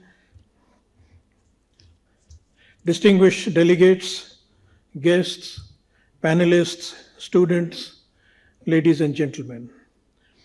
I have the honor to welcome you all to the 10th International Conference on International Law, Issues and Challenges, organized by the Indian Society of International Law from the 25th to the 27th of October 2024. I thank our chief guest and other dignitaries for taking time from their busy schedules to be present here with us today and to share their views and to guide and encourage our deliberations during this conference, and we look forward to receiving their views and perspectives on the topics which we are going to be debating over the next 2 days. I welcome all of you to this important conference, which will provide an opportunity for sharing of views, experiences, and perspectives on a wide range of issues in international law of contemporary interest, including protection of the environment, climate change, law of the sea, human rights, international humanitarian law, refugee law, private international law, trade and investment law, cyber laws, space law, etc. The conference will also consider issues relating to the teaching in and research in international law. I am happy to note that we have received an enthusiastic response to the call for papers.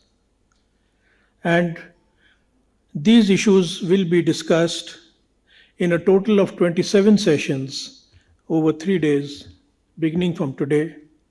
And we look forward to engaging in very fruitful discussions on all these different areas and subjects.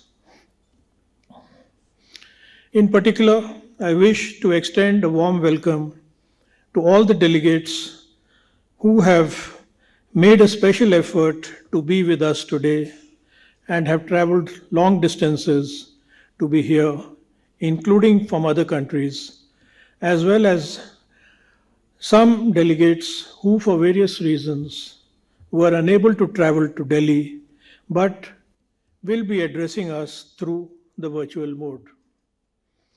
Before concluding, I once again thanks our chief guest, Honorable Justice N. Koteshwar Singh, President ISIL, for his welcome address. Ladies and gentlemen, please welcome him with a huge round of applause.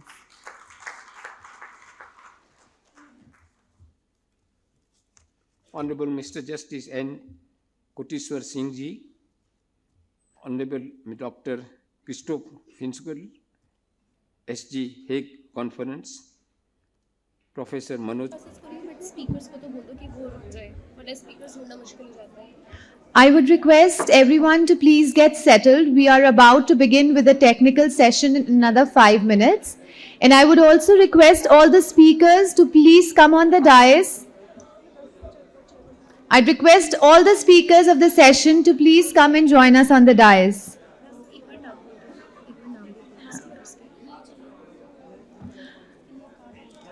Our first speaker for the session is Dr. Ludovica Chusi Kursi.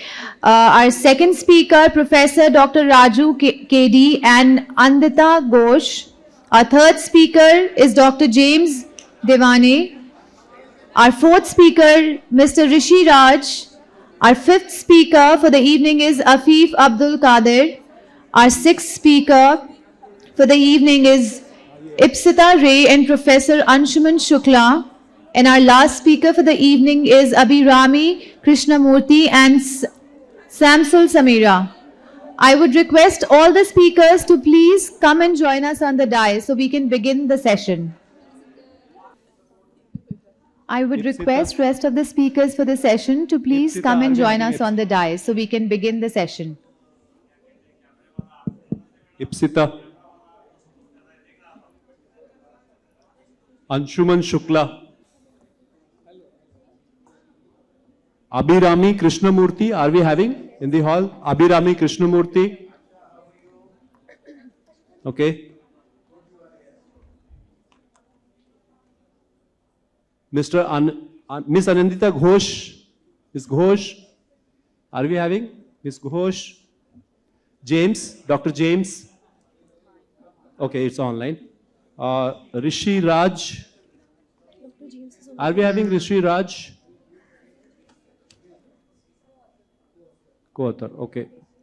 Who is the presenting author? Oh, you will be presenting, okay. Why don't you shift here? You shift, no, they're coming.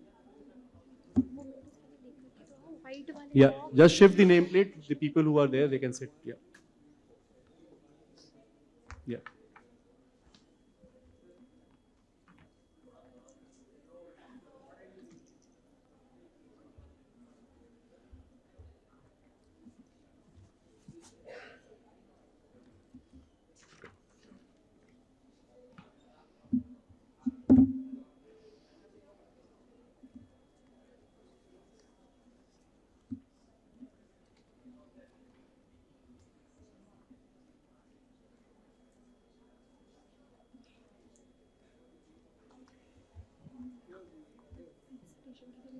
No, others are not there. Again, we will do a call once more so that we don't leave anyone. We are having Dr. Ludovica is here. We have Dr. Raju and Anandita Ghosh. Are we having anyone from this paper? I think they are not here. We are having Dr. James online and Rishi Raj. Are we having Rishi Raj? No. Then Afif Abdul Kadir. Yes, you are there. And Ipsita Ray and Anshuman Shukla. Ipsita? Anshuman. Please come this side. There is a space here. Please come. And then we are having Abhirami Krishnamurthy and Samsul Samira. Yeah, we have. Wonderful. So, a very good evening to everyone. It is our pleasure to welcome you all for this session, which is on navigating international trade policy, law and practice. Along with Professor V.G. Hegde, Chairperson of the Center for International Legal Studies, myself, Dr. Vijay Kumar Singh, Dean at the SRM University Faculty of Law, will be coordinating this particular session for you all. And we have these presenters, except one, I think all of them are there for presenting. As you know that we have overshot the previous session by half an hour. So we are supposed to start at 6, now it is already 6:31. So we will cut short a bit of a time so that you don't get delayed for the dinner. But what we will do is, let us stick to our conclusion and major findings. So that will be better rather than building up a lot on the introduction. So if you can concentrate on 5 to 7 minutes, and then we can also open the floor for questions towards the end. We will begin with the session with the chairperson's remark. So I would request Professor V.G. Hegde for his initial remarks. You would like to speak from there? Yes, sir, whatever is comfortable with you. Yeah. So yeah, good evening to everyone. And the first session of the evening is navigating international trade law. This is the topic we have, trade law, policy, law and practice. I think we have 4 papers here, looking at different aspects of the international trade law, competition law, and unilateral sanctions. Particularly, there is one paper on international trade law on Third World. I don't know, I think the paper presenters are not here. But I just want to say that to just put the entire trade law session on perspective, I think one of the most important developments in international trade law, of course, it was more state-centric, but I think over a period of time, the international trade law is moving towards certain areas which are actually, though it's state-centric, but there are areas where the law and practice is getting into areas where you have international global entities, enterprises which are also participating in increasingly in the international trade law. The definition of international trade law, which is subsect of international law, has changed drastically in the last at least 2 or 3 decades. We used to think that this is only, with the General Agreement on Tariffs and Trade and later World Trade Organization, actually are the 2 important international institutions which actually regulate the main principles, with the main principles embodied in their agreements as international trade law. But I think we are going beyond that. You can see that there are a number of, as already mentioned in the inaugural address by the Honorable Judge, there are a number of court cases, a number of decisions of the various courts, not only domestic courts, also by the various courts, relating it to, apart from core international trade law, that it also relates to issues like human rights, environment, and other related issues. So obviously, today if you look at the World Trade Organization, we used to say almost 25, 30 years ago that World Trade Organization or even a GATT never used to look at some of the issues which are very key concerns to the developing countries, particularly for the third world. Something like looking at sustainability, looking at climate change, looking at some of the key, including the areas like intellectual property rights. These are all areas which actually didn't get much attention earlier in the international trade law realm. But over a period of time now, you can see that if anybody who could see WTO entire website or the trade topics, you will see that there are issues even relating to gender and how actually to look at it. So WTO is actually moving towards more discussions, at least towards more areas where you need to look at trade from different perspectives. So I think that should be the case, because you cannot. Of course, there are the idea of WTO, GATT, etc., or even global trade is to go for non-discrimination, the principles of non-discrimination, MFN, and things like that. But these are the basic principles. But at the same time, applying them also in relation to countries with huge asymmetry in incomes and other differences, and also the historical baggage which actually these countries have to take into account. Should be taken into account while negotiating new treaties and things like that. So I think I don't want to take more time. Maybe at a later point of time, listening to the papers, I can comment on some of these issues. So this is the basic parameters on which I think we are in the realm of trade. This is issue of policy, law and practice, which is a very broad term.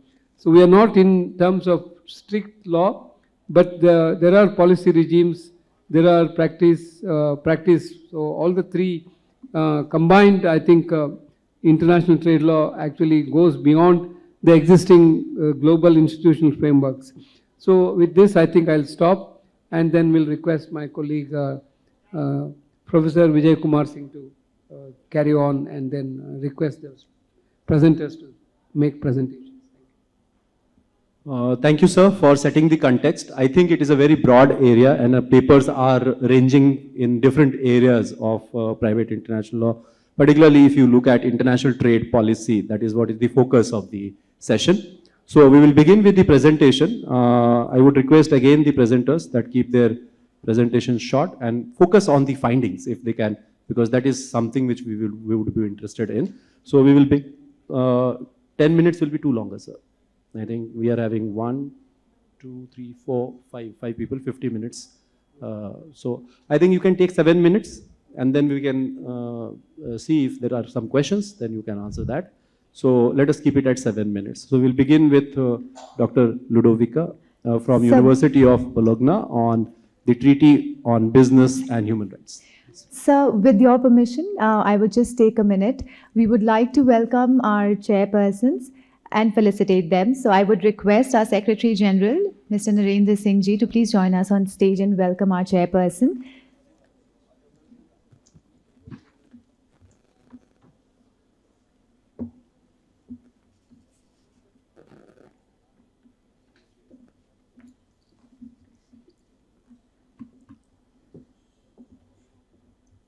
A very warm welcome to Professor V.G. Hegde, Chairperson, Center for International Legal Studies, JNU.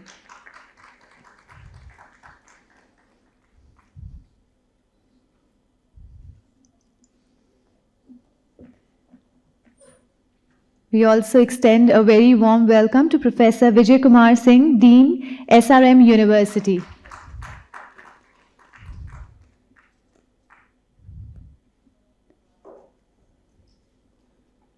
Thank you so much, sir.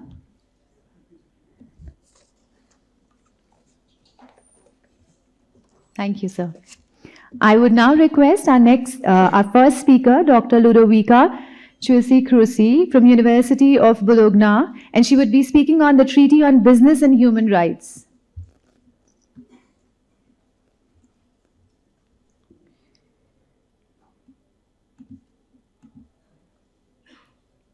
Thank you very much. And I would like to thank the organizer for the invitation to participate in this event. It is a pleasure to be in this unique country and to have the opportunity to share some of the conclusions, I would rather say, on the intricate relationship between business and human rights. So I think we're all familiar to the risks posed by business activities. These violations perpetrated by the business sector have become quite a mainstream concern. One can think of modern slavery issues, catastrophic environmental devastation that was caused by the private sector, harmful labor practices, and so on. The journey to establish a treaty on business and human rights began with the UN Human Rights Council Resolution 26/9 in 2014, when a group was set up, an intergovernmental group was set up to lead the negotiations. And this resolution was adopted with very tight vote. I think it reveals how difficult the topic is. So 20 votes in favor and 14 against with 13 abstentions. I think it's a very important number to keep in mind. So we'll try it, knowing that I had prepared a presentation of 20 minutes. I think I will try to be a bit shorter and reduce it by 2/3. I will structure my presentation in 3 parts. The first one is a bit giving an idea what is the accountability gap that we have when it comes to corporations and international law.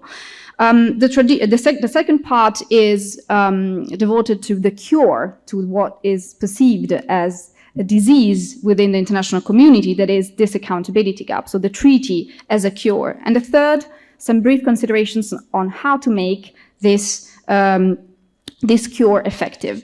Now, the accountability gap in international law.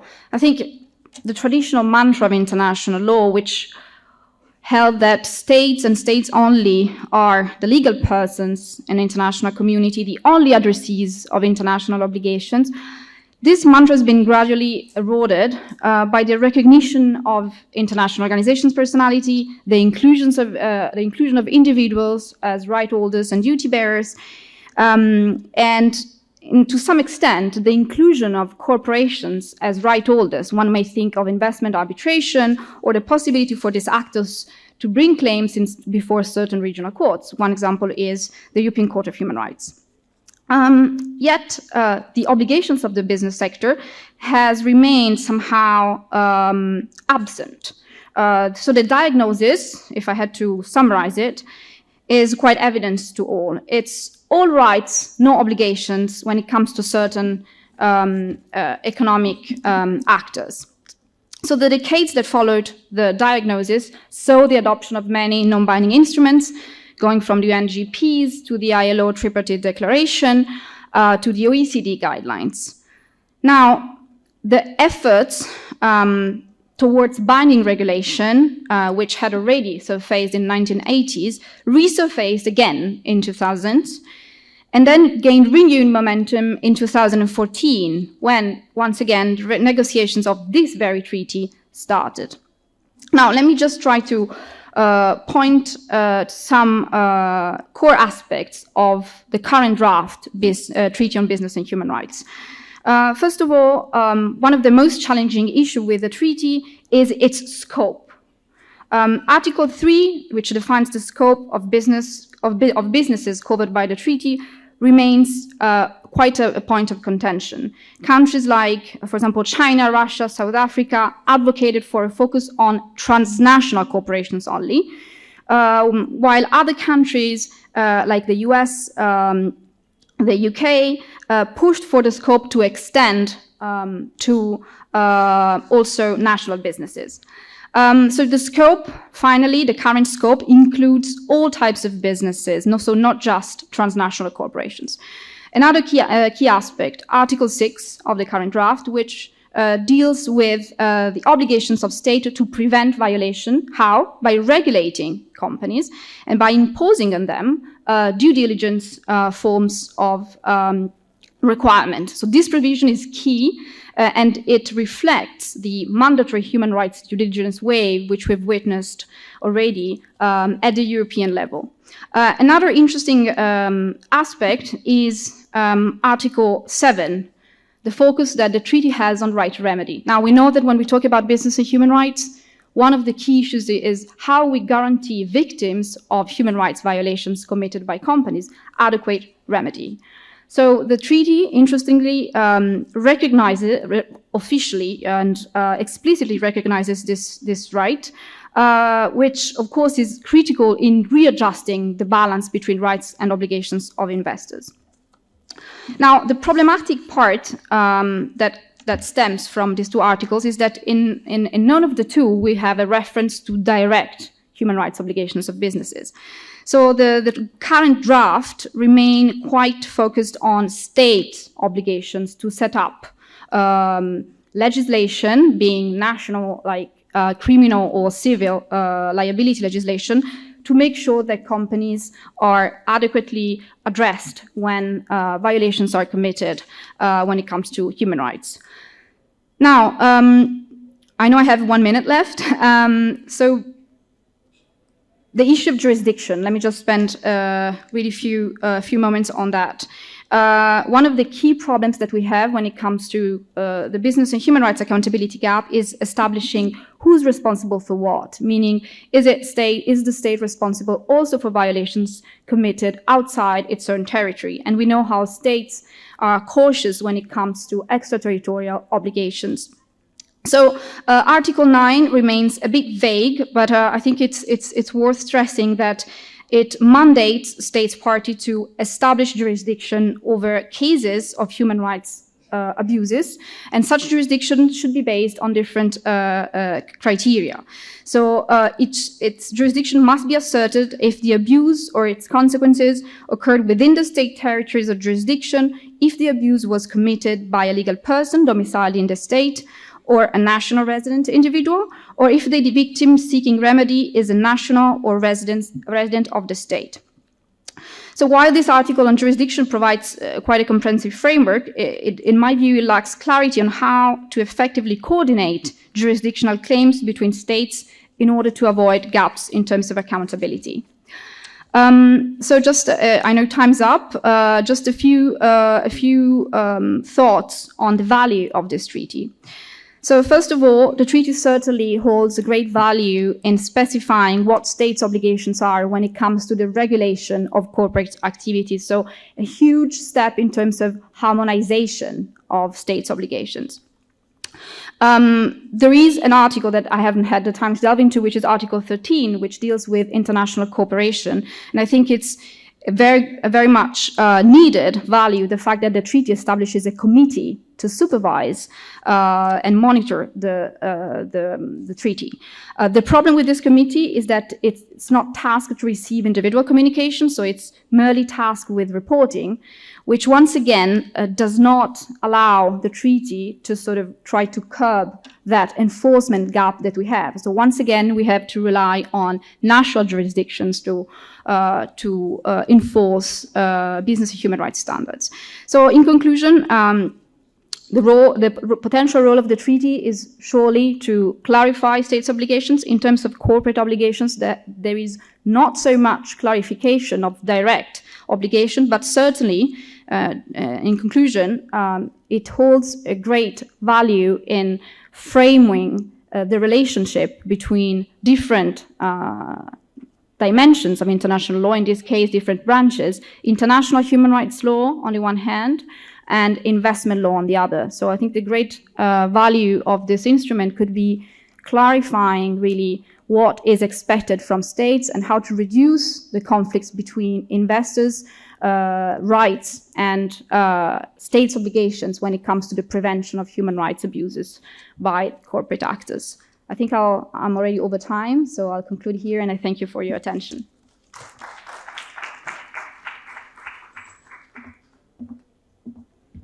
Thank you so much, Dr. Ludovino. I would like to call the next presenter, Professor Dr. Raju Kedi and Anandita Ghosh, Rajiv Gandhi School of IPR Law, IIT Kharagpur. Okay, so we will move forward with the next presenter, Dr. James Devaney, School of Law, University of Glasgow. He will be presenting online.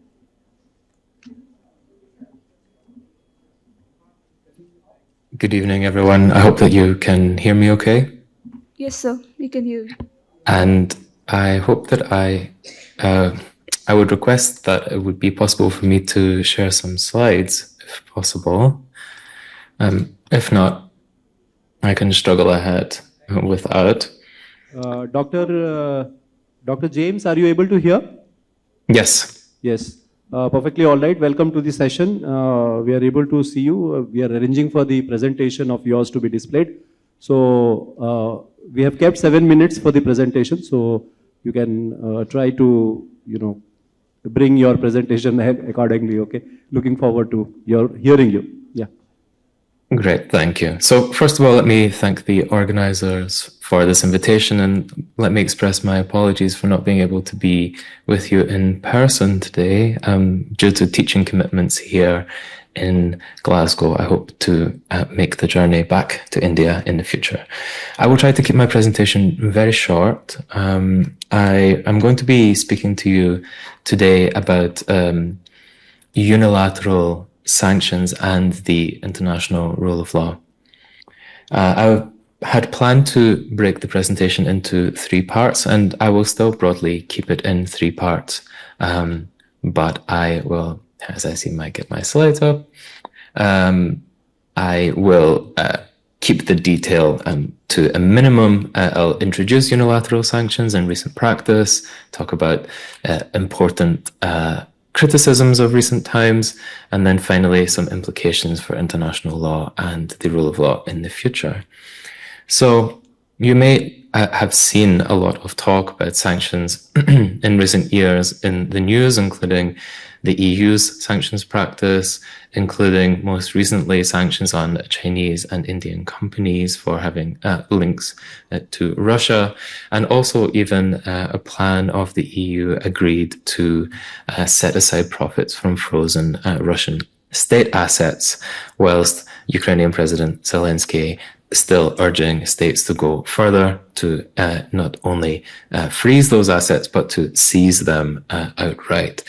And most recently, yesterday, in fact, we saw the summit declaration of the BRICS relating to a call for the end to unilateral sanctions. So that's sort of the context in which I'm making this presentation today. Of course, this all comes on the back of a very remarkable response to Russia's unlawful invasion of Ukraine in February 2022. As I said, the EU has adopted 14 packages of sanctions so far, and it is estimated that the EU has around 260 billion euros of Russian assets frozen at the moment. And if we expand this out to the G7 and Australia, the repo group, this is closer to 330 billion. And as I said, the EU is already taking some state assets of Russia's in terms of the profits on its investments in the Eurozone. Now, there has been a lot of discussion and controversy in relation to specific legal issues, such as whether it's lawful to take state assets in this way. But this has left other questions unanswered, like how does the way that sanctions are designed affect their authoritative nature? How relevant is the fact that this practice is driven only by a select group of states? Or that sanctions are only imposed in relation to certain violations of international law and not others? And this imposition of sanctions in relation to, for example, Russia's actions in Ukraine and no imposition of sanctions, for example, in relation to Israel's actions in Palestine has created many accusations of hypocrisy and double standards. You can see some quotes on the screen, which I will skip over now in the interest of time. But the main point that I want to make to you today is that this idea that double standards and hypocrisy is an extra legal or a purely political concern is simply not true. I would like to make the claim that even on the law's own terms, double standards and the uneven application of the law, in fact, undermines the international rule of law. Why do I argue this? This is because law's authority relates to its ability to provide reasons for action for its legal subjects, and that rule of law considerations such as transparency, such as predictability, such as non-retroactivity, such as the even application of the law, affect the authority of the law itself. So my claim would be that the triggering and implementation of sanctions with rule of law considerations in mind provides international legal subjects with weightier reasons for action in terms of compliance. Now, coming to the end of my 5 minutes, I see the rule of law imposes, of course, different demands on legal subjects in different levels. At domestic law, it's about protecting the individual from the power of the state. In international law, on the other hand, the rule of law is much more about ensuring the equal application of rules and limiting unilateralism or self-interest between states. And so if we take the rule of law at the international level as being about the equal application of the law, we can make the argument that double standards in imposing unilateral sanctions cannot be simply dismissed as extra legal in their concerns or purely a political matter, that the equal application of the law is in fact a fundamental rule of law consideration, and that the design and implementation of unilateral sanctions in a way that conforms to rule of law considerations bolsters their authority and legitimacy, and that future unilateral sanctions should be designed with this in mind. So I will stop there. Thank you very much. Thank you, Dr. James, for keeping it very, very short. So this gives us an opportunity to open at least 2 questions for you, since you are presenting online. So it will be in fairness of all things that we have any questions, if there is from the audience, to Dr. James. Any one of you, if there are any questions? Yes. Can we have a mic there? No, he will not be able to hear you. Can we pass on this mic? Or you can come here.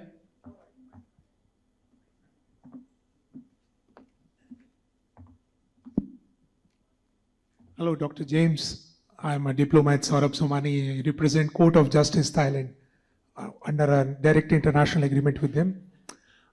How important it is to ensure that law is being practiced for real. I mean, the adherence to law is very important.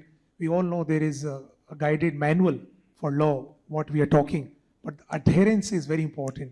Like we hear Secretary General Antonio speaking again and again and requesting and appealing, but the adherence part did not convert it on time, and that has costed us a war. Thank you.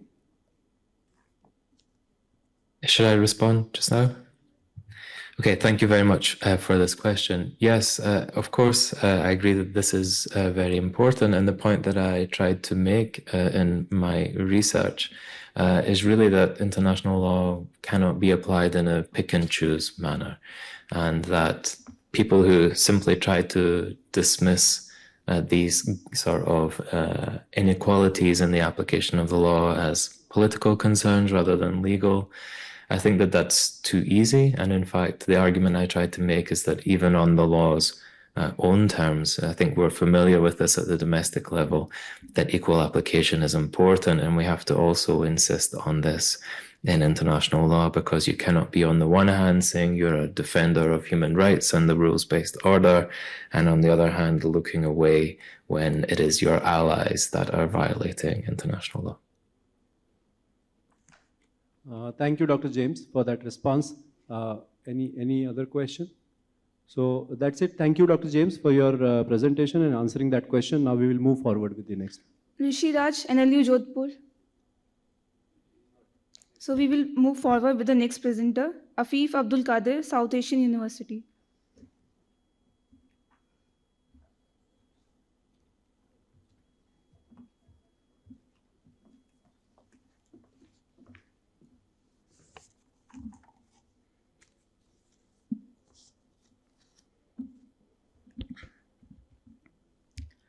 Good evening, everyone.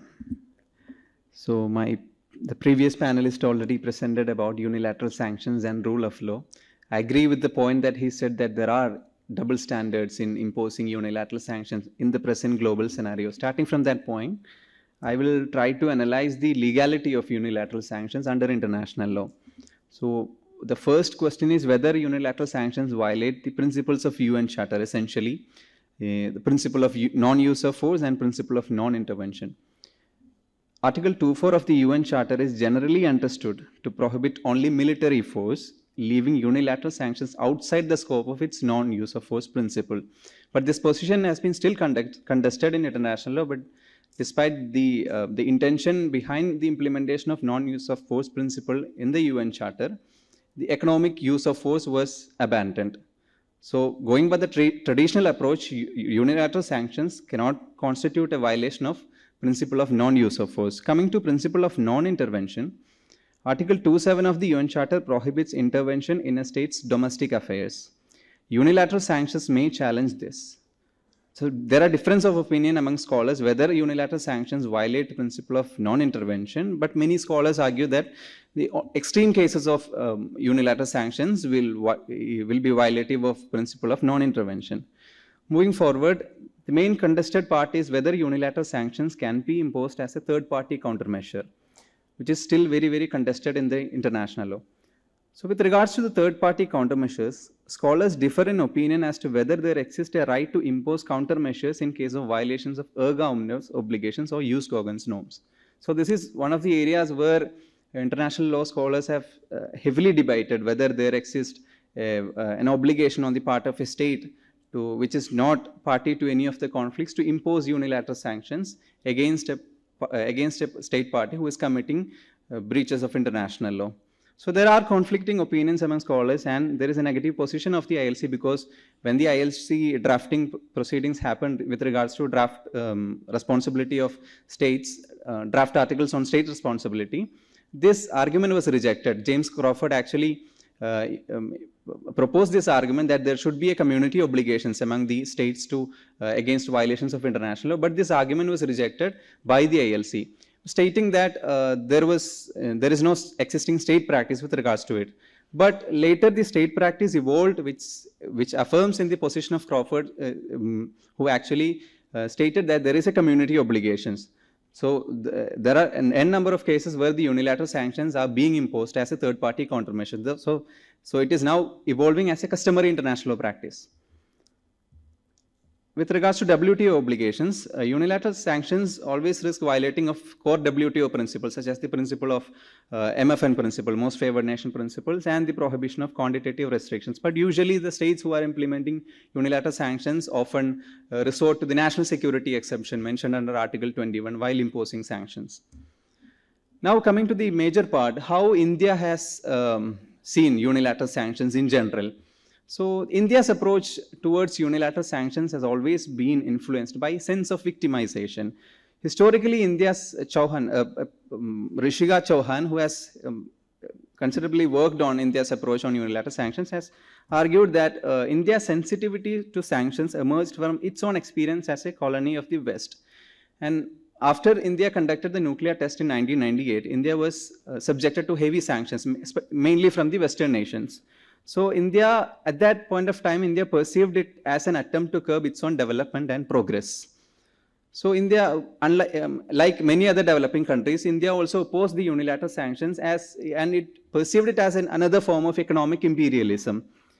So generally, the developing countries view this as another form of economic imperialism, which aims at controlling the economic policies and foreign policies of the targeted states.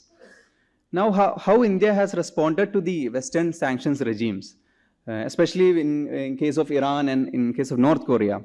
So initially, India was an ardent opposer to the unilateral sanctions, to the practice of unilateral sanctions, theoretically and conceptually. But later, when sanctions was imposed against Iran, mainly by the US, India had made amendments to a lot of its policies, which were essentially adhering to the US sanctions, which effectively India has changed its position from opposition to adherence, to aligning its own policies, considering its own economic interest to the US sanctions.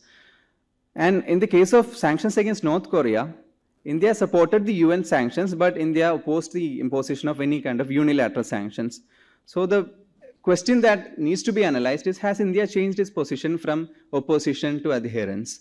Whether India has changed its position to being a strong opposer of unilateral sanction measures to adjusting its own policies in accordance with the sanctions regimes imposed from the West. Another question is whether this is with regards to the secondary sanctions, which is imposed by the Western countries. Now, whether India has itself imposed unilateral sanctions, the sanctions against South Africa, India was one of the first nations to impose sanctions against South Africa during its apartheid regime. And even though India does not have any policy, formal law or policy with regards to unilateral sanctions, certain measures adopted by India in a very subtle manner, without any policy or a law, actually resembles sanctions, especially the measures that has been taken against Pakistan and China and other South Asian countries. It resembles sanctions, even though it does not come from a formal law or a policy. Now, coming to India's approach to contemporary sanctions in the present global scenario. So, the previous panelist was referring to the sanctions against Russia and sanctions in the context of Israel-Palestine conflict. So, in the sanctions against Russia, India still maintains its ties with Russia despite Western sanctions due to strong economic, strategic, and historical relations. Russia remains a key supplier of defense equipment and energy resources, and the two countries share a long-standing relationship. So India essentially does not believe in the concept of unilateral sanctions risking its own bilateral relations.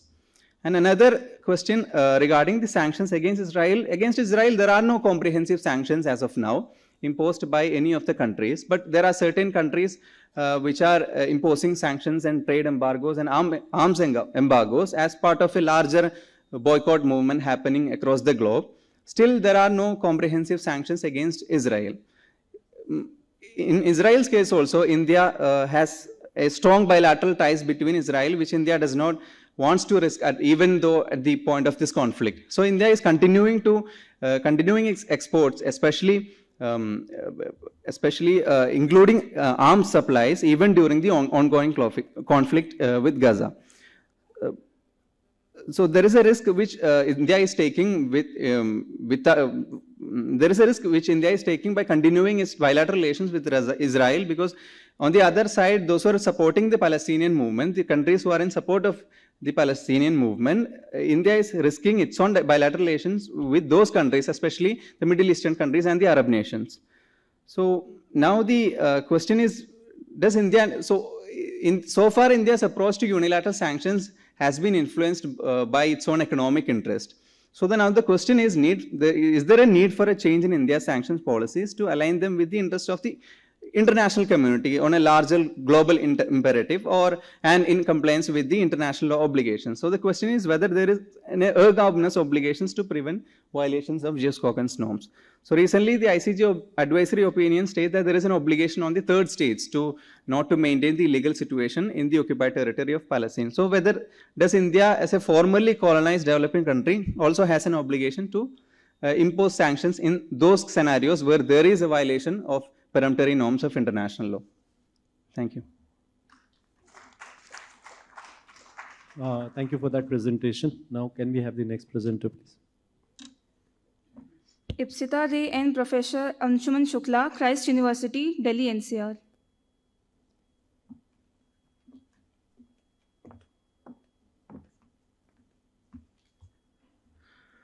Good evening, respected chair, panel members, and audience. Our paper primarily concerns the concept of unpaid care work and its larger or broader implications upon the global political economy. So because of the paucity of time, we are both basically dividing the presentation into three major parts. The first brief part is going to cover briefly the conception of unpaid care work. The second part will largely look at the gendered construction of unpaid work and its larger implications upon what we call as care industry or care economy. And the third part will briefly discuss some of the policy interventions and the larger implications for global political economy. The presentations here are the slides here will largely be an aid because most of the arguments from the narrative will be basically supplemented by the slide arguments, right? So most of the arguments maintained in the slide, they are already part of the original paper. So we begin basically. The ideological underpinnings of the concept of work reveal its significant valence for wealth, status, and power dynamics within society. This ideological quotient is particularly manifest in the gendered-based patterns as identified across various sectors of the workforce. These gendered patterns have a historical life and cross-cultural span. Its adverse and perverse effects are reinforced by the labor market. For instance, most of the female labor remains incalculable, unremunerated, and camouflaged. Work in agricultural sector, largely, or household chores are not entering in the formal canons of the formal political economy. Such depreciation of care economy renders women less productive at their formal workplaces also because they are overburdened with double work shifts, one of the informal kind and the other one in the formal economy. These institutional, economic, and cultural barriers produce entrenched disadvantages for female workforce in the formal economy. The term unpaid connected to care work and household chores conceals the production capacity of the household from primary market. The household work is directly connected with demand and supply in formal labor market. Unpaid work is often referred to as housework, domestic work, or reproductive work. Domestic labor provided by women has use value insofar as it is consumed by all household members. It also forces women to withdraw from paid work for a longer duration of time because of their obligations in the unpaid care economy. Unremunerated work taxes women in all phases of life. Severe constraints reduce remunerative work, personal time, and mental health of women. This time tax traps women in poor conditions, both in terms of income and time poverty, meaning that inaccessibility and unavailability of time. The practice leads to de facto isolation of women in the formal economy. The UN Sustainable Development Goals, the recent attainment status report, basically it reveals that only 15.4% of the goal number 5, which is concerning gender equality, has been on track as per the plan. SDG report 2023 estimates that around 2.4 billion women of working age group do not enjoy gender parity in economic rights, including work-related. 178 countries have legal restraint that prevent women from realizing full parity, right? In labor participation, in India is showcasing one of the lowest female labor participation rates in the world, although the preconditions of participation like high growth rate, meaning GDP, increase in female education and lower fertility are all in favor, right? Yet the female participation is continuously declining, particularly since 2004, as per the data. The quantitative studies in India rely on the household surveys conducted by the NSS. NSS follows the international standards to define economic activity, but the definition is blurred between unpaid family work and domestic duties. This practice is also violative of human rights of women, violating non-discrimination principle, educational rights, and right to formal work. Such exclusion also deprives women from social security. Equality in unpaid work requires reorganization and redistribution of unpaid work. In this regard, ILO has also introduced social protective policies to guide the policy changes in respective countries. Often cash payment is linked with childcare in many countries as part of their welfare scheme. Mostly developing countries allow women employees for paid maternity leave supported by the taxpayers' money. Although the leave benefit varies across jurisdictions, but ILO Maternity Protection Convention 2000, the report number 183, suggests 14 weeks of paid benefit. A transformative strategy can be to distribute paid maternity leave as paid parental leave shared between both the parents. The strategy can get women paid for the lost time at work, formal work, as well as to keep them motivated to return back to the formal work. Now, the larger implications for the global political economy. Time constraint from employment is usually considered for determining the availability of household care work. However, a reverse mechanism is deployed in regards to women. Women become available for the paid work, that is the formal economy, only once their unpaid care chore roles are completed. So household chores are not only energy draining, but mentally tiring. Studies have established reciprocal relationship between domestic unpaid care work and the labor market participation of men and women. The reciprocal relationship leads to inequality in labor market. The compounded unpaid labor remains unaccounted for in terms of economic metrics. The figures quoted above, meaning in the paper, reveal that government organizations, family members, meaning right through the formal political economy, gain at an unfair cost to women. Yet such traditional duties are non-utilitarian and non-valuable for the formal neoliberal market. Ignoring voluminous unpaid services also skews economic development indicators. National GDP only accounts for quantifiable paid work. Now, in this context, conventional economic theories have failed to appreciate unpaid labor as an intrinsic factor of formal economy. In fact, classical economists have stated clearly that household care work largely is not production, as unpaid work is consumption of income earned from the formal economy. Time use surveys reveal that women have taken 5 to 6 times more on care work as compared to their male counterparts. Such classification further lowers women's visibility and bargaining power. Moreover, trade liberalization led to flexibility and restructuring of labor. Women being burdened with unpaid work settle for poor quality work, meaning in the formal economy, at lower wages compared to their male counterparts. This further adds to the burden of women without adding economic value to the production cycle. In this context, the Triple R approach, which is discussed in the paper, proposed by Diane Elson, is like a policy intervention at a larger scale in terms of the macroeconomic policies. The first R represents recognition of the unpaid work. Right. The second R refers to the reducing of workload and time stress in unpaid economy. And the third R discusses the redistribution of unpaid work within the same household. All right. Accounting for, so we'll conclude with this. Accounting for unpaid work can initiate slow and steady changes in Indian households. Urbanization, rising women's literacy, and nuclear family setup are also bringing transformational changes in the demography of the labor market. Middle class families have started outsourcing part of this unpaid care economy. These shifts are basically enabling the younger generations to focus on qualification relevant jobs in the formal economy. Therefore, unpaid care work is a form of shadow productivity and hidden economy sustained by 41 crore people. The number exceeds population of many developed countries. Various surveys revealed that women spend 3 times more hours in domestic chores compared to their male counterparts. Unpaid services provided by women in developing countries are valued services in the developed economies. In such services, if such services are extended in formal sectors, implications will automatically be visible in terms of trade, poverty alleviation, and human capital development. Thank you so much.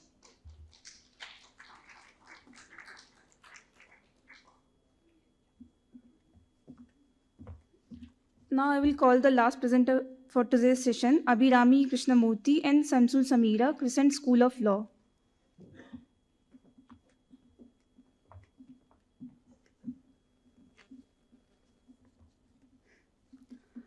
A very good evening to one and all present here.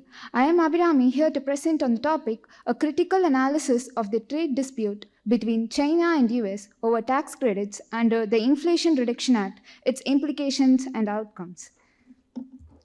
Here, I will be discussing the core issues of the dispute by examining the IRA provisions that led to accusations on US.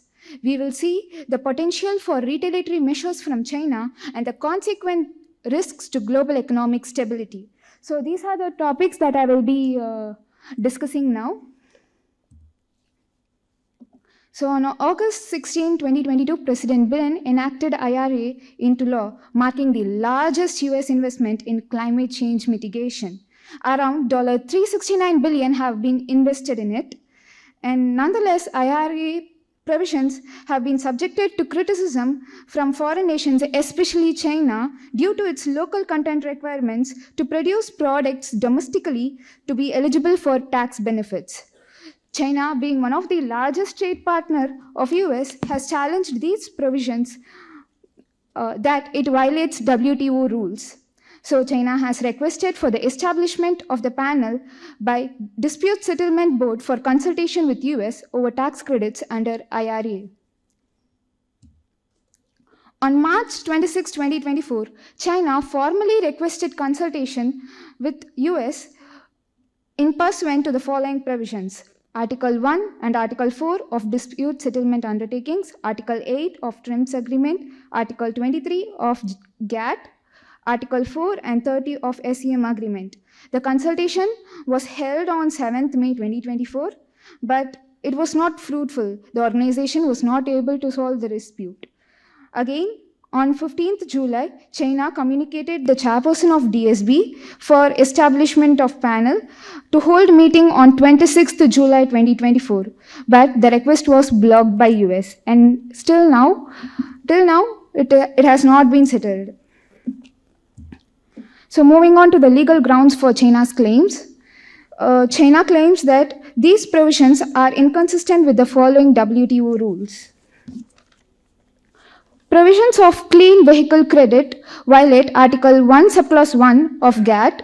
Provisions of clean vehicle credit and renewable energy tax credit violate the following provisions, namely Article 3 Surplus 4 of GATT, Article 2.1 and 2.2 of TRIPS Agreement, Article 3.1b and Article 3.2 of SEM Agreement. So let us see what are those credits. So one is clean energy tax credits. I have mentioned the provisions under IRA in the slide itself. You may just refer to it. So one is clean vehicle credit, and there are 4 more credits which have been concised into one credit which China has challenged, that is renewable energy tax credit.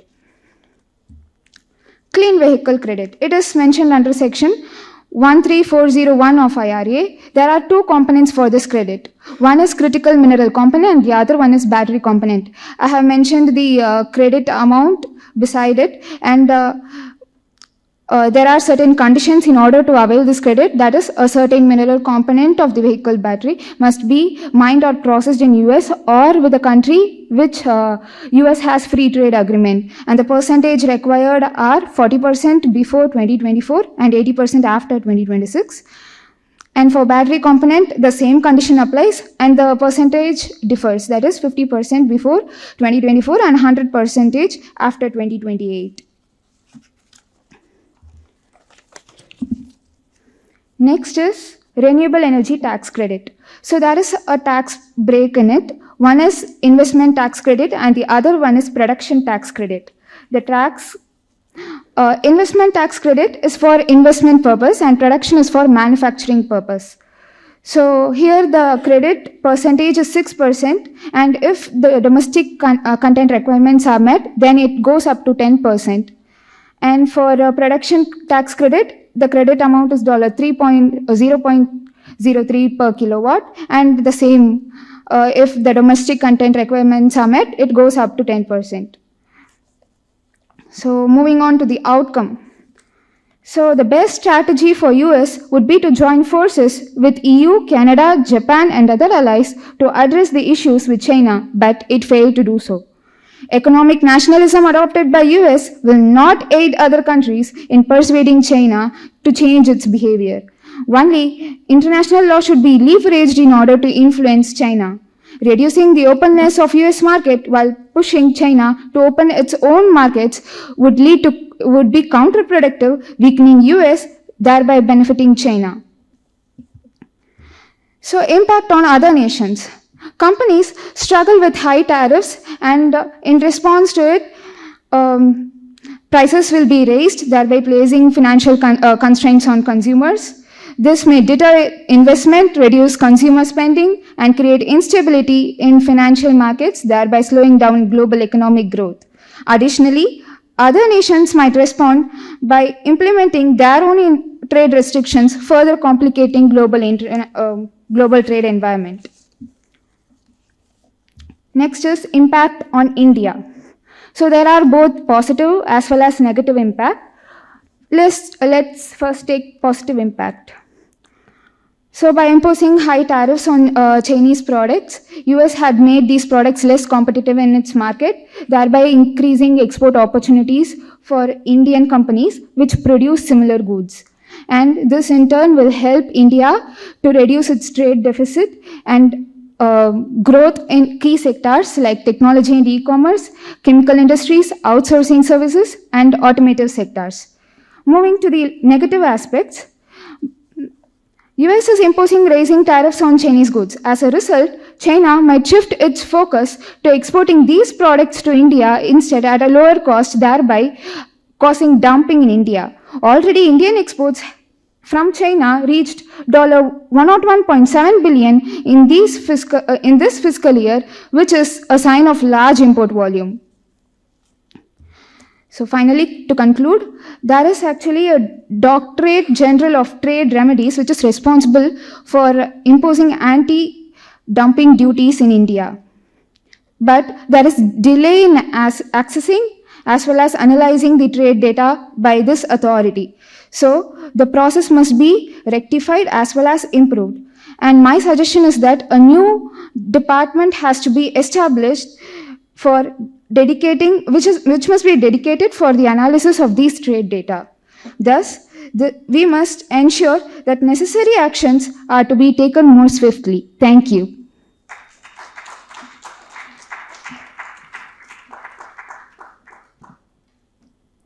So now we are done with all the presentations, so we will open the floor for questions.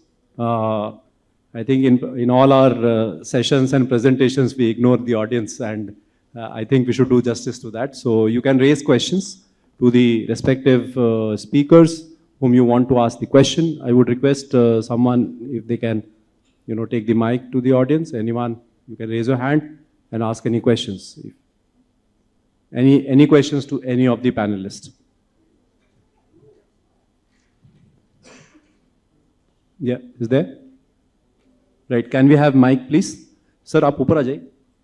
You can ask from there, yeah.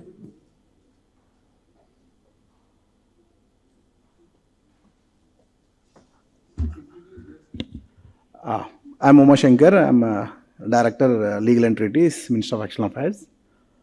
Just I wanted to ask Mr. I think maybe SAU, the one panelist had. So just I wanted to give Afif, yes. Yes. The clarification which relates to unilateral sanctions, especially that the India's position, which we have been explained and all these things, and you have mentioned about the sanctions imposed against our neighboring countries. So there are difference between the banning and the sanctions. There are two different synonyms. So where we banning with the neighboring countries, not the sanctions. So the sanctions which relates to imposing, if your sanctions is the third states, if you enter into any such, the similar sanctions, it will come into effect to those states also.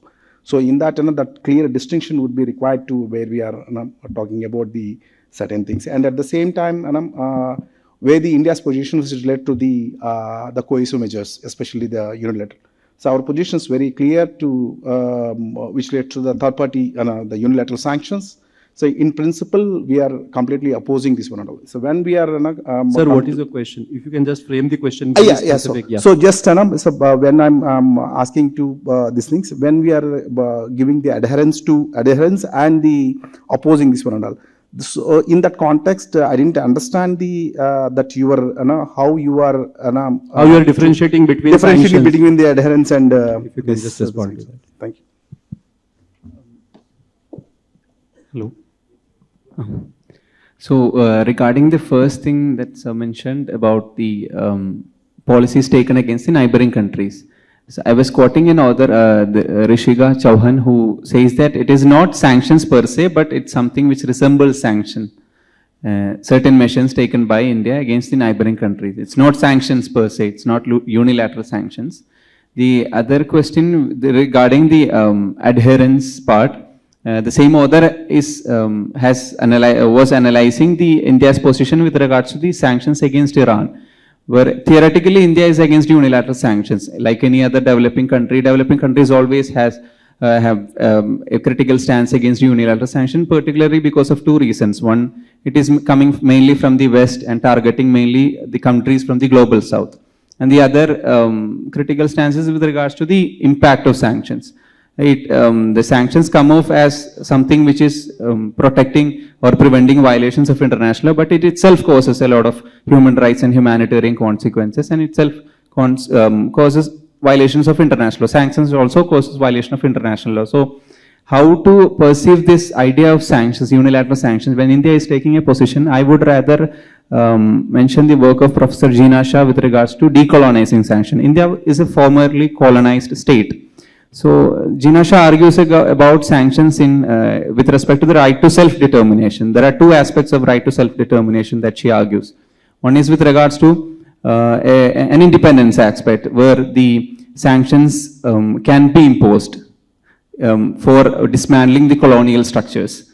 And when opposing sanctions, India can take, there is another aspect of non-dominion aspect, which she mentions, that is available to the formerly colonized states to restrict or prohibit sanctions against against all these non-colonial forms of imperial forms of sanctions. So these two methods, these two aspects that she explains with respect to the right to self-determination. So as a formerly colonized, this is my opinion, as a formerly colonized state, India can adopt this strategy where it can oppose unilateral sanctions as a solidarity measure. That these third-party countermeasures are not something which is, still it is very much contested in international whether these are illegal or not. So, but most of the states are imposing unilateral sanctions as a solidarity measure to send a message that all these atrocities, all these violations of international law will not go unnoticed or unpunished. So it's actually sending a message to the entire global community. So what I was analyzing, my conclusion was that so far India's position on unilateral sanctions was basically with regards to the its own economic interest and foreign policies, which is not wrong, which can be true as well. But my suggestion would be that India should move away from that position to consider its obligations to international law as well, where it can impose, as a third state, it can impose sanctions to protect or prevent the violations of peremptory norms of international law for, say, crime of aggression or genocide. Okay. Thank you, Afif, for that response. Can we, yes, Mr. Nagin, should we give the mic there? Yeah.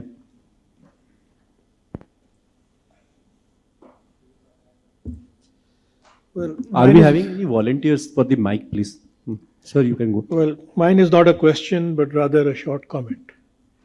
Well, under the UN Charter, the Security Council can impose sanctions for maintenance of international peace and security.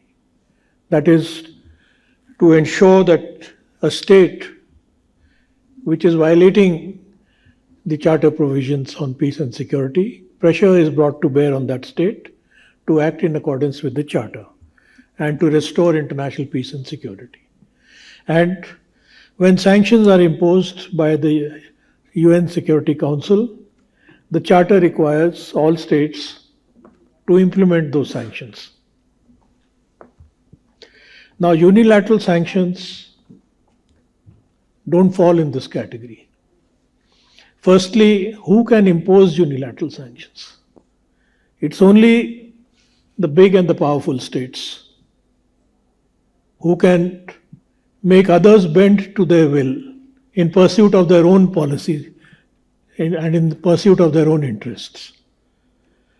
So it's a very limited number of states who are in a position to impose unilateral sanctions.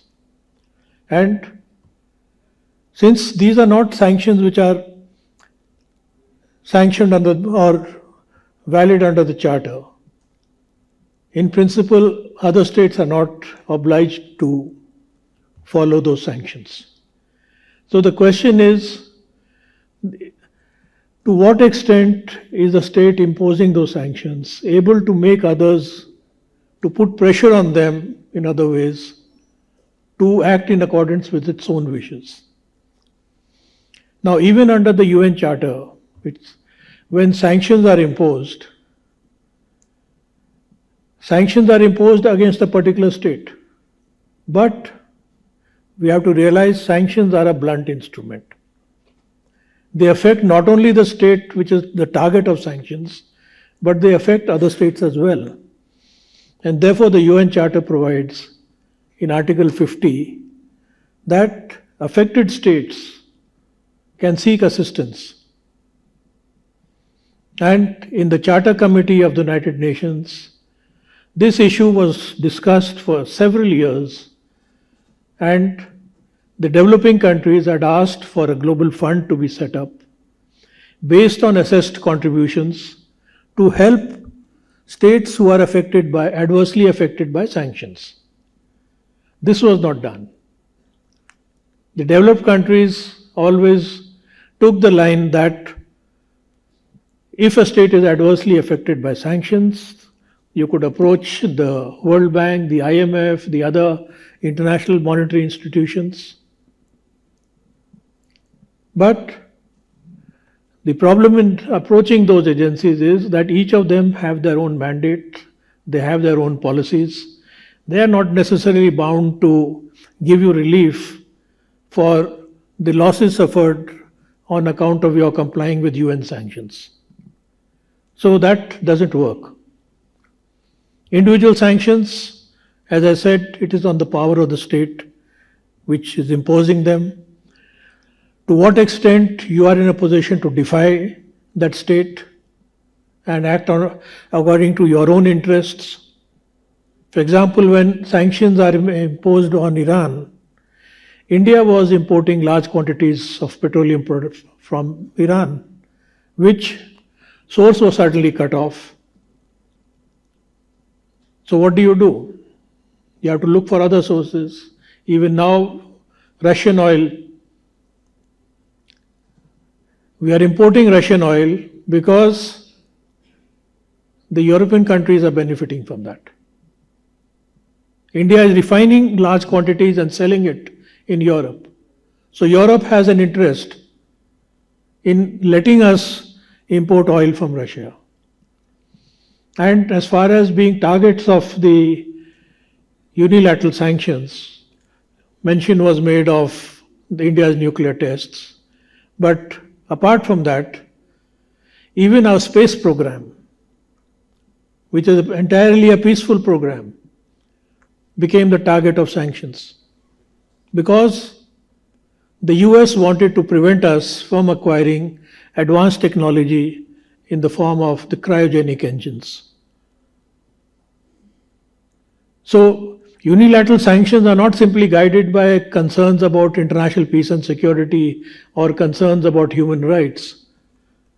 They are guided by national interests of the state imposing the sanctions. And these sanctions on ISRO were imposed in a case where the country imposing sanctions was otherwise willing to sell us that technology, but at a much higher price than what we were getting. And so they tried to block that. Individual scientists were named, ISRO scientists, who were subjected to travel and other restrictions. And that is why now even in the UN, when the Security Council applies sanctions, they try to apply what they call targeted sanctions. They target individuals, companies, entities in a particular country and try to control those activities. Thank you. Thank you, sir, for that clarification. I think we will stop sanctions now, because otherwise we will be sanctioned from having the dinner. I think we are having very less time. So let me, if there are no questions to other panelists, I have a point for, Dr. Ludovica, because that is a topic which is my area. I work on the corporate area. She presented on the Treaty on Business and Human Rights. And on that particular aspect, if I recollect from the Indian context, we are having something which is called business and social responsibility reports already incorporated in the domestic law. These principles which were laid down in the Ruggie framework, those were all brought back to the Indian context. So in your study, have you analyzed some countries like this who have internalized these principles of business and human rights? That I would like to have some clarification. Thank you for the question. Actually, it was really a part of the presentation I had to cut, so thanks for giving me the opportunity to expand. I think the soft law nature of these principles has not prevented, as you correctly stated, the incorporation and reference of such principles both in national policies and also by national and international courts. So I think if we want to think of early examples, I think the French due diligence legislation is one of the pioneer models in 2017, but many others have followed. Switzerland had followed. The UK had a more sectorial approach to the due diligence, but I think really, and then now the EU, of course, has gone in the same direction. So I think in addressing the value of the treaty, we should not forget that despite being non-binding, the UN guiding principles, by focusing on human rights due diligence, have really created a sort of practice, we can say, that could also lead to a sort of customary rule towards the establishment of due diligence requirements of companies at the national level. So I think, yes, India is one of the examples, but we're really witnessing a wave of legislation at the national level that is actually referring to a soft law instrument. So I think it's a kind of interesting aspect to witness. Thank you. We have a comment, I think, from... I think the question I wanted to ask you have asked already. That's about I just wanted to check whether, what impact the treaty has on the Treaty on Business and Human Rights. How does it take concerns of developing countries and things like that? Since it's a treaty, but it's more European sort of a treaty, so we need to look at that. And then on the question of sanctions, I think Mr. Narendra Singh has already mentioned, but we also should look at what is termed as the extraterritorial application of the domestic law, which is where they can camouflage sanctions, but in the guise of which actually is what exactly the case which you are actually dealing with it. The Americans have come out with this, the Tax Reduction Act. The Tax Reduction Act is actually sort of, which is also equally connected to the business models, because that also will impact the country's production processes. So you need to, that's why China has gone to the WTO. So now, see, when they can camouflage their kind of enactment, which US does very interestingly in many cases, including these simple cases like, well-known cases like shrimp and other things. So they want to cut down production, but so then they camouflage the extraterritorial application, but they are domestic legislations, but will have an international impact. So that's exactly what Mr. Narendra Singh said. Big countries can actually do that. So, but at the same time, the security related are different. Security Council is in the collective security regime, so obviously countries will have to follow that. That's reciprocity is the key. So I think these are the two comments essentially, not. And unpaid workers, just one comment, it's an interesting paper, but I just wanted to know, how does International Labour Organization look at it? Exactly, because that's one point I think you should actually examine. So that's very important, and these are also again country specific. These are not entirely, and reports go to ILO and other monitoring agencies. So obviously that one point you can look at it. That's all. These are comments. If you wish to say 1 minute, you can take it with the permission of the coach. Yeah, that's all. Thank you. Yeah, I will just supplement one point that you are talking about unorganized labor mostly, right? So, and particularly the homemakers, that is the focus which you have. So, is there any international instrument which deals with it, and is there any international obligation? Not currently, but most of the policy proposals have come at three stakeholder levels. Like one at the governmental regulatory level, for example, financial incentivization of the household chores in terms of tax credits and those aspects of it. Okay, not specific. Yeah, not specifically. Okay, but it's a good paper if you can just take the suggestion of Professor Hegde. Certainly, sir. This can be a nice one. Last question to the last presenter. You have talked about the credit, a clean value credit you have talked about. I was just wondering because Government of India has come up with a scheme of carbon credits. You may be aware about the life scheme. So have you given a thought to it, or have you examined it in your paper or something like that? No, sir, not relating Not to yet. that. So you can have a look at that because that is a very important one. Yeah, So critical. This relates to only those credits which China has challenged it. Okay. No, you talked about the impact on India in one of your slides. Yes. So I was just interested whether you have talked about that particular impact as well. Okay, so that if you include it, probably that will be more broader. Sir, you would like to make? No. Okay. So I would like to just, come. Any other panelist want to speak something? Because I cut you short in beginning, and you know that we are almost 90 minutes. We will complete after 5 minutes. If anyone wants to make any comment for maybe 30 seconds, if you want to. No, then that's all right. Perfect. So in conclusion, I would say it was a session which was dealing with navigating international trade, policy, law, and practice. And we had a number of issues because this is an area which cannot be, assimilated in one session because there are plenty of things in international trade nowadays. I had a presentation specifically on evaluating international trade law in digital world from the lens of competition policy in India.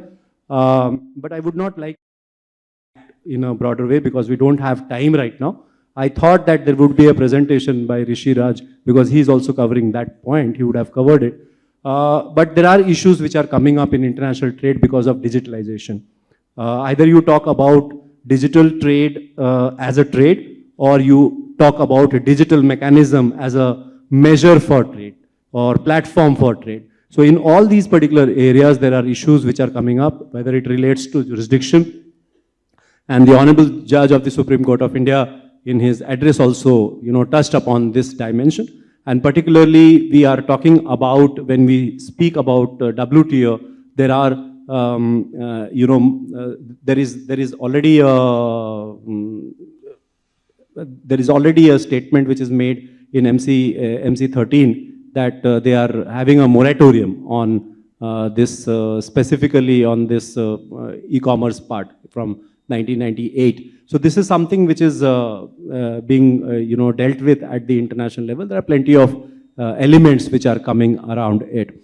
So now if we look at these sessions, these presentations were quite nice, and we covered different areas, including the business and human rights. We talked about the unilateral sanctions, 2 papers concentrated on that. And then we had one on labor law and the other one on the trade disputes. So a nice presentation. I would like to just conclude with that. And plenty of questions comes up out of it. That is what we see. So we can thrash it in the next coming sessions. And probably there will be some interface which will be coming in some of the sessions which we are going to see in the next 2 days. I would like to thank all the panelists for their patient presentation as well as sticking to the time. Thanks a lot. Thank you to the chair as well. Yeah, over to you. Now I will request everyone to join for the dinner.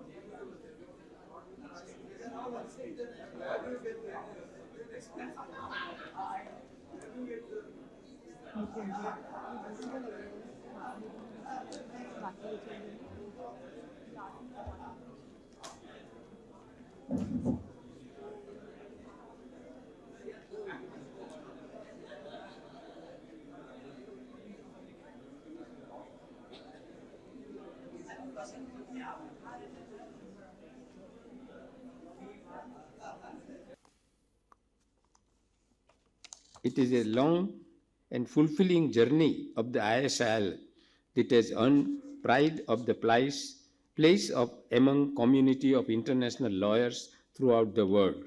This would not have been possible but for the hard work put up by the Justice Nagendra Singh, Dr. K. Krishna Rao, Sri G.S. Pathak, Justice R.S. Pathak, Professor Harman Singh, Professor G.S. Chako, Sri Narayanan Rao, Dr. Manan Prakash, Professor B.S.N. Murthy, Sri C.V.L. Narayan, Professor M.K. Nawaz, Sri G.V.G. Krishnamurthy, Sri Ram Nivas Mirza, Professor R.P. Anand, Professor Ramtullah Khan, Dr. P. Chandrasekhar Rao, Dr. S.P. Jagotu, Dr. R.K. Dixit, Dr. P. Srinivas Rao, and many other members who have made us in this ISIL, and we must remember to each one of them, they all have contributed a lot of things, and that is why we are today in the ISIL. In fact, I find there are organizations which is of lawyers, there are of the professors, but this is one place which is one place where there are both professors and the lawyers are together, and that makes it excellent thing for ISIL. In 6 decades of existence, the ISIL, under the dynamic leadership and guidance of the distinguished persons, has grown into the prestigious research and teaching center for international law in India.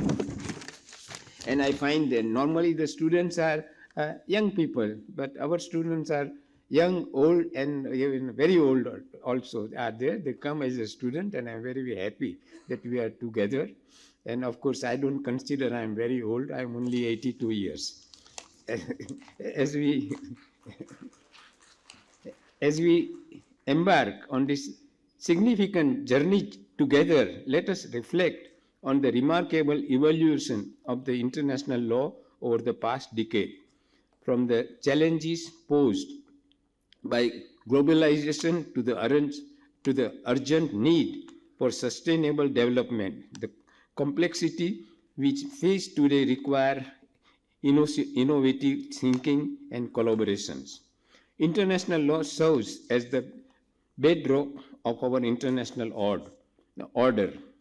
It shapes the conduct of states and provides a framework for resolving disputes, protecting human rights, and addressing global challenges such as climate change, terrorism, pandemics. However, we find ourselves at a crossroad. The principles that once united as we increasingly being tested by the unilateral actions and the rise of many other populism. Back in these days, international law was not only widely included in the academic curriculum for teachers, but in our ISIL, we teach our students who come. As I say, our students are young and old together. In the recent years, you have witnessed the resurgence of state-centric approaches, often at the expense of multilateralism.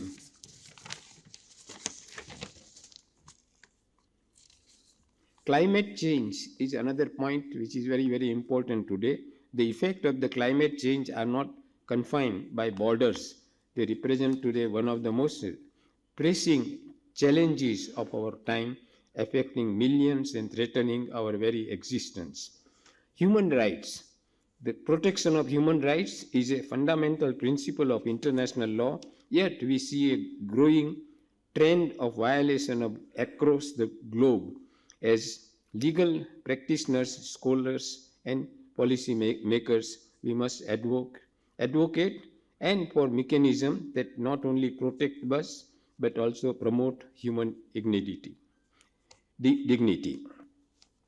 Technological advancement has also gone a lot, and that also both is good and bad, but we can't do without it, and therefore we have a lot of technological advancement which is being used.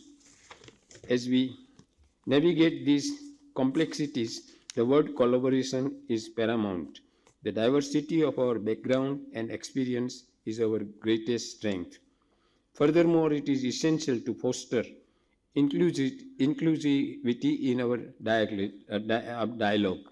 I would like to take a moment to extend my deepest gratitude to all the speakers and participants from India, and especially grateful to have the members who have come from Italy, from United Kingdom, from Germany, the United States, the West Africa, Switzerland, Mali, Kenya, and Bangladesh, and Nepal. They have come here for this participation, and we welcome to you in India, and we are very, very happy that you have come. Let us remember that the pursuit of justice, peace, and cooperation is not merely an aspiration, but a responsibility. We stand on the shoulders of giants who have made the way of international law. As the president of ISIL, I am able to work and present in ISIL every day, as I go to the Supreme Court every Monday to Friday. In fact, it is very, very good that the ISIL is just opposite to the Supreme Court. And if I go from Supreme Court to ISIL, by car it takes 10 minutes, but if I go walking, it is 5 minutes. As we proceed with the conference, let us be inspired by the possibilities that lie ahead. Together we can shape a future that the principles of international law and promotes them more. I thank each and every one of you, my dear friends. Have a great day for 3 days. Thank you very much.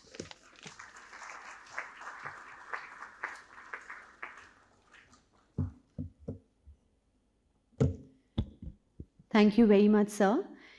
May I now request our guest of honor, Mr. Kader Oval Omar, Head of Delegation, ICRC Regional Delegation at New Delhi for India, Nepal, Bhutan, and Maldives, for his special address. Ladies and gentlemen, please welcome him with a huge round of applause.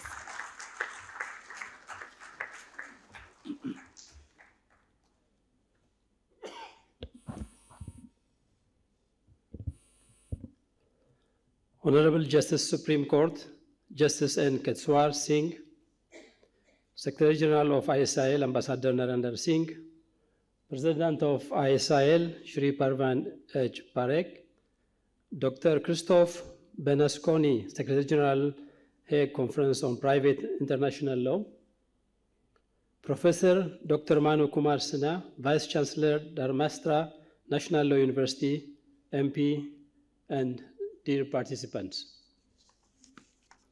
I am honored to be here today for the inaugural of Indian Society of International Law, International Conference on International Law. I'm so delighted to see ISIL annual conference in its 10th year, and I'm impressed by a wide spectrum of panel sessions that ISIL has put together for this conference that range from private international law to public international law topics, including international humanitarian law, international trade law, law of sea, refugee law, climate change, outer space, human rights, cybersecurity, amongst other relevant and contemporary thematics. The International Committee of the Red Cross, ICRC Regional Delegation in New Delhi, has been and continue to be an important, long-standing partner of Indian Society of International Law. We share the common goal of promoting discussions on international humanitarian law, and most recently, this September, together with ISIL, we organized 23rd edition of the Henry Dunant Moot Court competition, providing students and future lawyers the platform to build international advocacy skill, as we have been doing for a long time.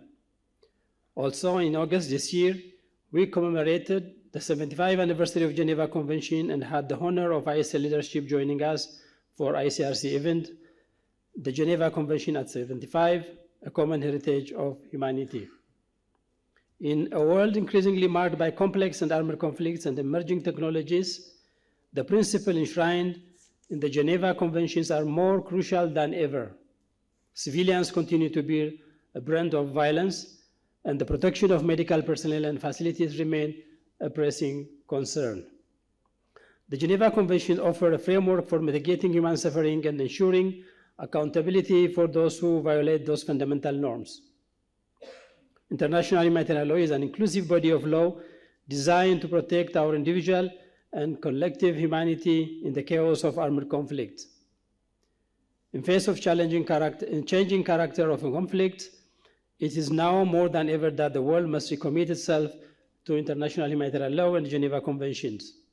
These rules ensure limits in war and offer a pathway to peace. I hope this kind of gatherings will also strongly emphasize the same in its deliberations. On recent developments, on 17 September 2024, Brazil, China, France, Jordan, Kazakhstan, and South Africa, together with ICRC, launched a global initiative to galvanize political commitment to international humanitarian law. The overall goal of this initiative is to make IHL a political priority at the global, regional, domestic level, and secondly, to start the process to discuss challenge on specific IHL topics such as prevention of violations or conduct of hostilities rules in order to make clear recommendations to address them. The work will culminate in a landmark meeting to uphold the humanity in war beyond end of 2026. This initiative, launched by 6 states from around the world, is inviting all states to join and seeks to give strong impulse to bring hope to mitigation of humanitarian challenge around the globe. The ICRC will soon engage with stakeholders in India and the region to strengthen this initiative and encourage Indian leadership to guide and take lead on this relevant and important initiative. India ratified the Geneva Convention in 1950, becoming the 5th country in the world, signing its commitment to uphold this humanitarian standard. Also, India followed up with Geneva Convention Act of 1960, ensuring that the principles enshrined in the Geneva Conventions were not just international ideals, but legal norms within the country. We have no doubt that India, in taking its humanitarian leadership at the international stage, following its ethos of world is one family. I'm sure that through this international conference, we will engage in constructive discussion and deepen our understanding of international law topics and issues that are facing the world today. I encourage all of us to attend all panels, including the one being hosted by SIL on IHL tomorrow at 2 p.m. in the afternoon that discuss the contemporary challenge of the IHL. Lastly, and importantly, I extend my heartfelt gratitude to ISL, participant, panelists, moderator, and volunteer who have worked tirelessly to make the conference possible. Your dedication and commitment are truly commendable. I wish ISL leadership and the team all the success for the event. I would like to thank also ISL and its leadership for inviting ICRC to this important forum and for your commitment for continued strong partnership. Thank you.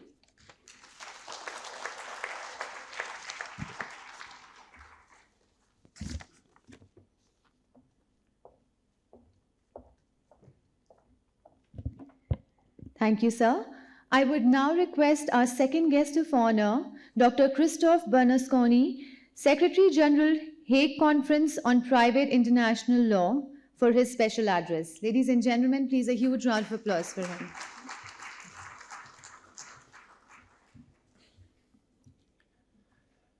Honorable Justice Singh, Head of Delegation ICRC, Mr. Omar, President Parekh, Secretary General Singh, Vice Chancellor Senior, Excellencies, Judge Chacha from ITLOS, dear members of the ISIL, distinguished participants, ladies and gentlemen. It is an immense pleasure and indeed a great privilege to be here with you today in New Delhi as part of this 10th International Conference on International Law. I'm deeply honored to be part of this distinguished panel for the inaugural session and would like to extend my sincere thanks to the Indian Society of International Law for the warm welcome and for having me here. Special thanks to Ambassador Singh and President Parikh for their leadership and for inviting me alongside my colleague Laura Martinez Mora, who tomorrow will be presenting on some of the HCCH conventions related to child protection. While this may not be the first time you are hearing from me today, as I had the privilege of addressing some of you earlier in the afternoon, it remains a great honor to join this inaugural session. The work of the HCCH, which Laura and I have the privilege of representing here, intersects profoundly with the discussions during this conference. And so I firmly believe that private international law indeed deserves a prominent place in this forum. As I like to say, we live in a world of private international law. This might seem like a bold statement, but think about it for a moment. Almost everything we do as private individuals, family members, or commercial operators very quickly transcends borders. It connects us to another country, thus to another legal system, and thus raises questions of private international law. Whether it is an international family situation, a company conducting cross-border business, a transnational litigation in civil or commercial matters, or someone simply moving abroad for education or employment, private international law becomes an underlying yet essential framework that shapes and governs these cross-border interactions. It is important to remember that private international law is not just a theoretical aspect of international law. It is deeply practical and impactful, an expression of international law that directly affects people's lives and how businesses operate across borders. To put this into perspective, let us take India's own context. Here, every single day, more than 6,000 apostees are issued, 6,000 a day. With such figures, and China having joined the Apostille Convention as well, at the global level, the number of apostees issued every year is likely to exceed 35 million. These apostees provide essential verification that makes it much easier and efficient to produce legal documents, be they diplomas, birth certificates, or notarial acts emanating from one country in another country. Then consider the thousands of inter-country adoptions that have been conducted and are being conducted under our Adoption Convention, ensuring that the best interests of the child are safeguarded. A convention which of course greatly benefited from the 1984 landmark case of the Indian Supreme Court in Lakshmi Kant Pandey versus Union of India, which was instrumental for the subsidiarity principle established in the convention. Or take, outside the Indian context, the numerous cases in which children wrongfully removed across borders by one parent are returned to their place of habitual residence, enabling the authorities best placed to assess what is in the best interest of the child to take a decision on the merits. Every year, at the global level, there are also thousands and thousands of requests for service of process or the taking of evidence abroad, handled under our respective conventions. And where no global HCCH convention applies, of course, regional or domestic private international law rules may come into play and equally express and underscore the practical importance of private international law. PIL facilitates solutions that have tangible, real-world impacts.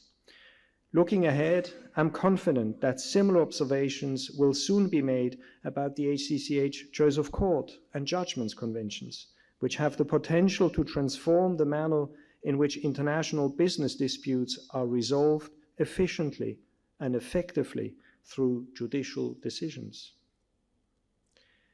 Given the significance of PIL and the effectiveness of the multilateralism we pursue at the HCCH, I want to take this opportunity to invite, and indeed gently urge, India to make an even greater use of its membership in the HCCH.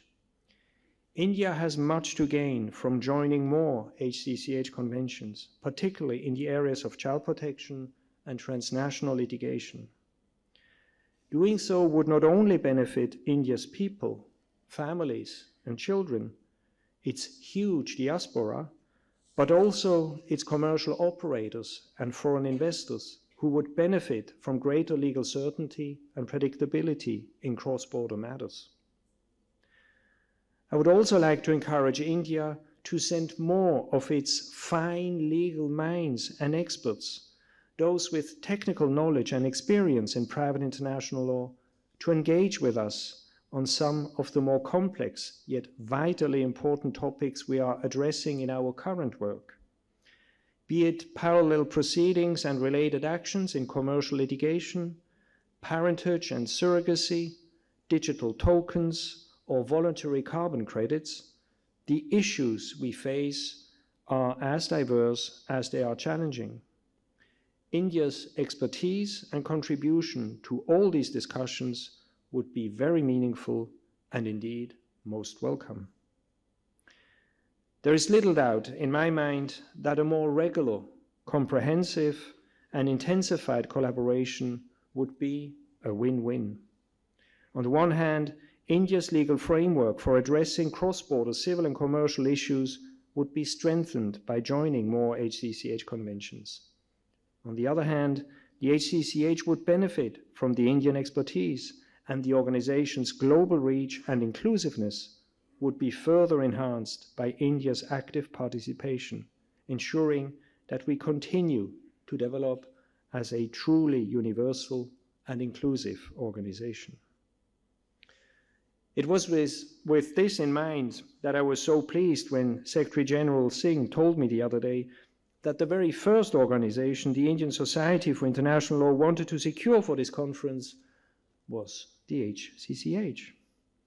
This speaks volumes about the deep bond between our two institutions and our shared commitment to advancing international legal cooperation. On this happy note, I look forward to a splendid conference filled with thought-provoking discussions and fruitful exchanges. And I must say, we're also looking forward to an even stronger relationship with India as it continues to integrate more deeply into the HCCH. For an HCCH without India's strong involvement would not be truly universal, and India without fully benefiting from what the HCCH has to offer would miss out on significant opportunities to contribute to and benefit from effective, practical multilateralism, one that has a direct practical impact on people's life. The type of multilateralism that this world needs probably more than ever. The theme of this conference, Issues and Challenges, is a timely one. As we confront the evolving complexities of the modern world, the challenges we face are indeed vast and multifaceted. At the HCCH, by working together through dialogue and collaboration, and always on the basis of consensus, we find solutions that benefit not just individual nations, but the global community at large. Thank you for your attention. Thank you for the kind invitation, and I wish you all a very successful conference.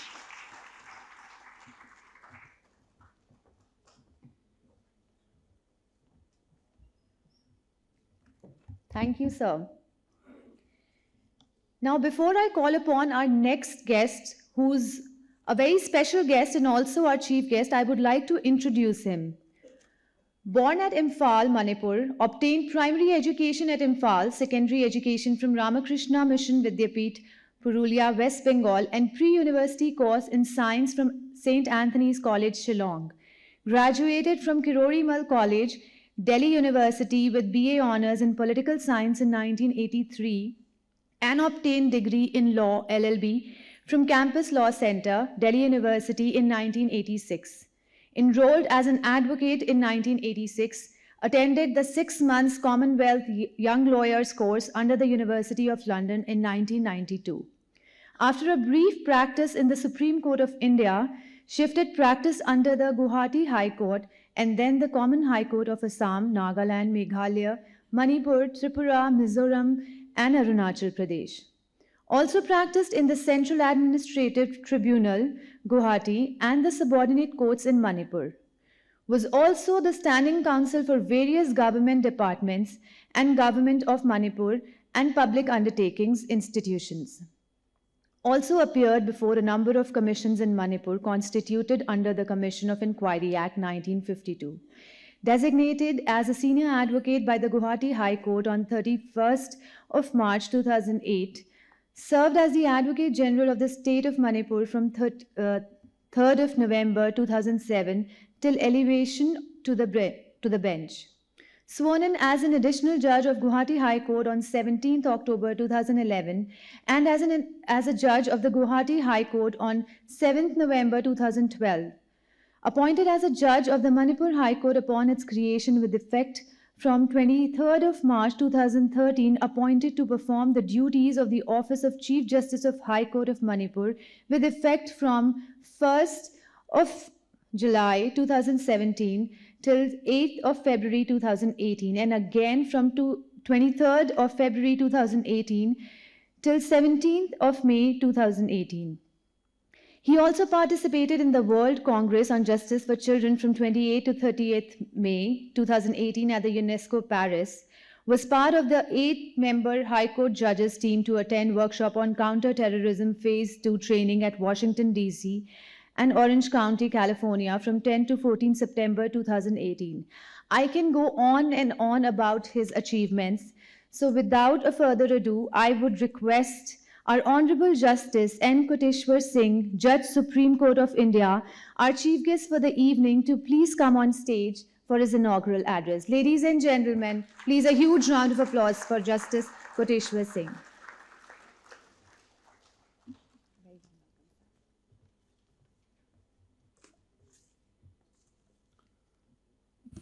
Good evening to everybody present here.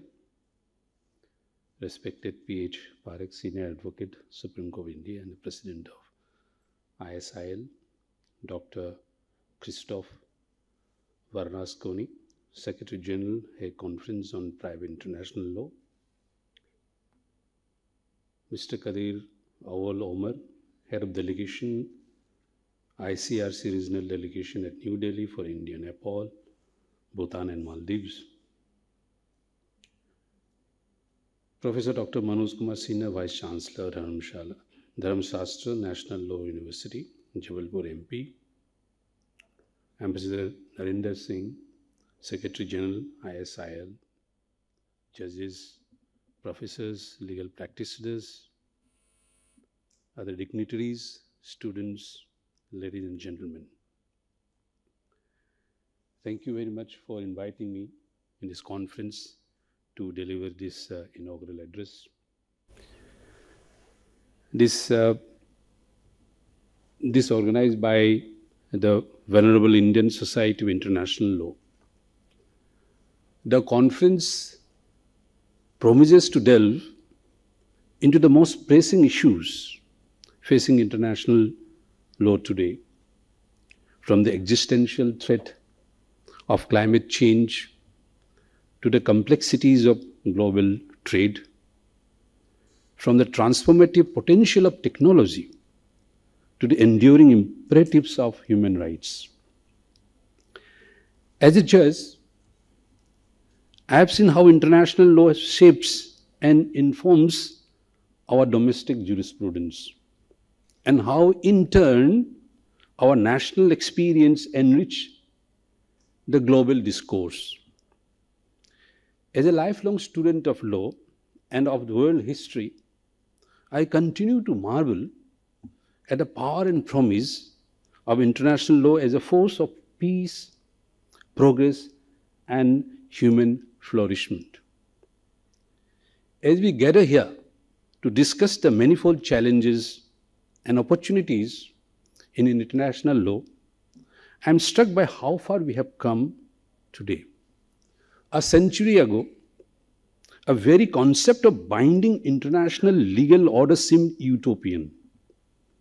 Today, while we face significant challenges, the framework of international law touches virtually every aspect of human civilization, from the depths of our oceans to the reaches of outer space. Consider this remarkable journey. In 1899, when the first Hague Peace Conference was convened, only 26 states participated, nearly all from Europe. The conference struggled to achieve even the modest goal of arms limitation.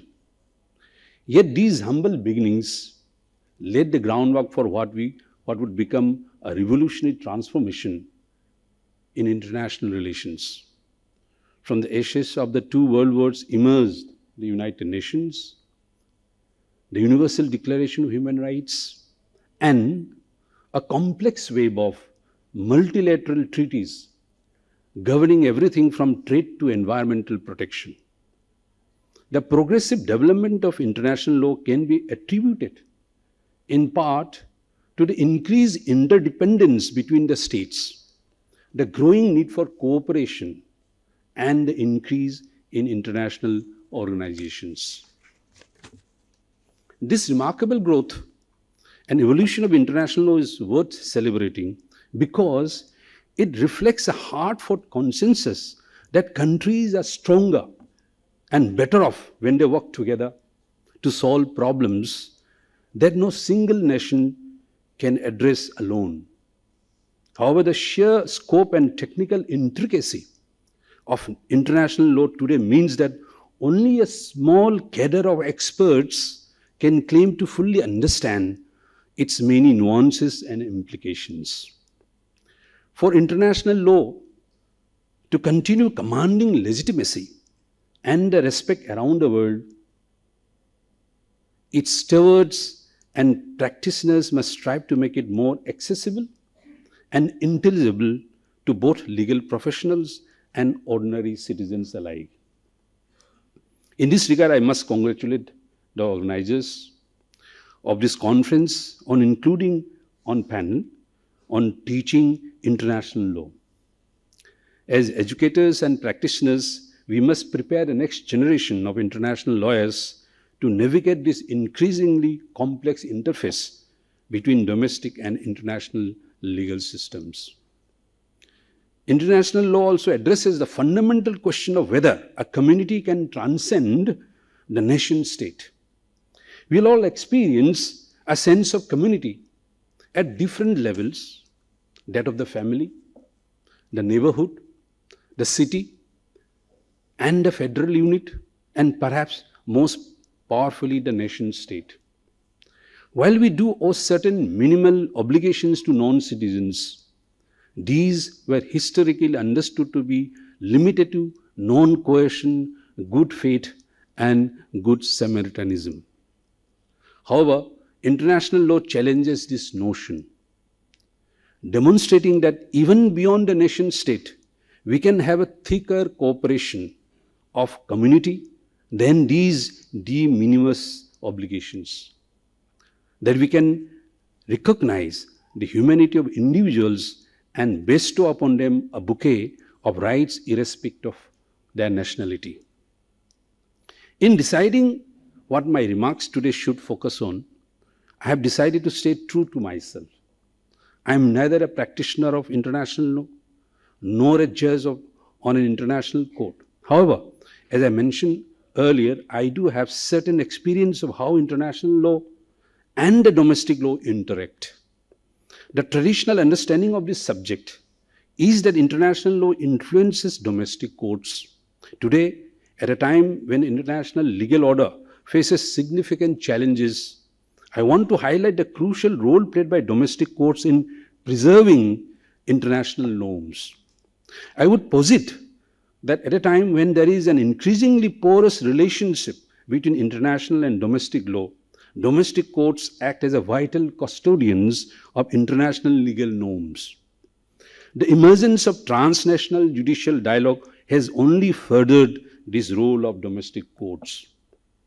The traditional dualist approach of international law, which viewed international law and domestic law as separate spheres, is increasingly giving way to what has been described as permeable legality. Take the example of the Stockholm Declaration of 1972, which marked the first global recognition of the right to a healthy environment. Initially considered soft law, its principles have gradually permeated into domestic legal systems worldwide. In India, Supreme Court's interpretation of Article 21 of the Constitution to include the right to a healthy environment exemplifies this phenomenon. This demonstrates the porous relationship between domestic and international law. However, it is also an example of something else, a shift in international law from state-centered system revolving around the protection of sovereignty to a system which protects individuals and their rights.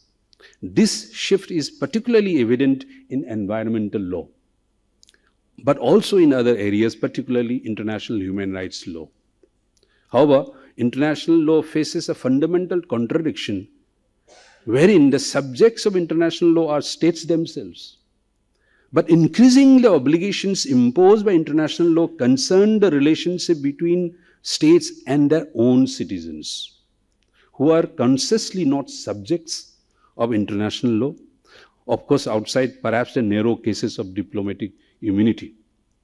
Thus, a decentralized system of law designed to govern the relationship between countries is increasingly being called upon to govern the relationship between a country and its citizens, most notably in areas of human rights.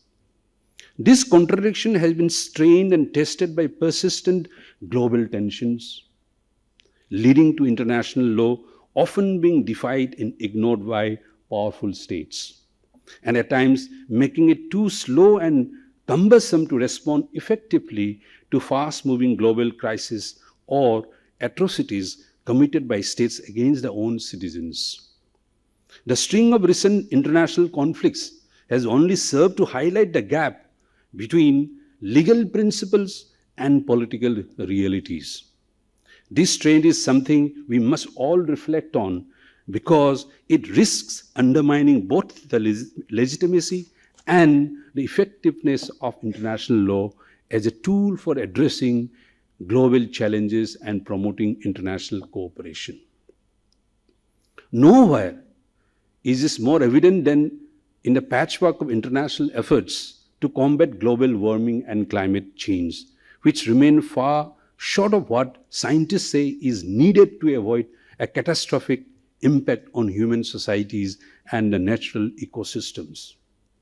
International law has made important contributions to the global fight against climate change, from the negotiations of the United Nations Framework Convention on Climate Change in 1992 to the adoption of the Paris Agreement in 2015. But these pacts and instruments have been hamstrung by a persistent lack of binding emissions reduction targets, weak enforcement mechanisms, and the refusal of major emitters to fully join or remain within the international legal framework needed to address this planetary emergency. In these challenging times, I would posit that domestic courts become vital protectors of international norms. This is not a new development, but a phenomenon that has been existed since the earliest days of international law. Take the case of Somerset versus Stewart, decided before the King's Bench in 1772. James Somerset was an enslaved person purchased in Boston by one Charles Stewart. Upon returning to England, Somerset escaped and was later recaptured. Stewart then imprisoned Somerset and sought to have Somerset shipped to Jamaica to be sold on a plantation. However, Somerset's family and abolitionist backers filed a writ of habeas corpus challenging the legality of Somerset's detention. They argued that while colonial laws across the British Empire might allow slavery, neither the statutory law nor common law of England permitted slavery. Lord Mansfield ruled in favor of the Somerset, a decision that reverberated across jurisdiction even at a time when there existed no international consensus on slavery.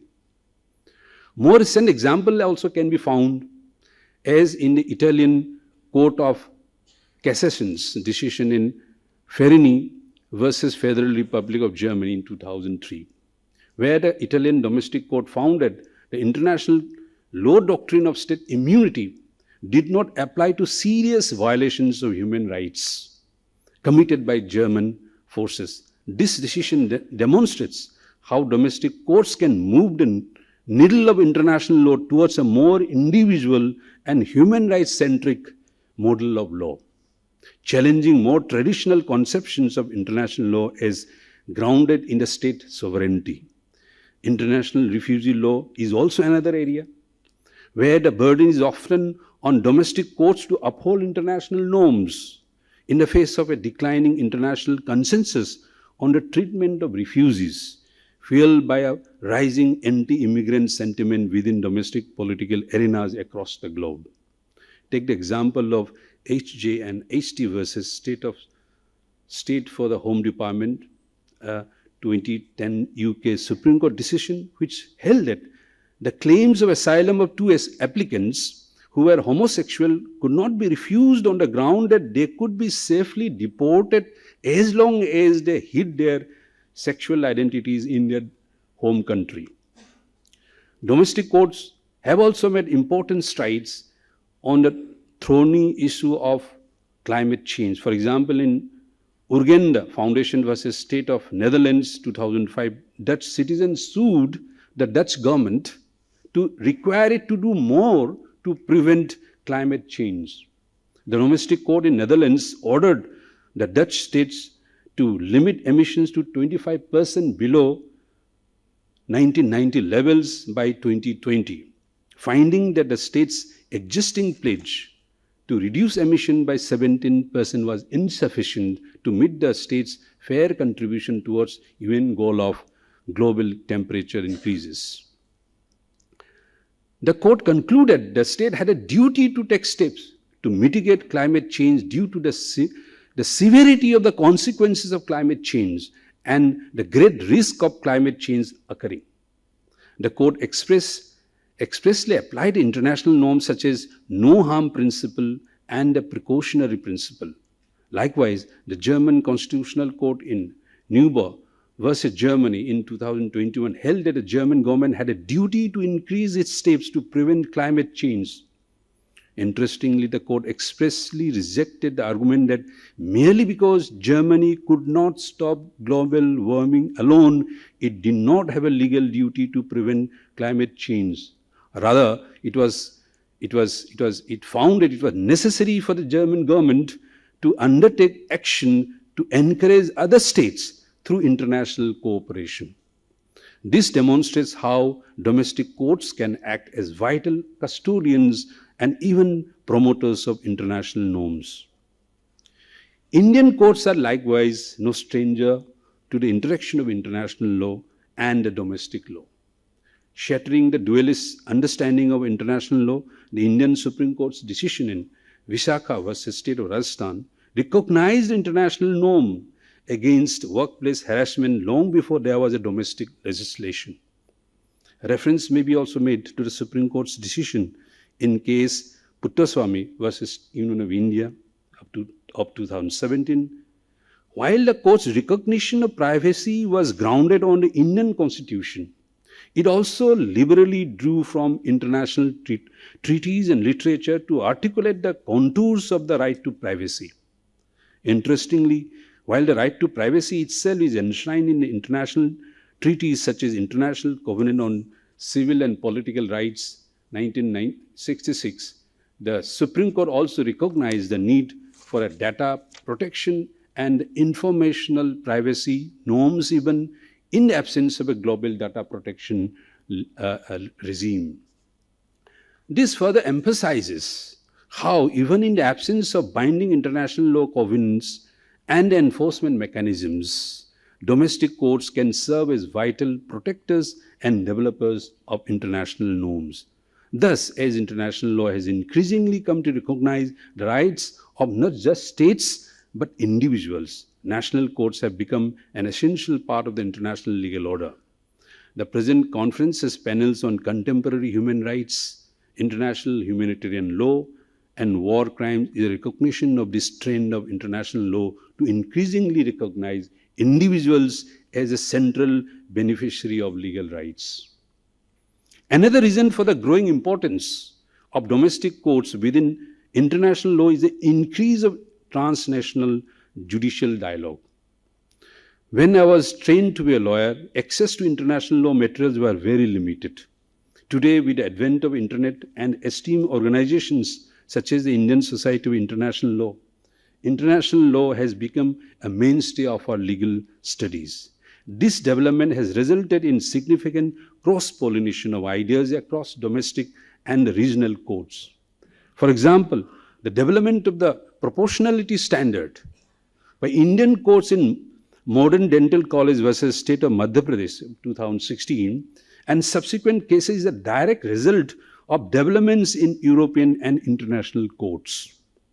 I would argue that this transnational judicial dialogue has also strengthened the role of the domestic courts in protecting international norms. This is because today, domestic courts subject to their unique cultures and procedural rules are now part of a global legal community that is subject to a gravitational pull towards the common legal principles of international law. The emergence of proportionality review is perhaps the most concrete example of how, even without a centralized enforcement authority, international law continues to exercise a converging influence on the protection of human rights of all citizens through the medium of domestic courts. Indeed, it is not just dialogue between domestic courts, but dialogue between international legal practitioners, such as today's conference, that offers us our greatest hope for international law. While traditional enforcement mechanisms of international law may face challenges, the organic development of a shared legal consciousness through dialogue amongst practitioners and scholars represents a more subtle but potentially more durable form of international legal order.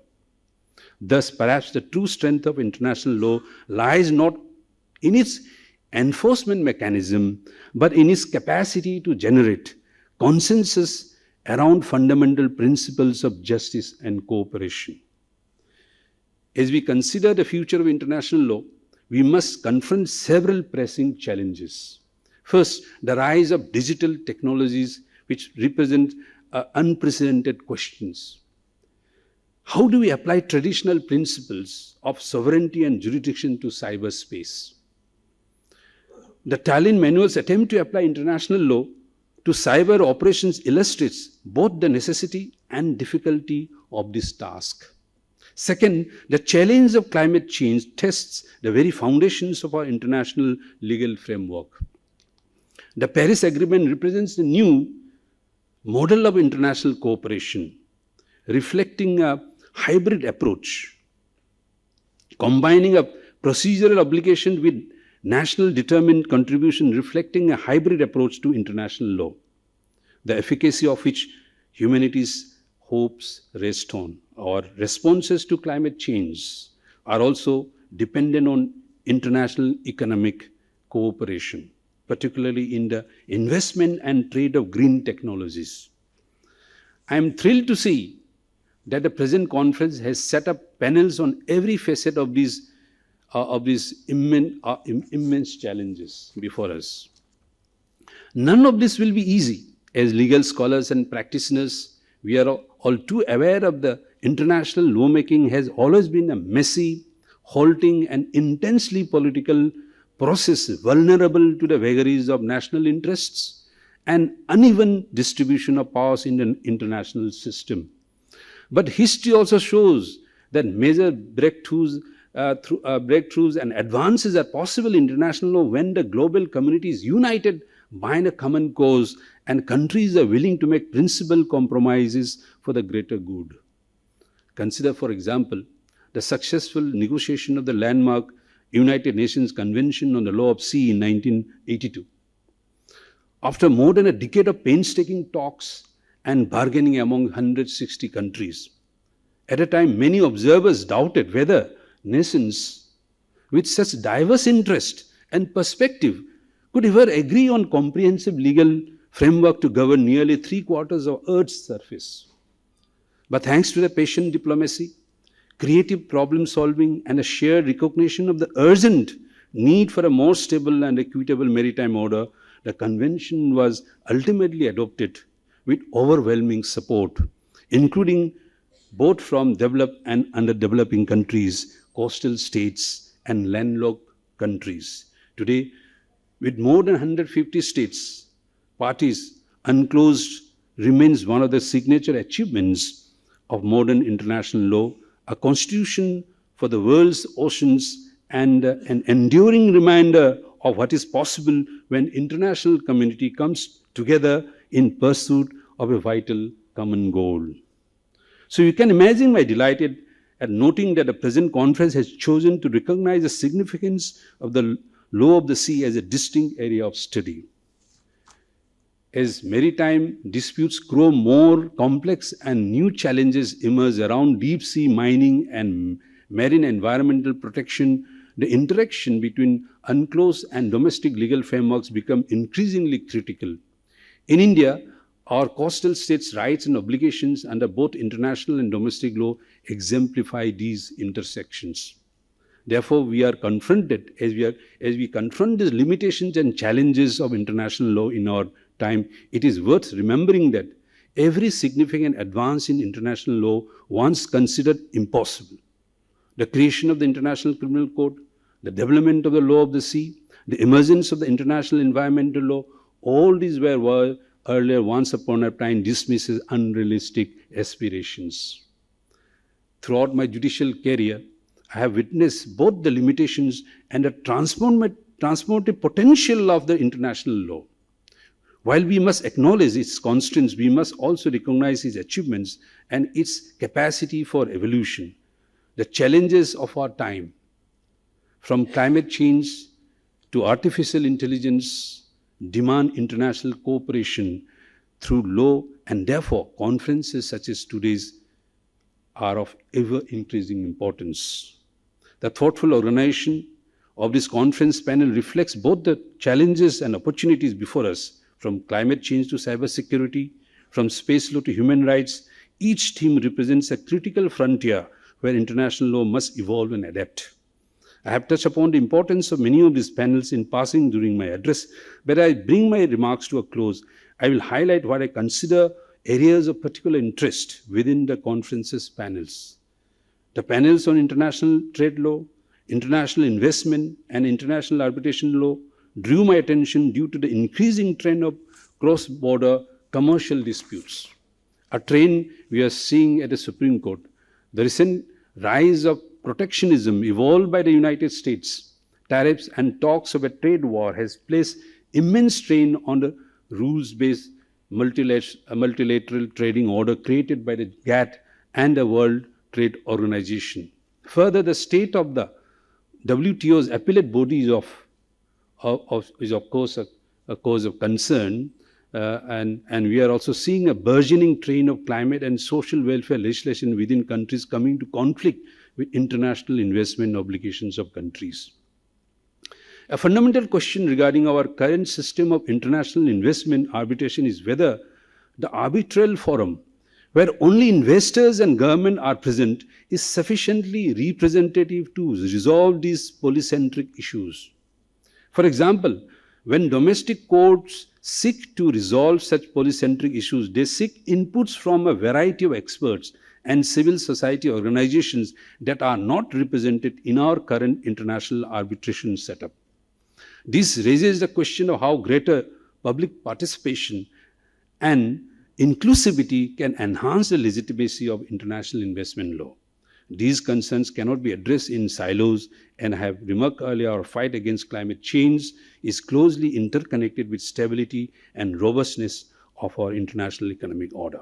However, an economically interconnected world also has consequences and externalities that we could not foresee even 2 decades ago.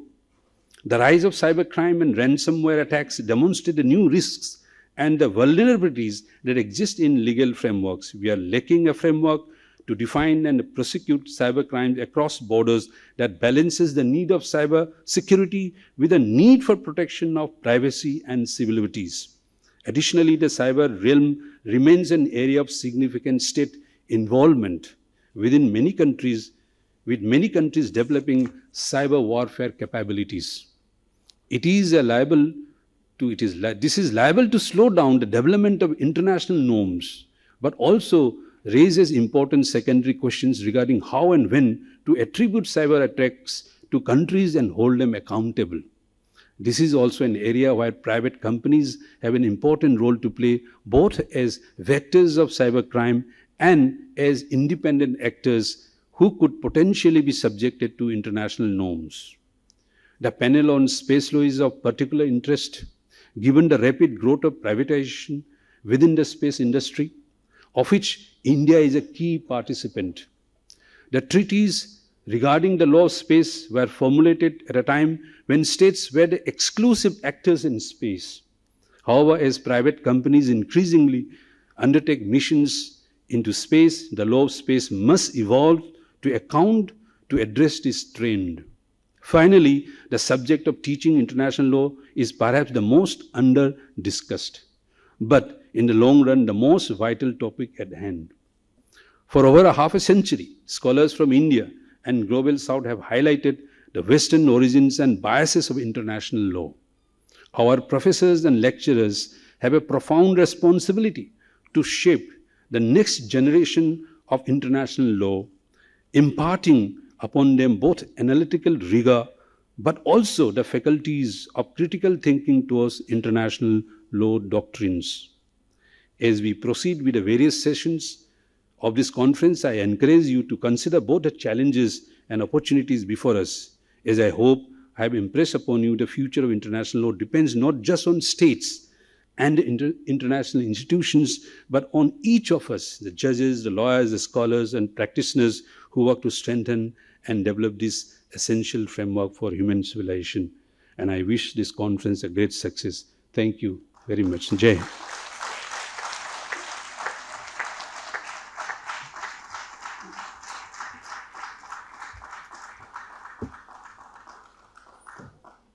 Thank you, sir. We are indeed honored that you graced this conference with your presence.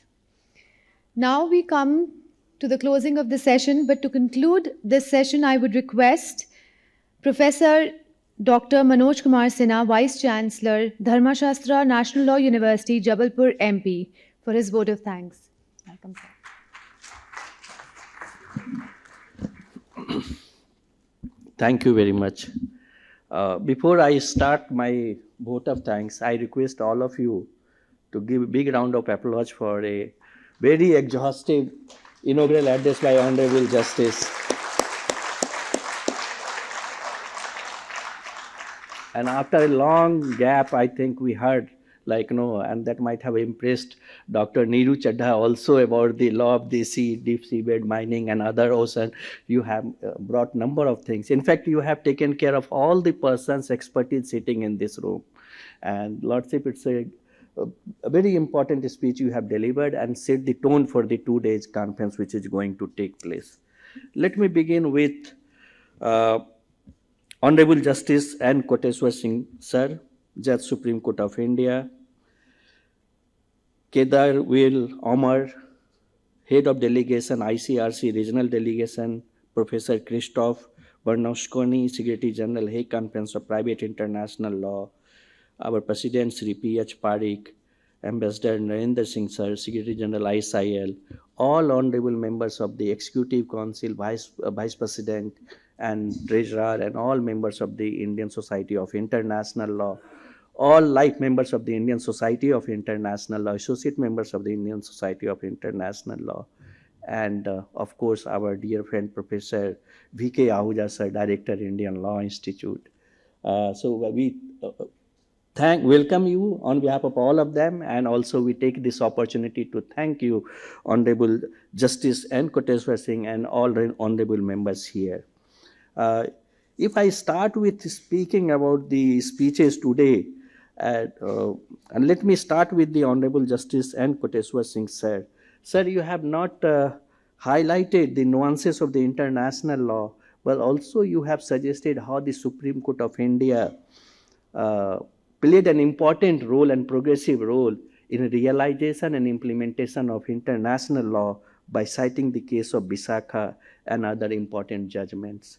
You have also cited and gave us a direction that how international law is important when it comes to the environment. So environment issue cannot be addressed domestically, it has to look into the global development. You have mentioned about the Paris Agreement of 2015, you have also mentioned about the UN Framework Convention and many other things. You have also suggested how soft law gradually becomes the hard law, and it started with the Stockholm Declaration.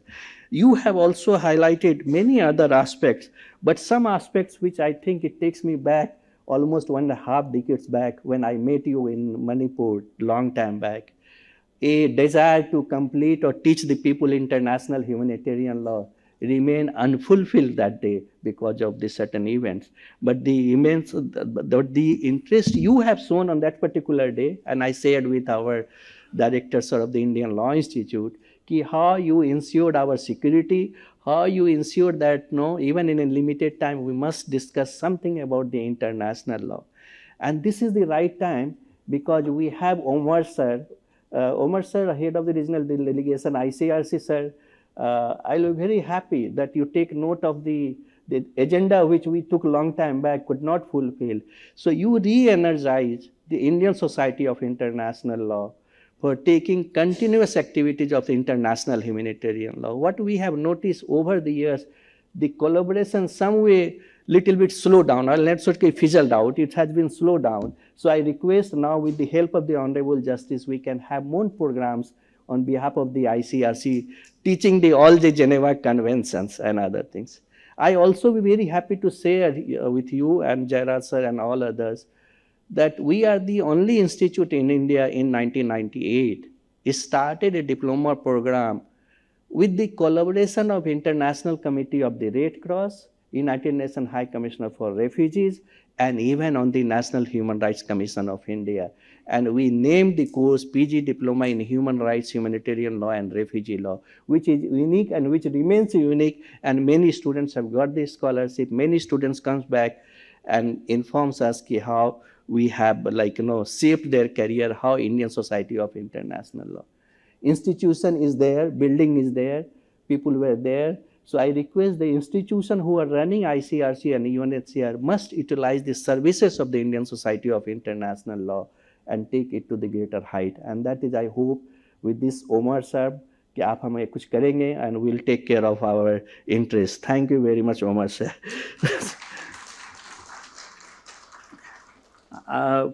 I just also would like to bring something before you. This is occasion not only thanking you, but this is also an opportunity to also say what we can do, what we have done and what we are doing and what we intend to do in the future.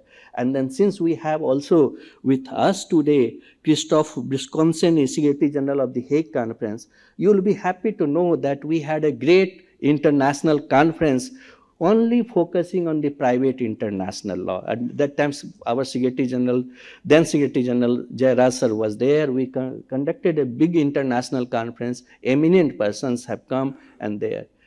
And sometimes I feel very sorry that things move according to the wishes, like individuals. Some individuals are very deeply concerned, but that individual, if he moves, things slow down. But I feel again we can revive the support of the Hague Conference, or your support from the Hague Conference on Private International Law. We have done many things. We have a book. We have published a Ministry of External Affairs books that will be also very useful. And we hope that one copy we can give you about the conference proceedings, which we published on that particular occasion. So I look forward, and in fact, we all in the Indian Society of International Law look forward for the revival of the private international law in India. I'm sure that your reference of the Lakshminath versus Union of India has brought a lot of happiness and cheer on the face of our beloved Professor Lakshmi Jambolkar. She has devoted her life and she has been working in the private international law.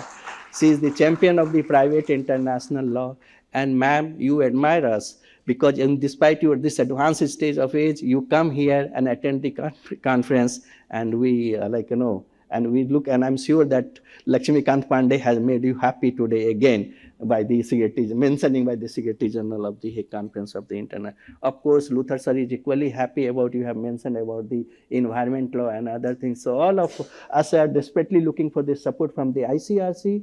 And of course, our Honorable Justice sir is just across the road, and our Honorable President has mentioned that sometimes human being moves faster than the car. He said if you go across the road, by coming to the car to the Indian Society of International Law, it takes 10 minutes, but if you walk, you will reach in 5 minutes. So sir is walking, so sometimes human beings are faster than the car, which has been proved today by our Honorable President, Professor P.H. Parikh sir has mentioned. The last point which I want to take, what I have given some responsibility, and this is the Dr. Neeru Chadha ji is here, Judge of International Law Tribunal of the Law of the Sea. That is the very important, ma'am, ki at least when deep winter in Europe, you come to India and come to the law school. Law schools are not aware of the intricacies of the law of the sea, starting from 1958, 1960, and 1982, which Lordship has mentioned. The long journey, how the concepts have developed, how United States, UK, France, and other countries decided not to become the party of the Union Clause 3. So there are a lot of issues there, and this I'm saying because recently I believe in the Philip Joseph Moot Court competition, a problem has been fixed on the law of the sea. So your presence, your exposure to the international law of the sea, if you devote some time to our law college, and of course, Anupam Jha is there, even the campus law center, if you come, that will be great help for the students to under the law of the sea is there. And last, I would like also take this opportunity, Lordship, we have a very eminent person who served the United Nations as a UN Special Rapporteur. He served the right to a second UN Special, Sri Kishore Sangh is sitting in front of us. And sir, you have been working in the field of right to education. There are a lot of things to share, but I conclude by saying one thing which is very important, because Lordship in his speech mentioned many times about the human rights and also connect between the international law and domestic law. So I say that all the students and teachers remember always there is a definition of the Section 2D of the Protection of Human Rights Act, which says human rights means right to life, liberty, equality, and dignity of the individual guaranteed in the Constitution. And then it goes and it says, or embodied in the international covenants and enforceable by courts in India. So that relationship is reflected in the domestic law and particularly Protection of Human Rights Act. It's so wonderful to hear all of you honorable members today and in front of our committed members of the Indian Society of International Law. I take on this opportunity on behalf of all the members, EC members of the Indian Society of International Law and all the students for thanking all of you to be here. And so this is last formalities I have.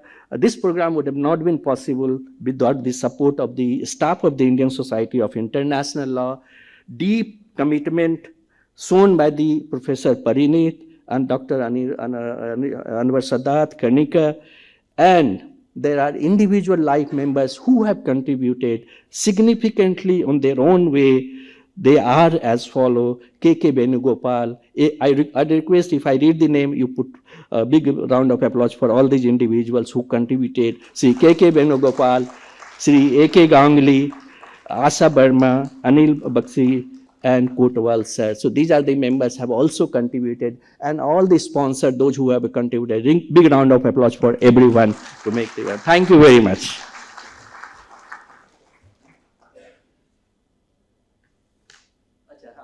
Sorry.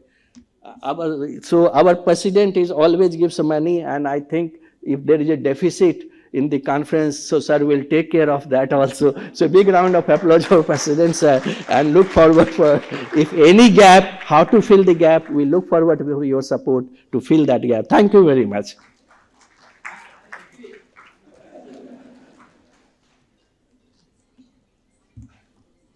Thank you so much, sir, for a wonderful conclusion.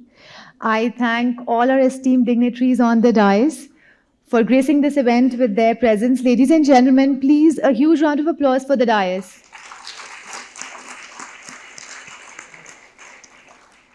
Also, to conclude this session, if you may allow, I would like to thank our event, which is managed by Alpcord Networks. So, ladies and gentlemen, once a huge round of applause for them.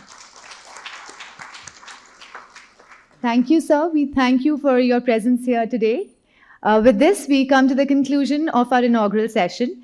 I would like to inform you, we have last 2 technical sessions that are happening, one in Mahogany Hall, the other one is happening here in Stein Auditorium. And 7:30 onwards, we have the inaugural dinner. So we now start with the technical sessions for the evening, which is the last session. Thank you so much. Thank you, everyone.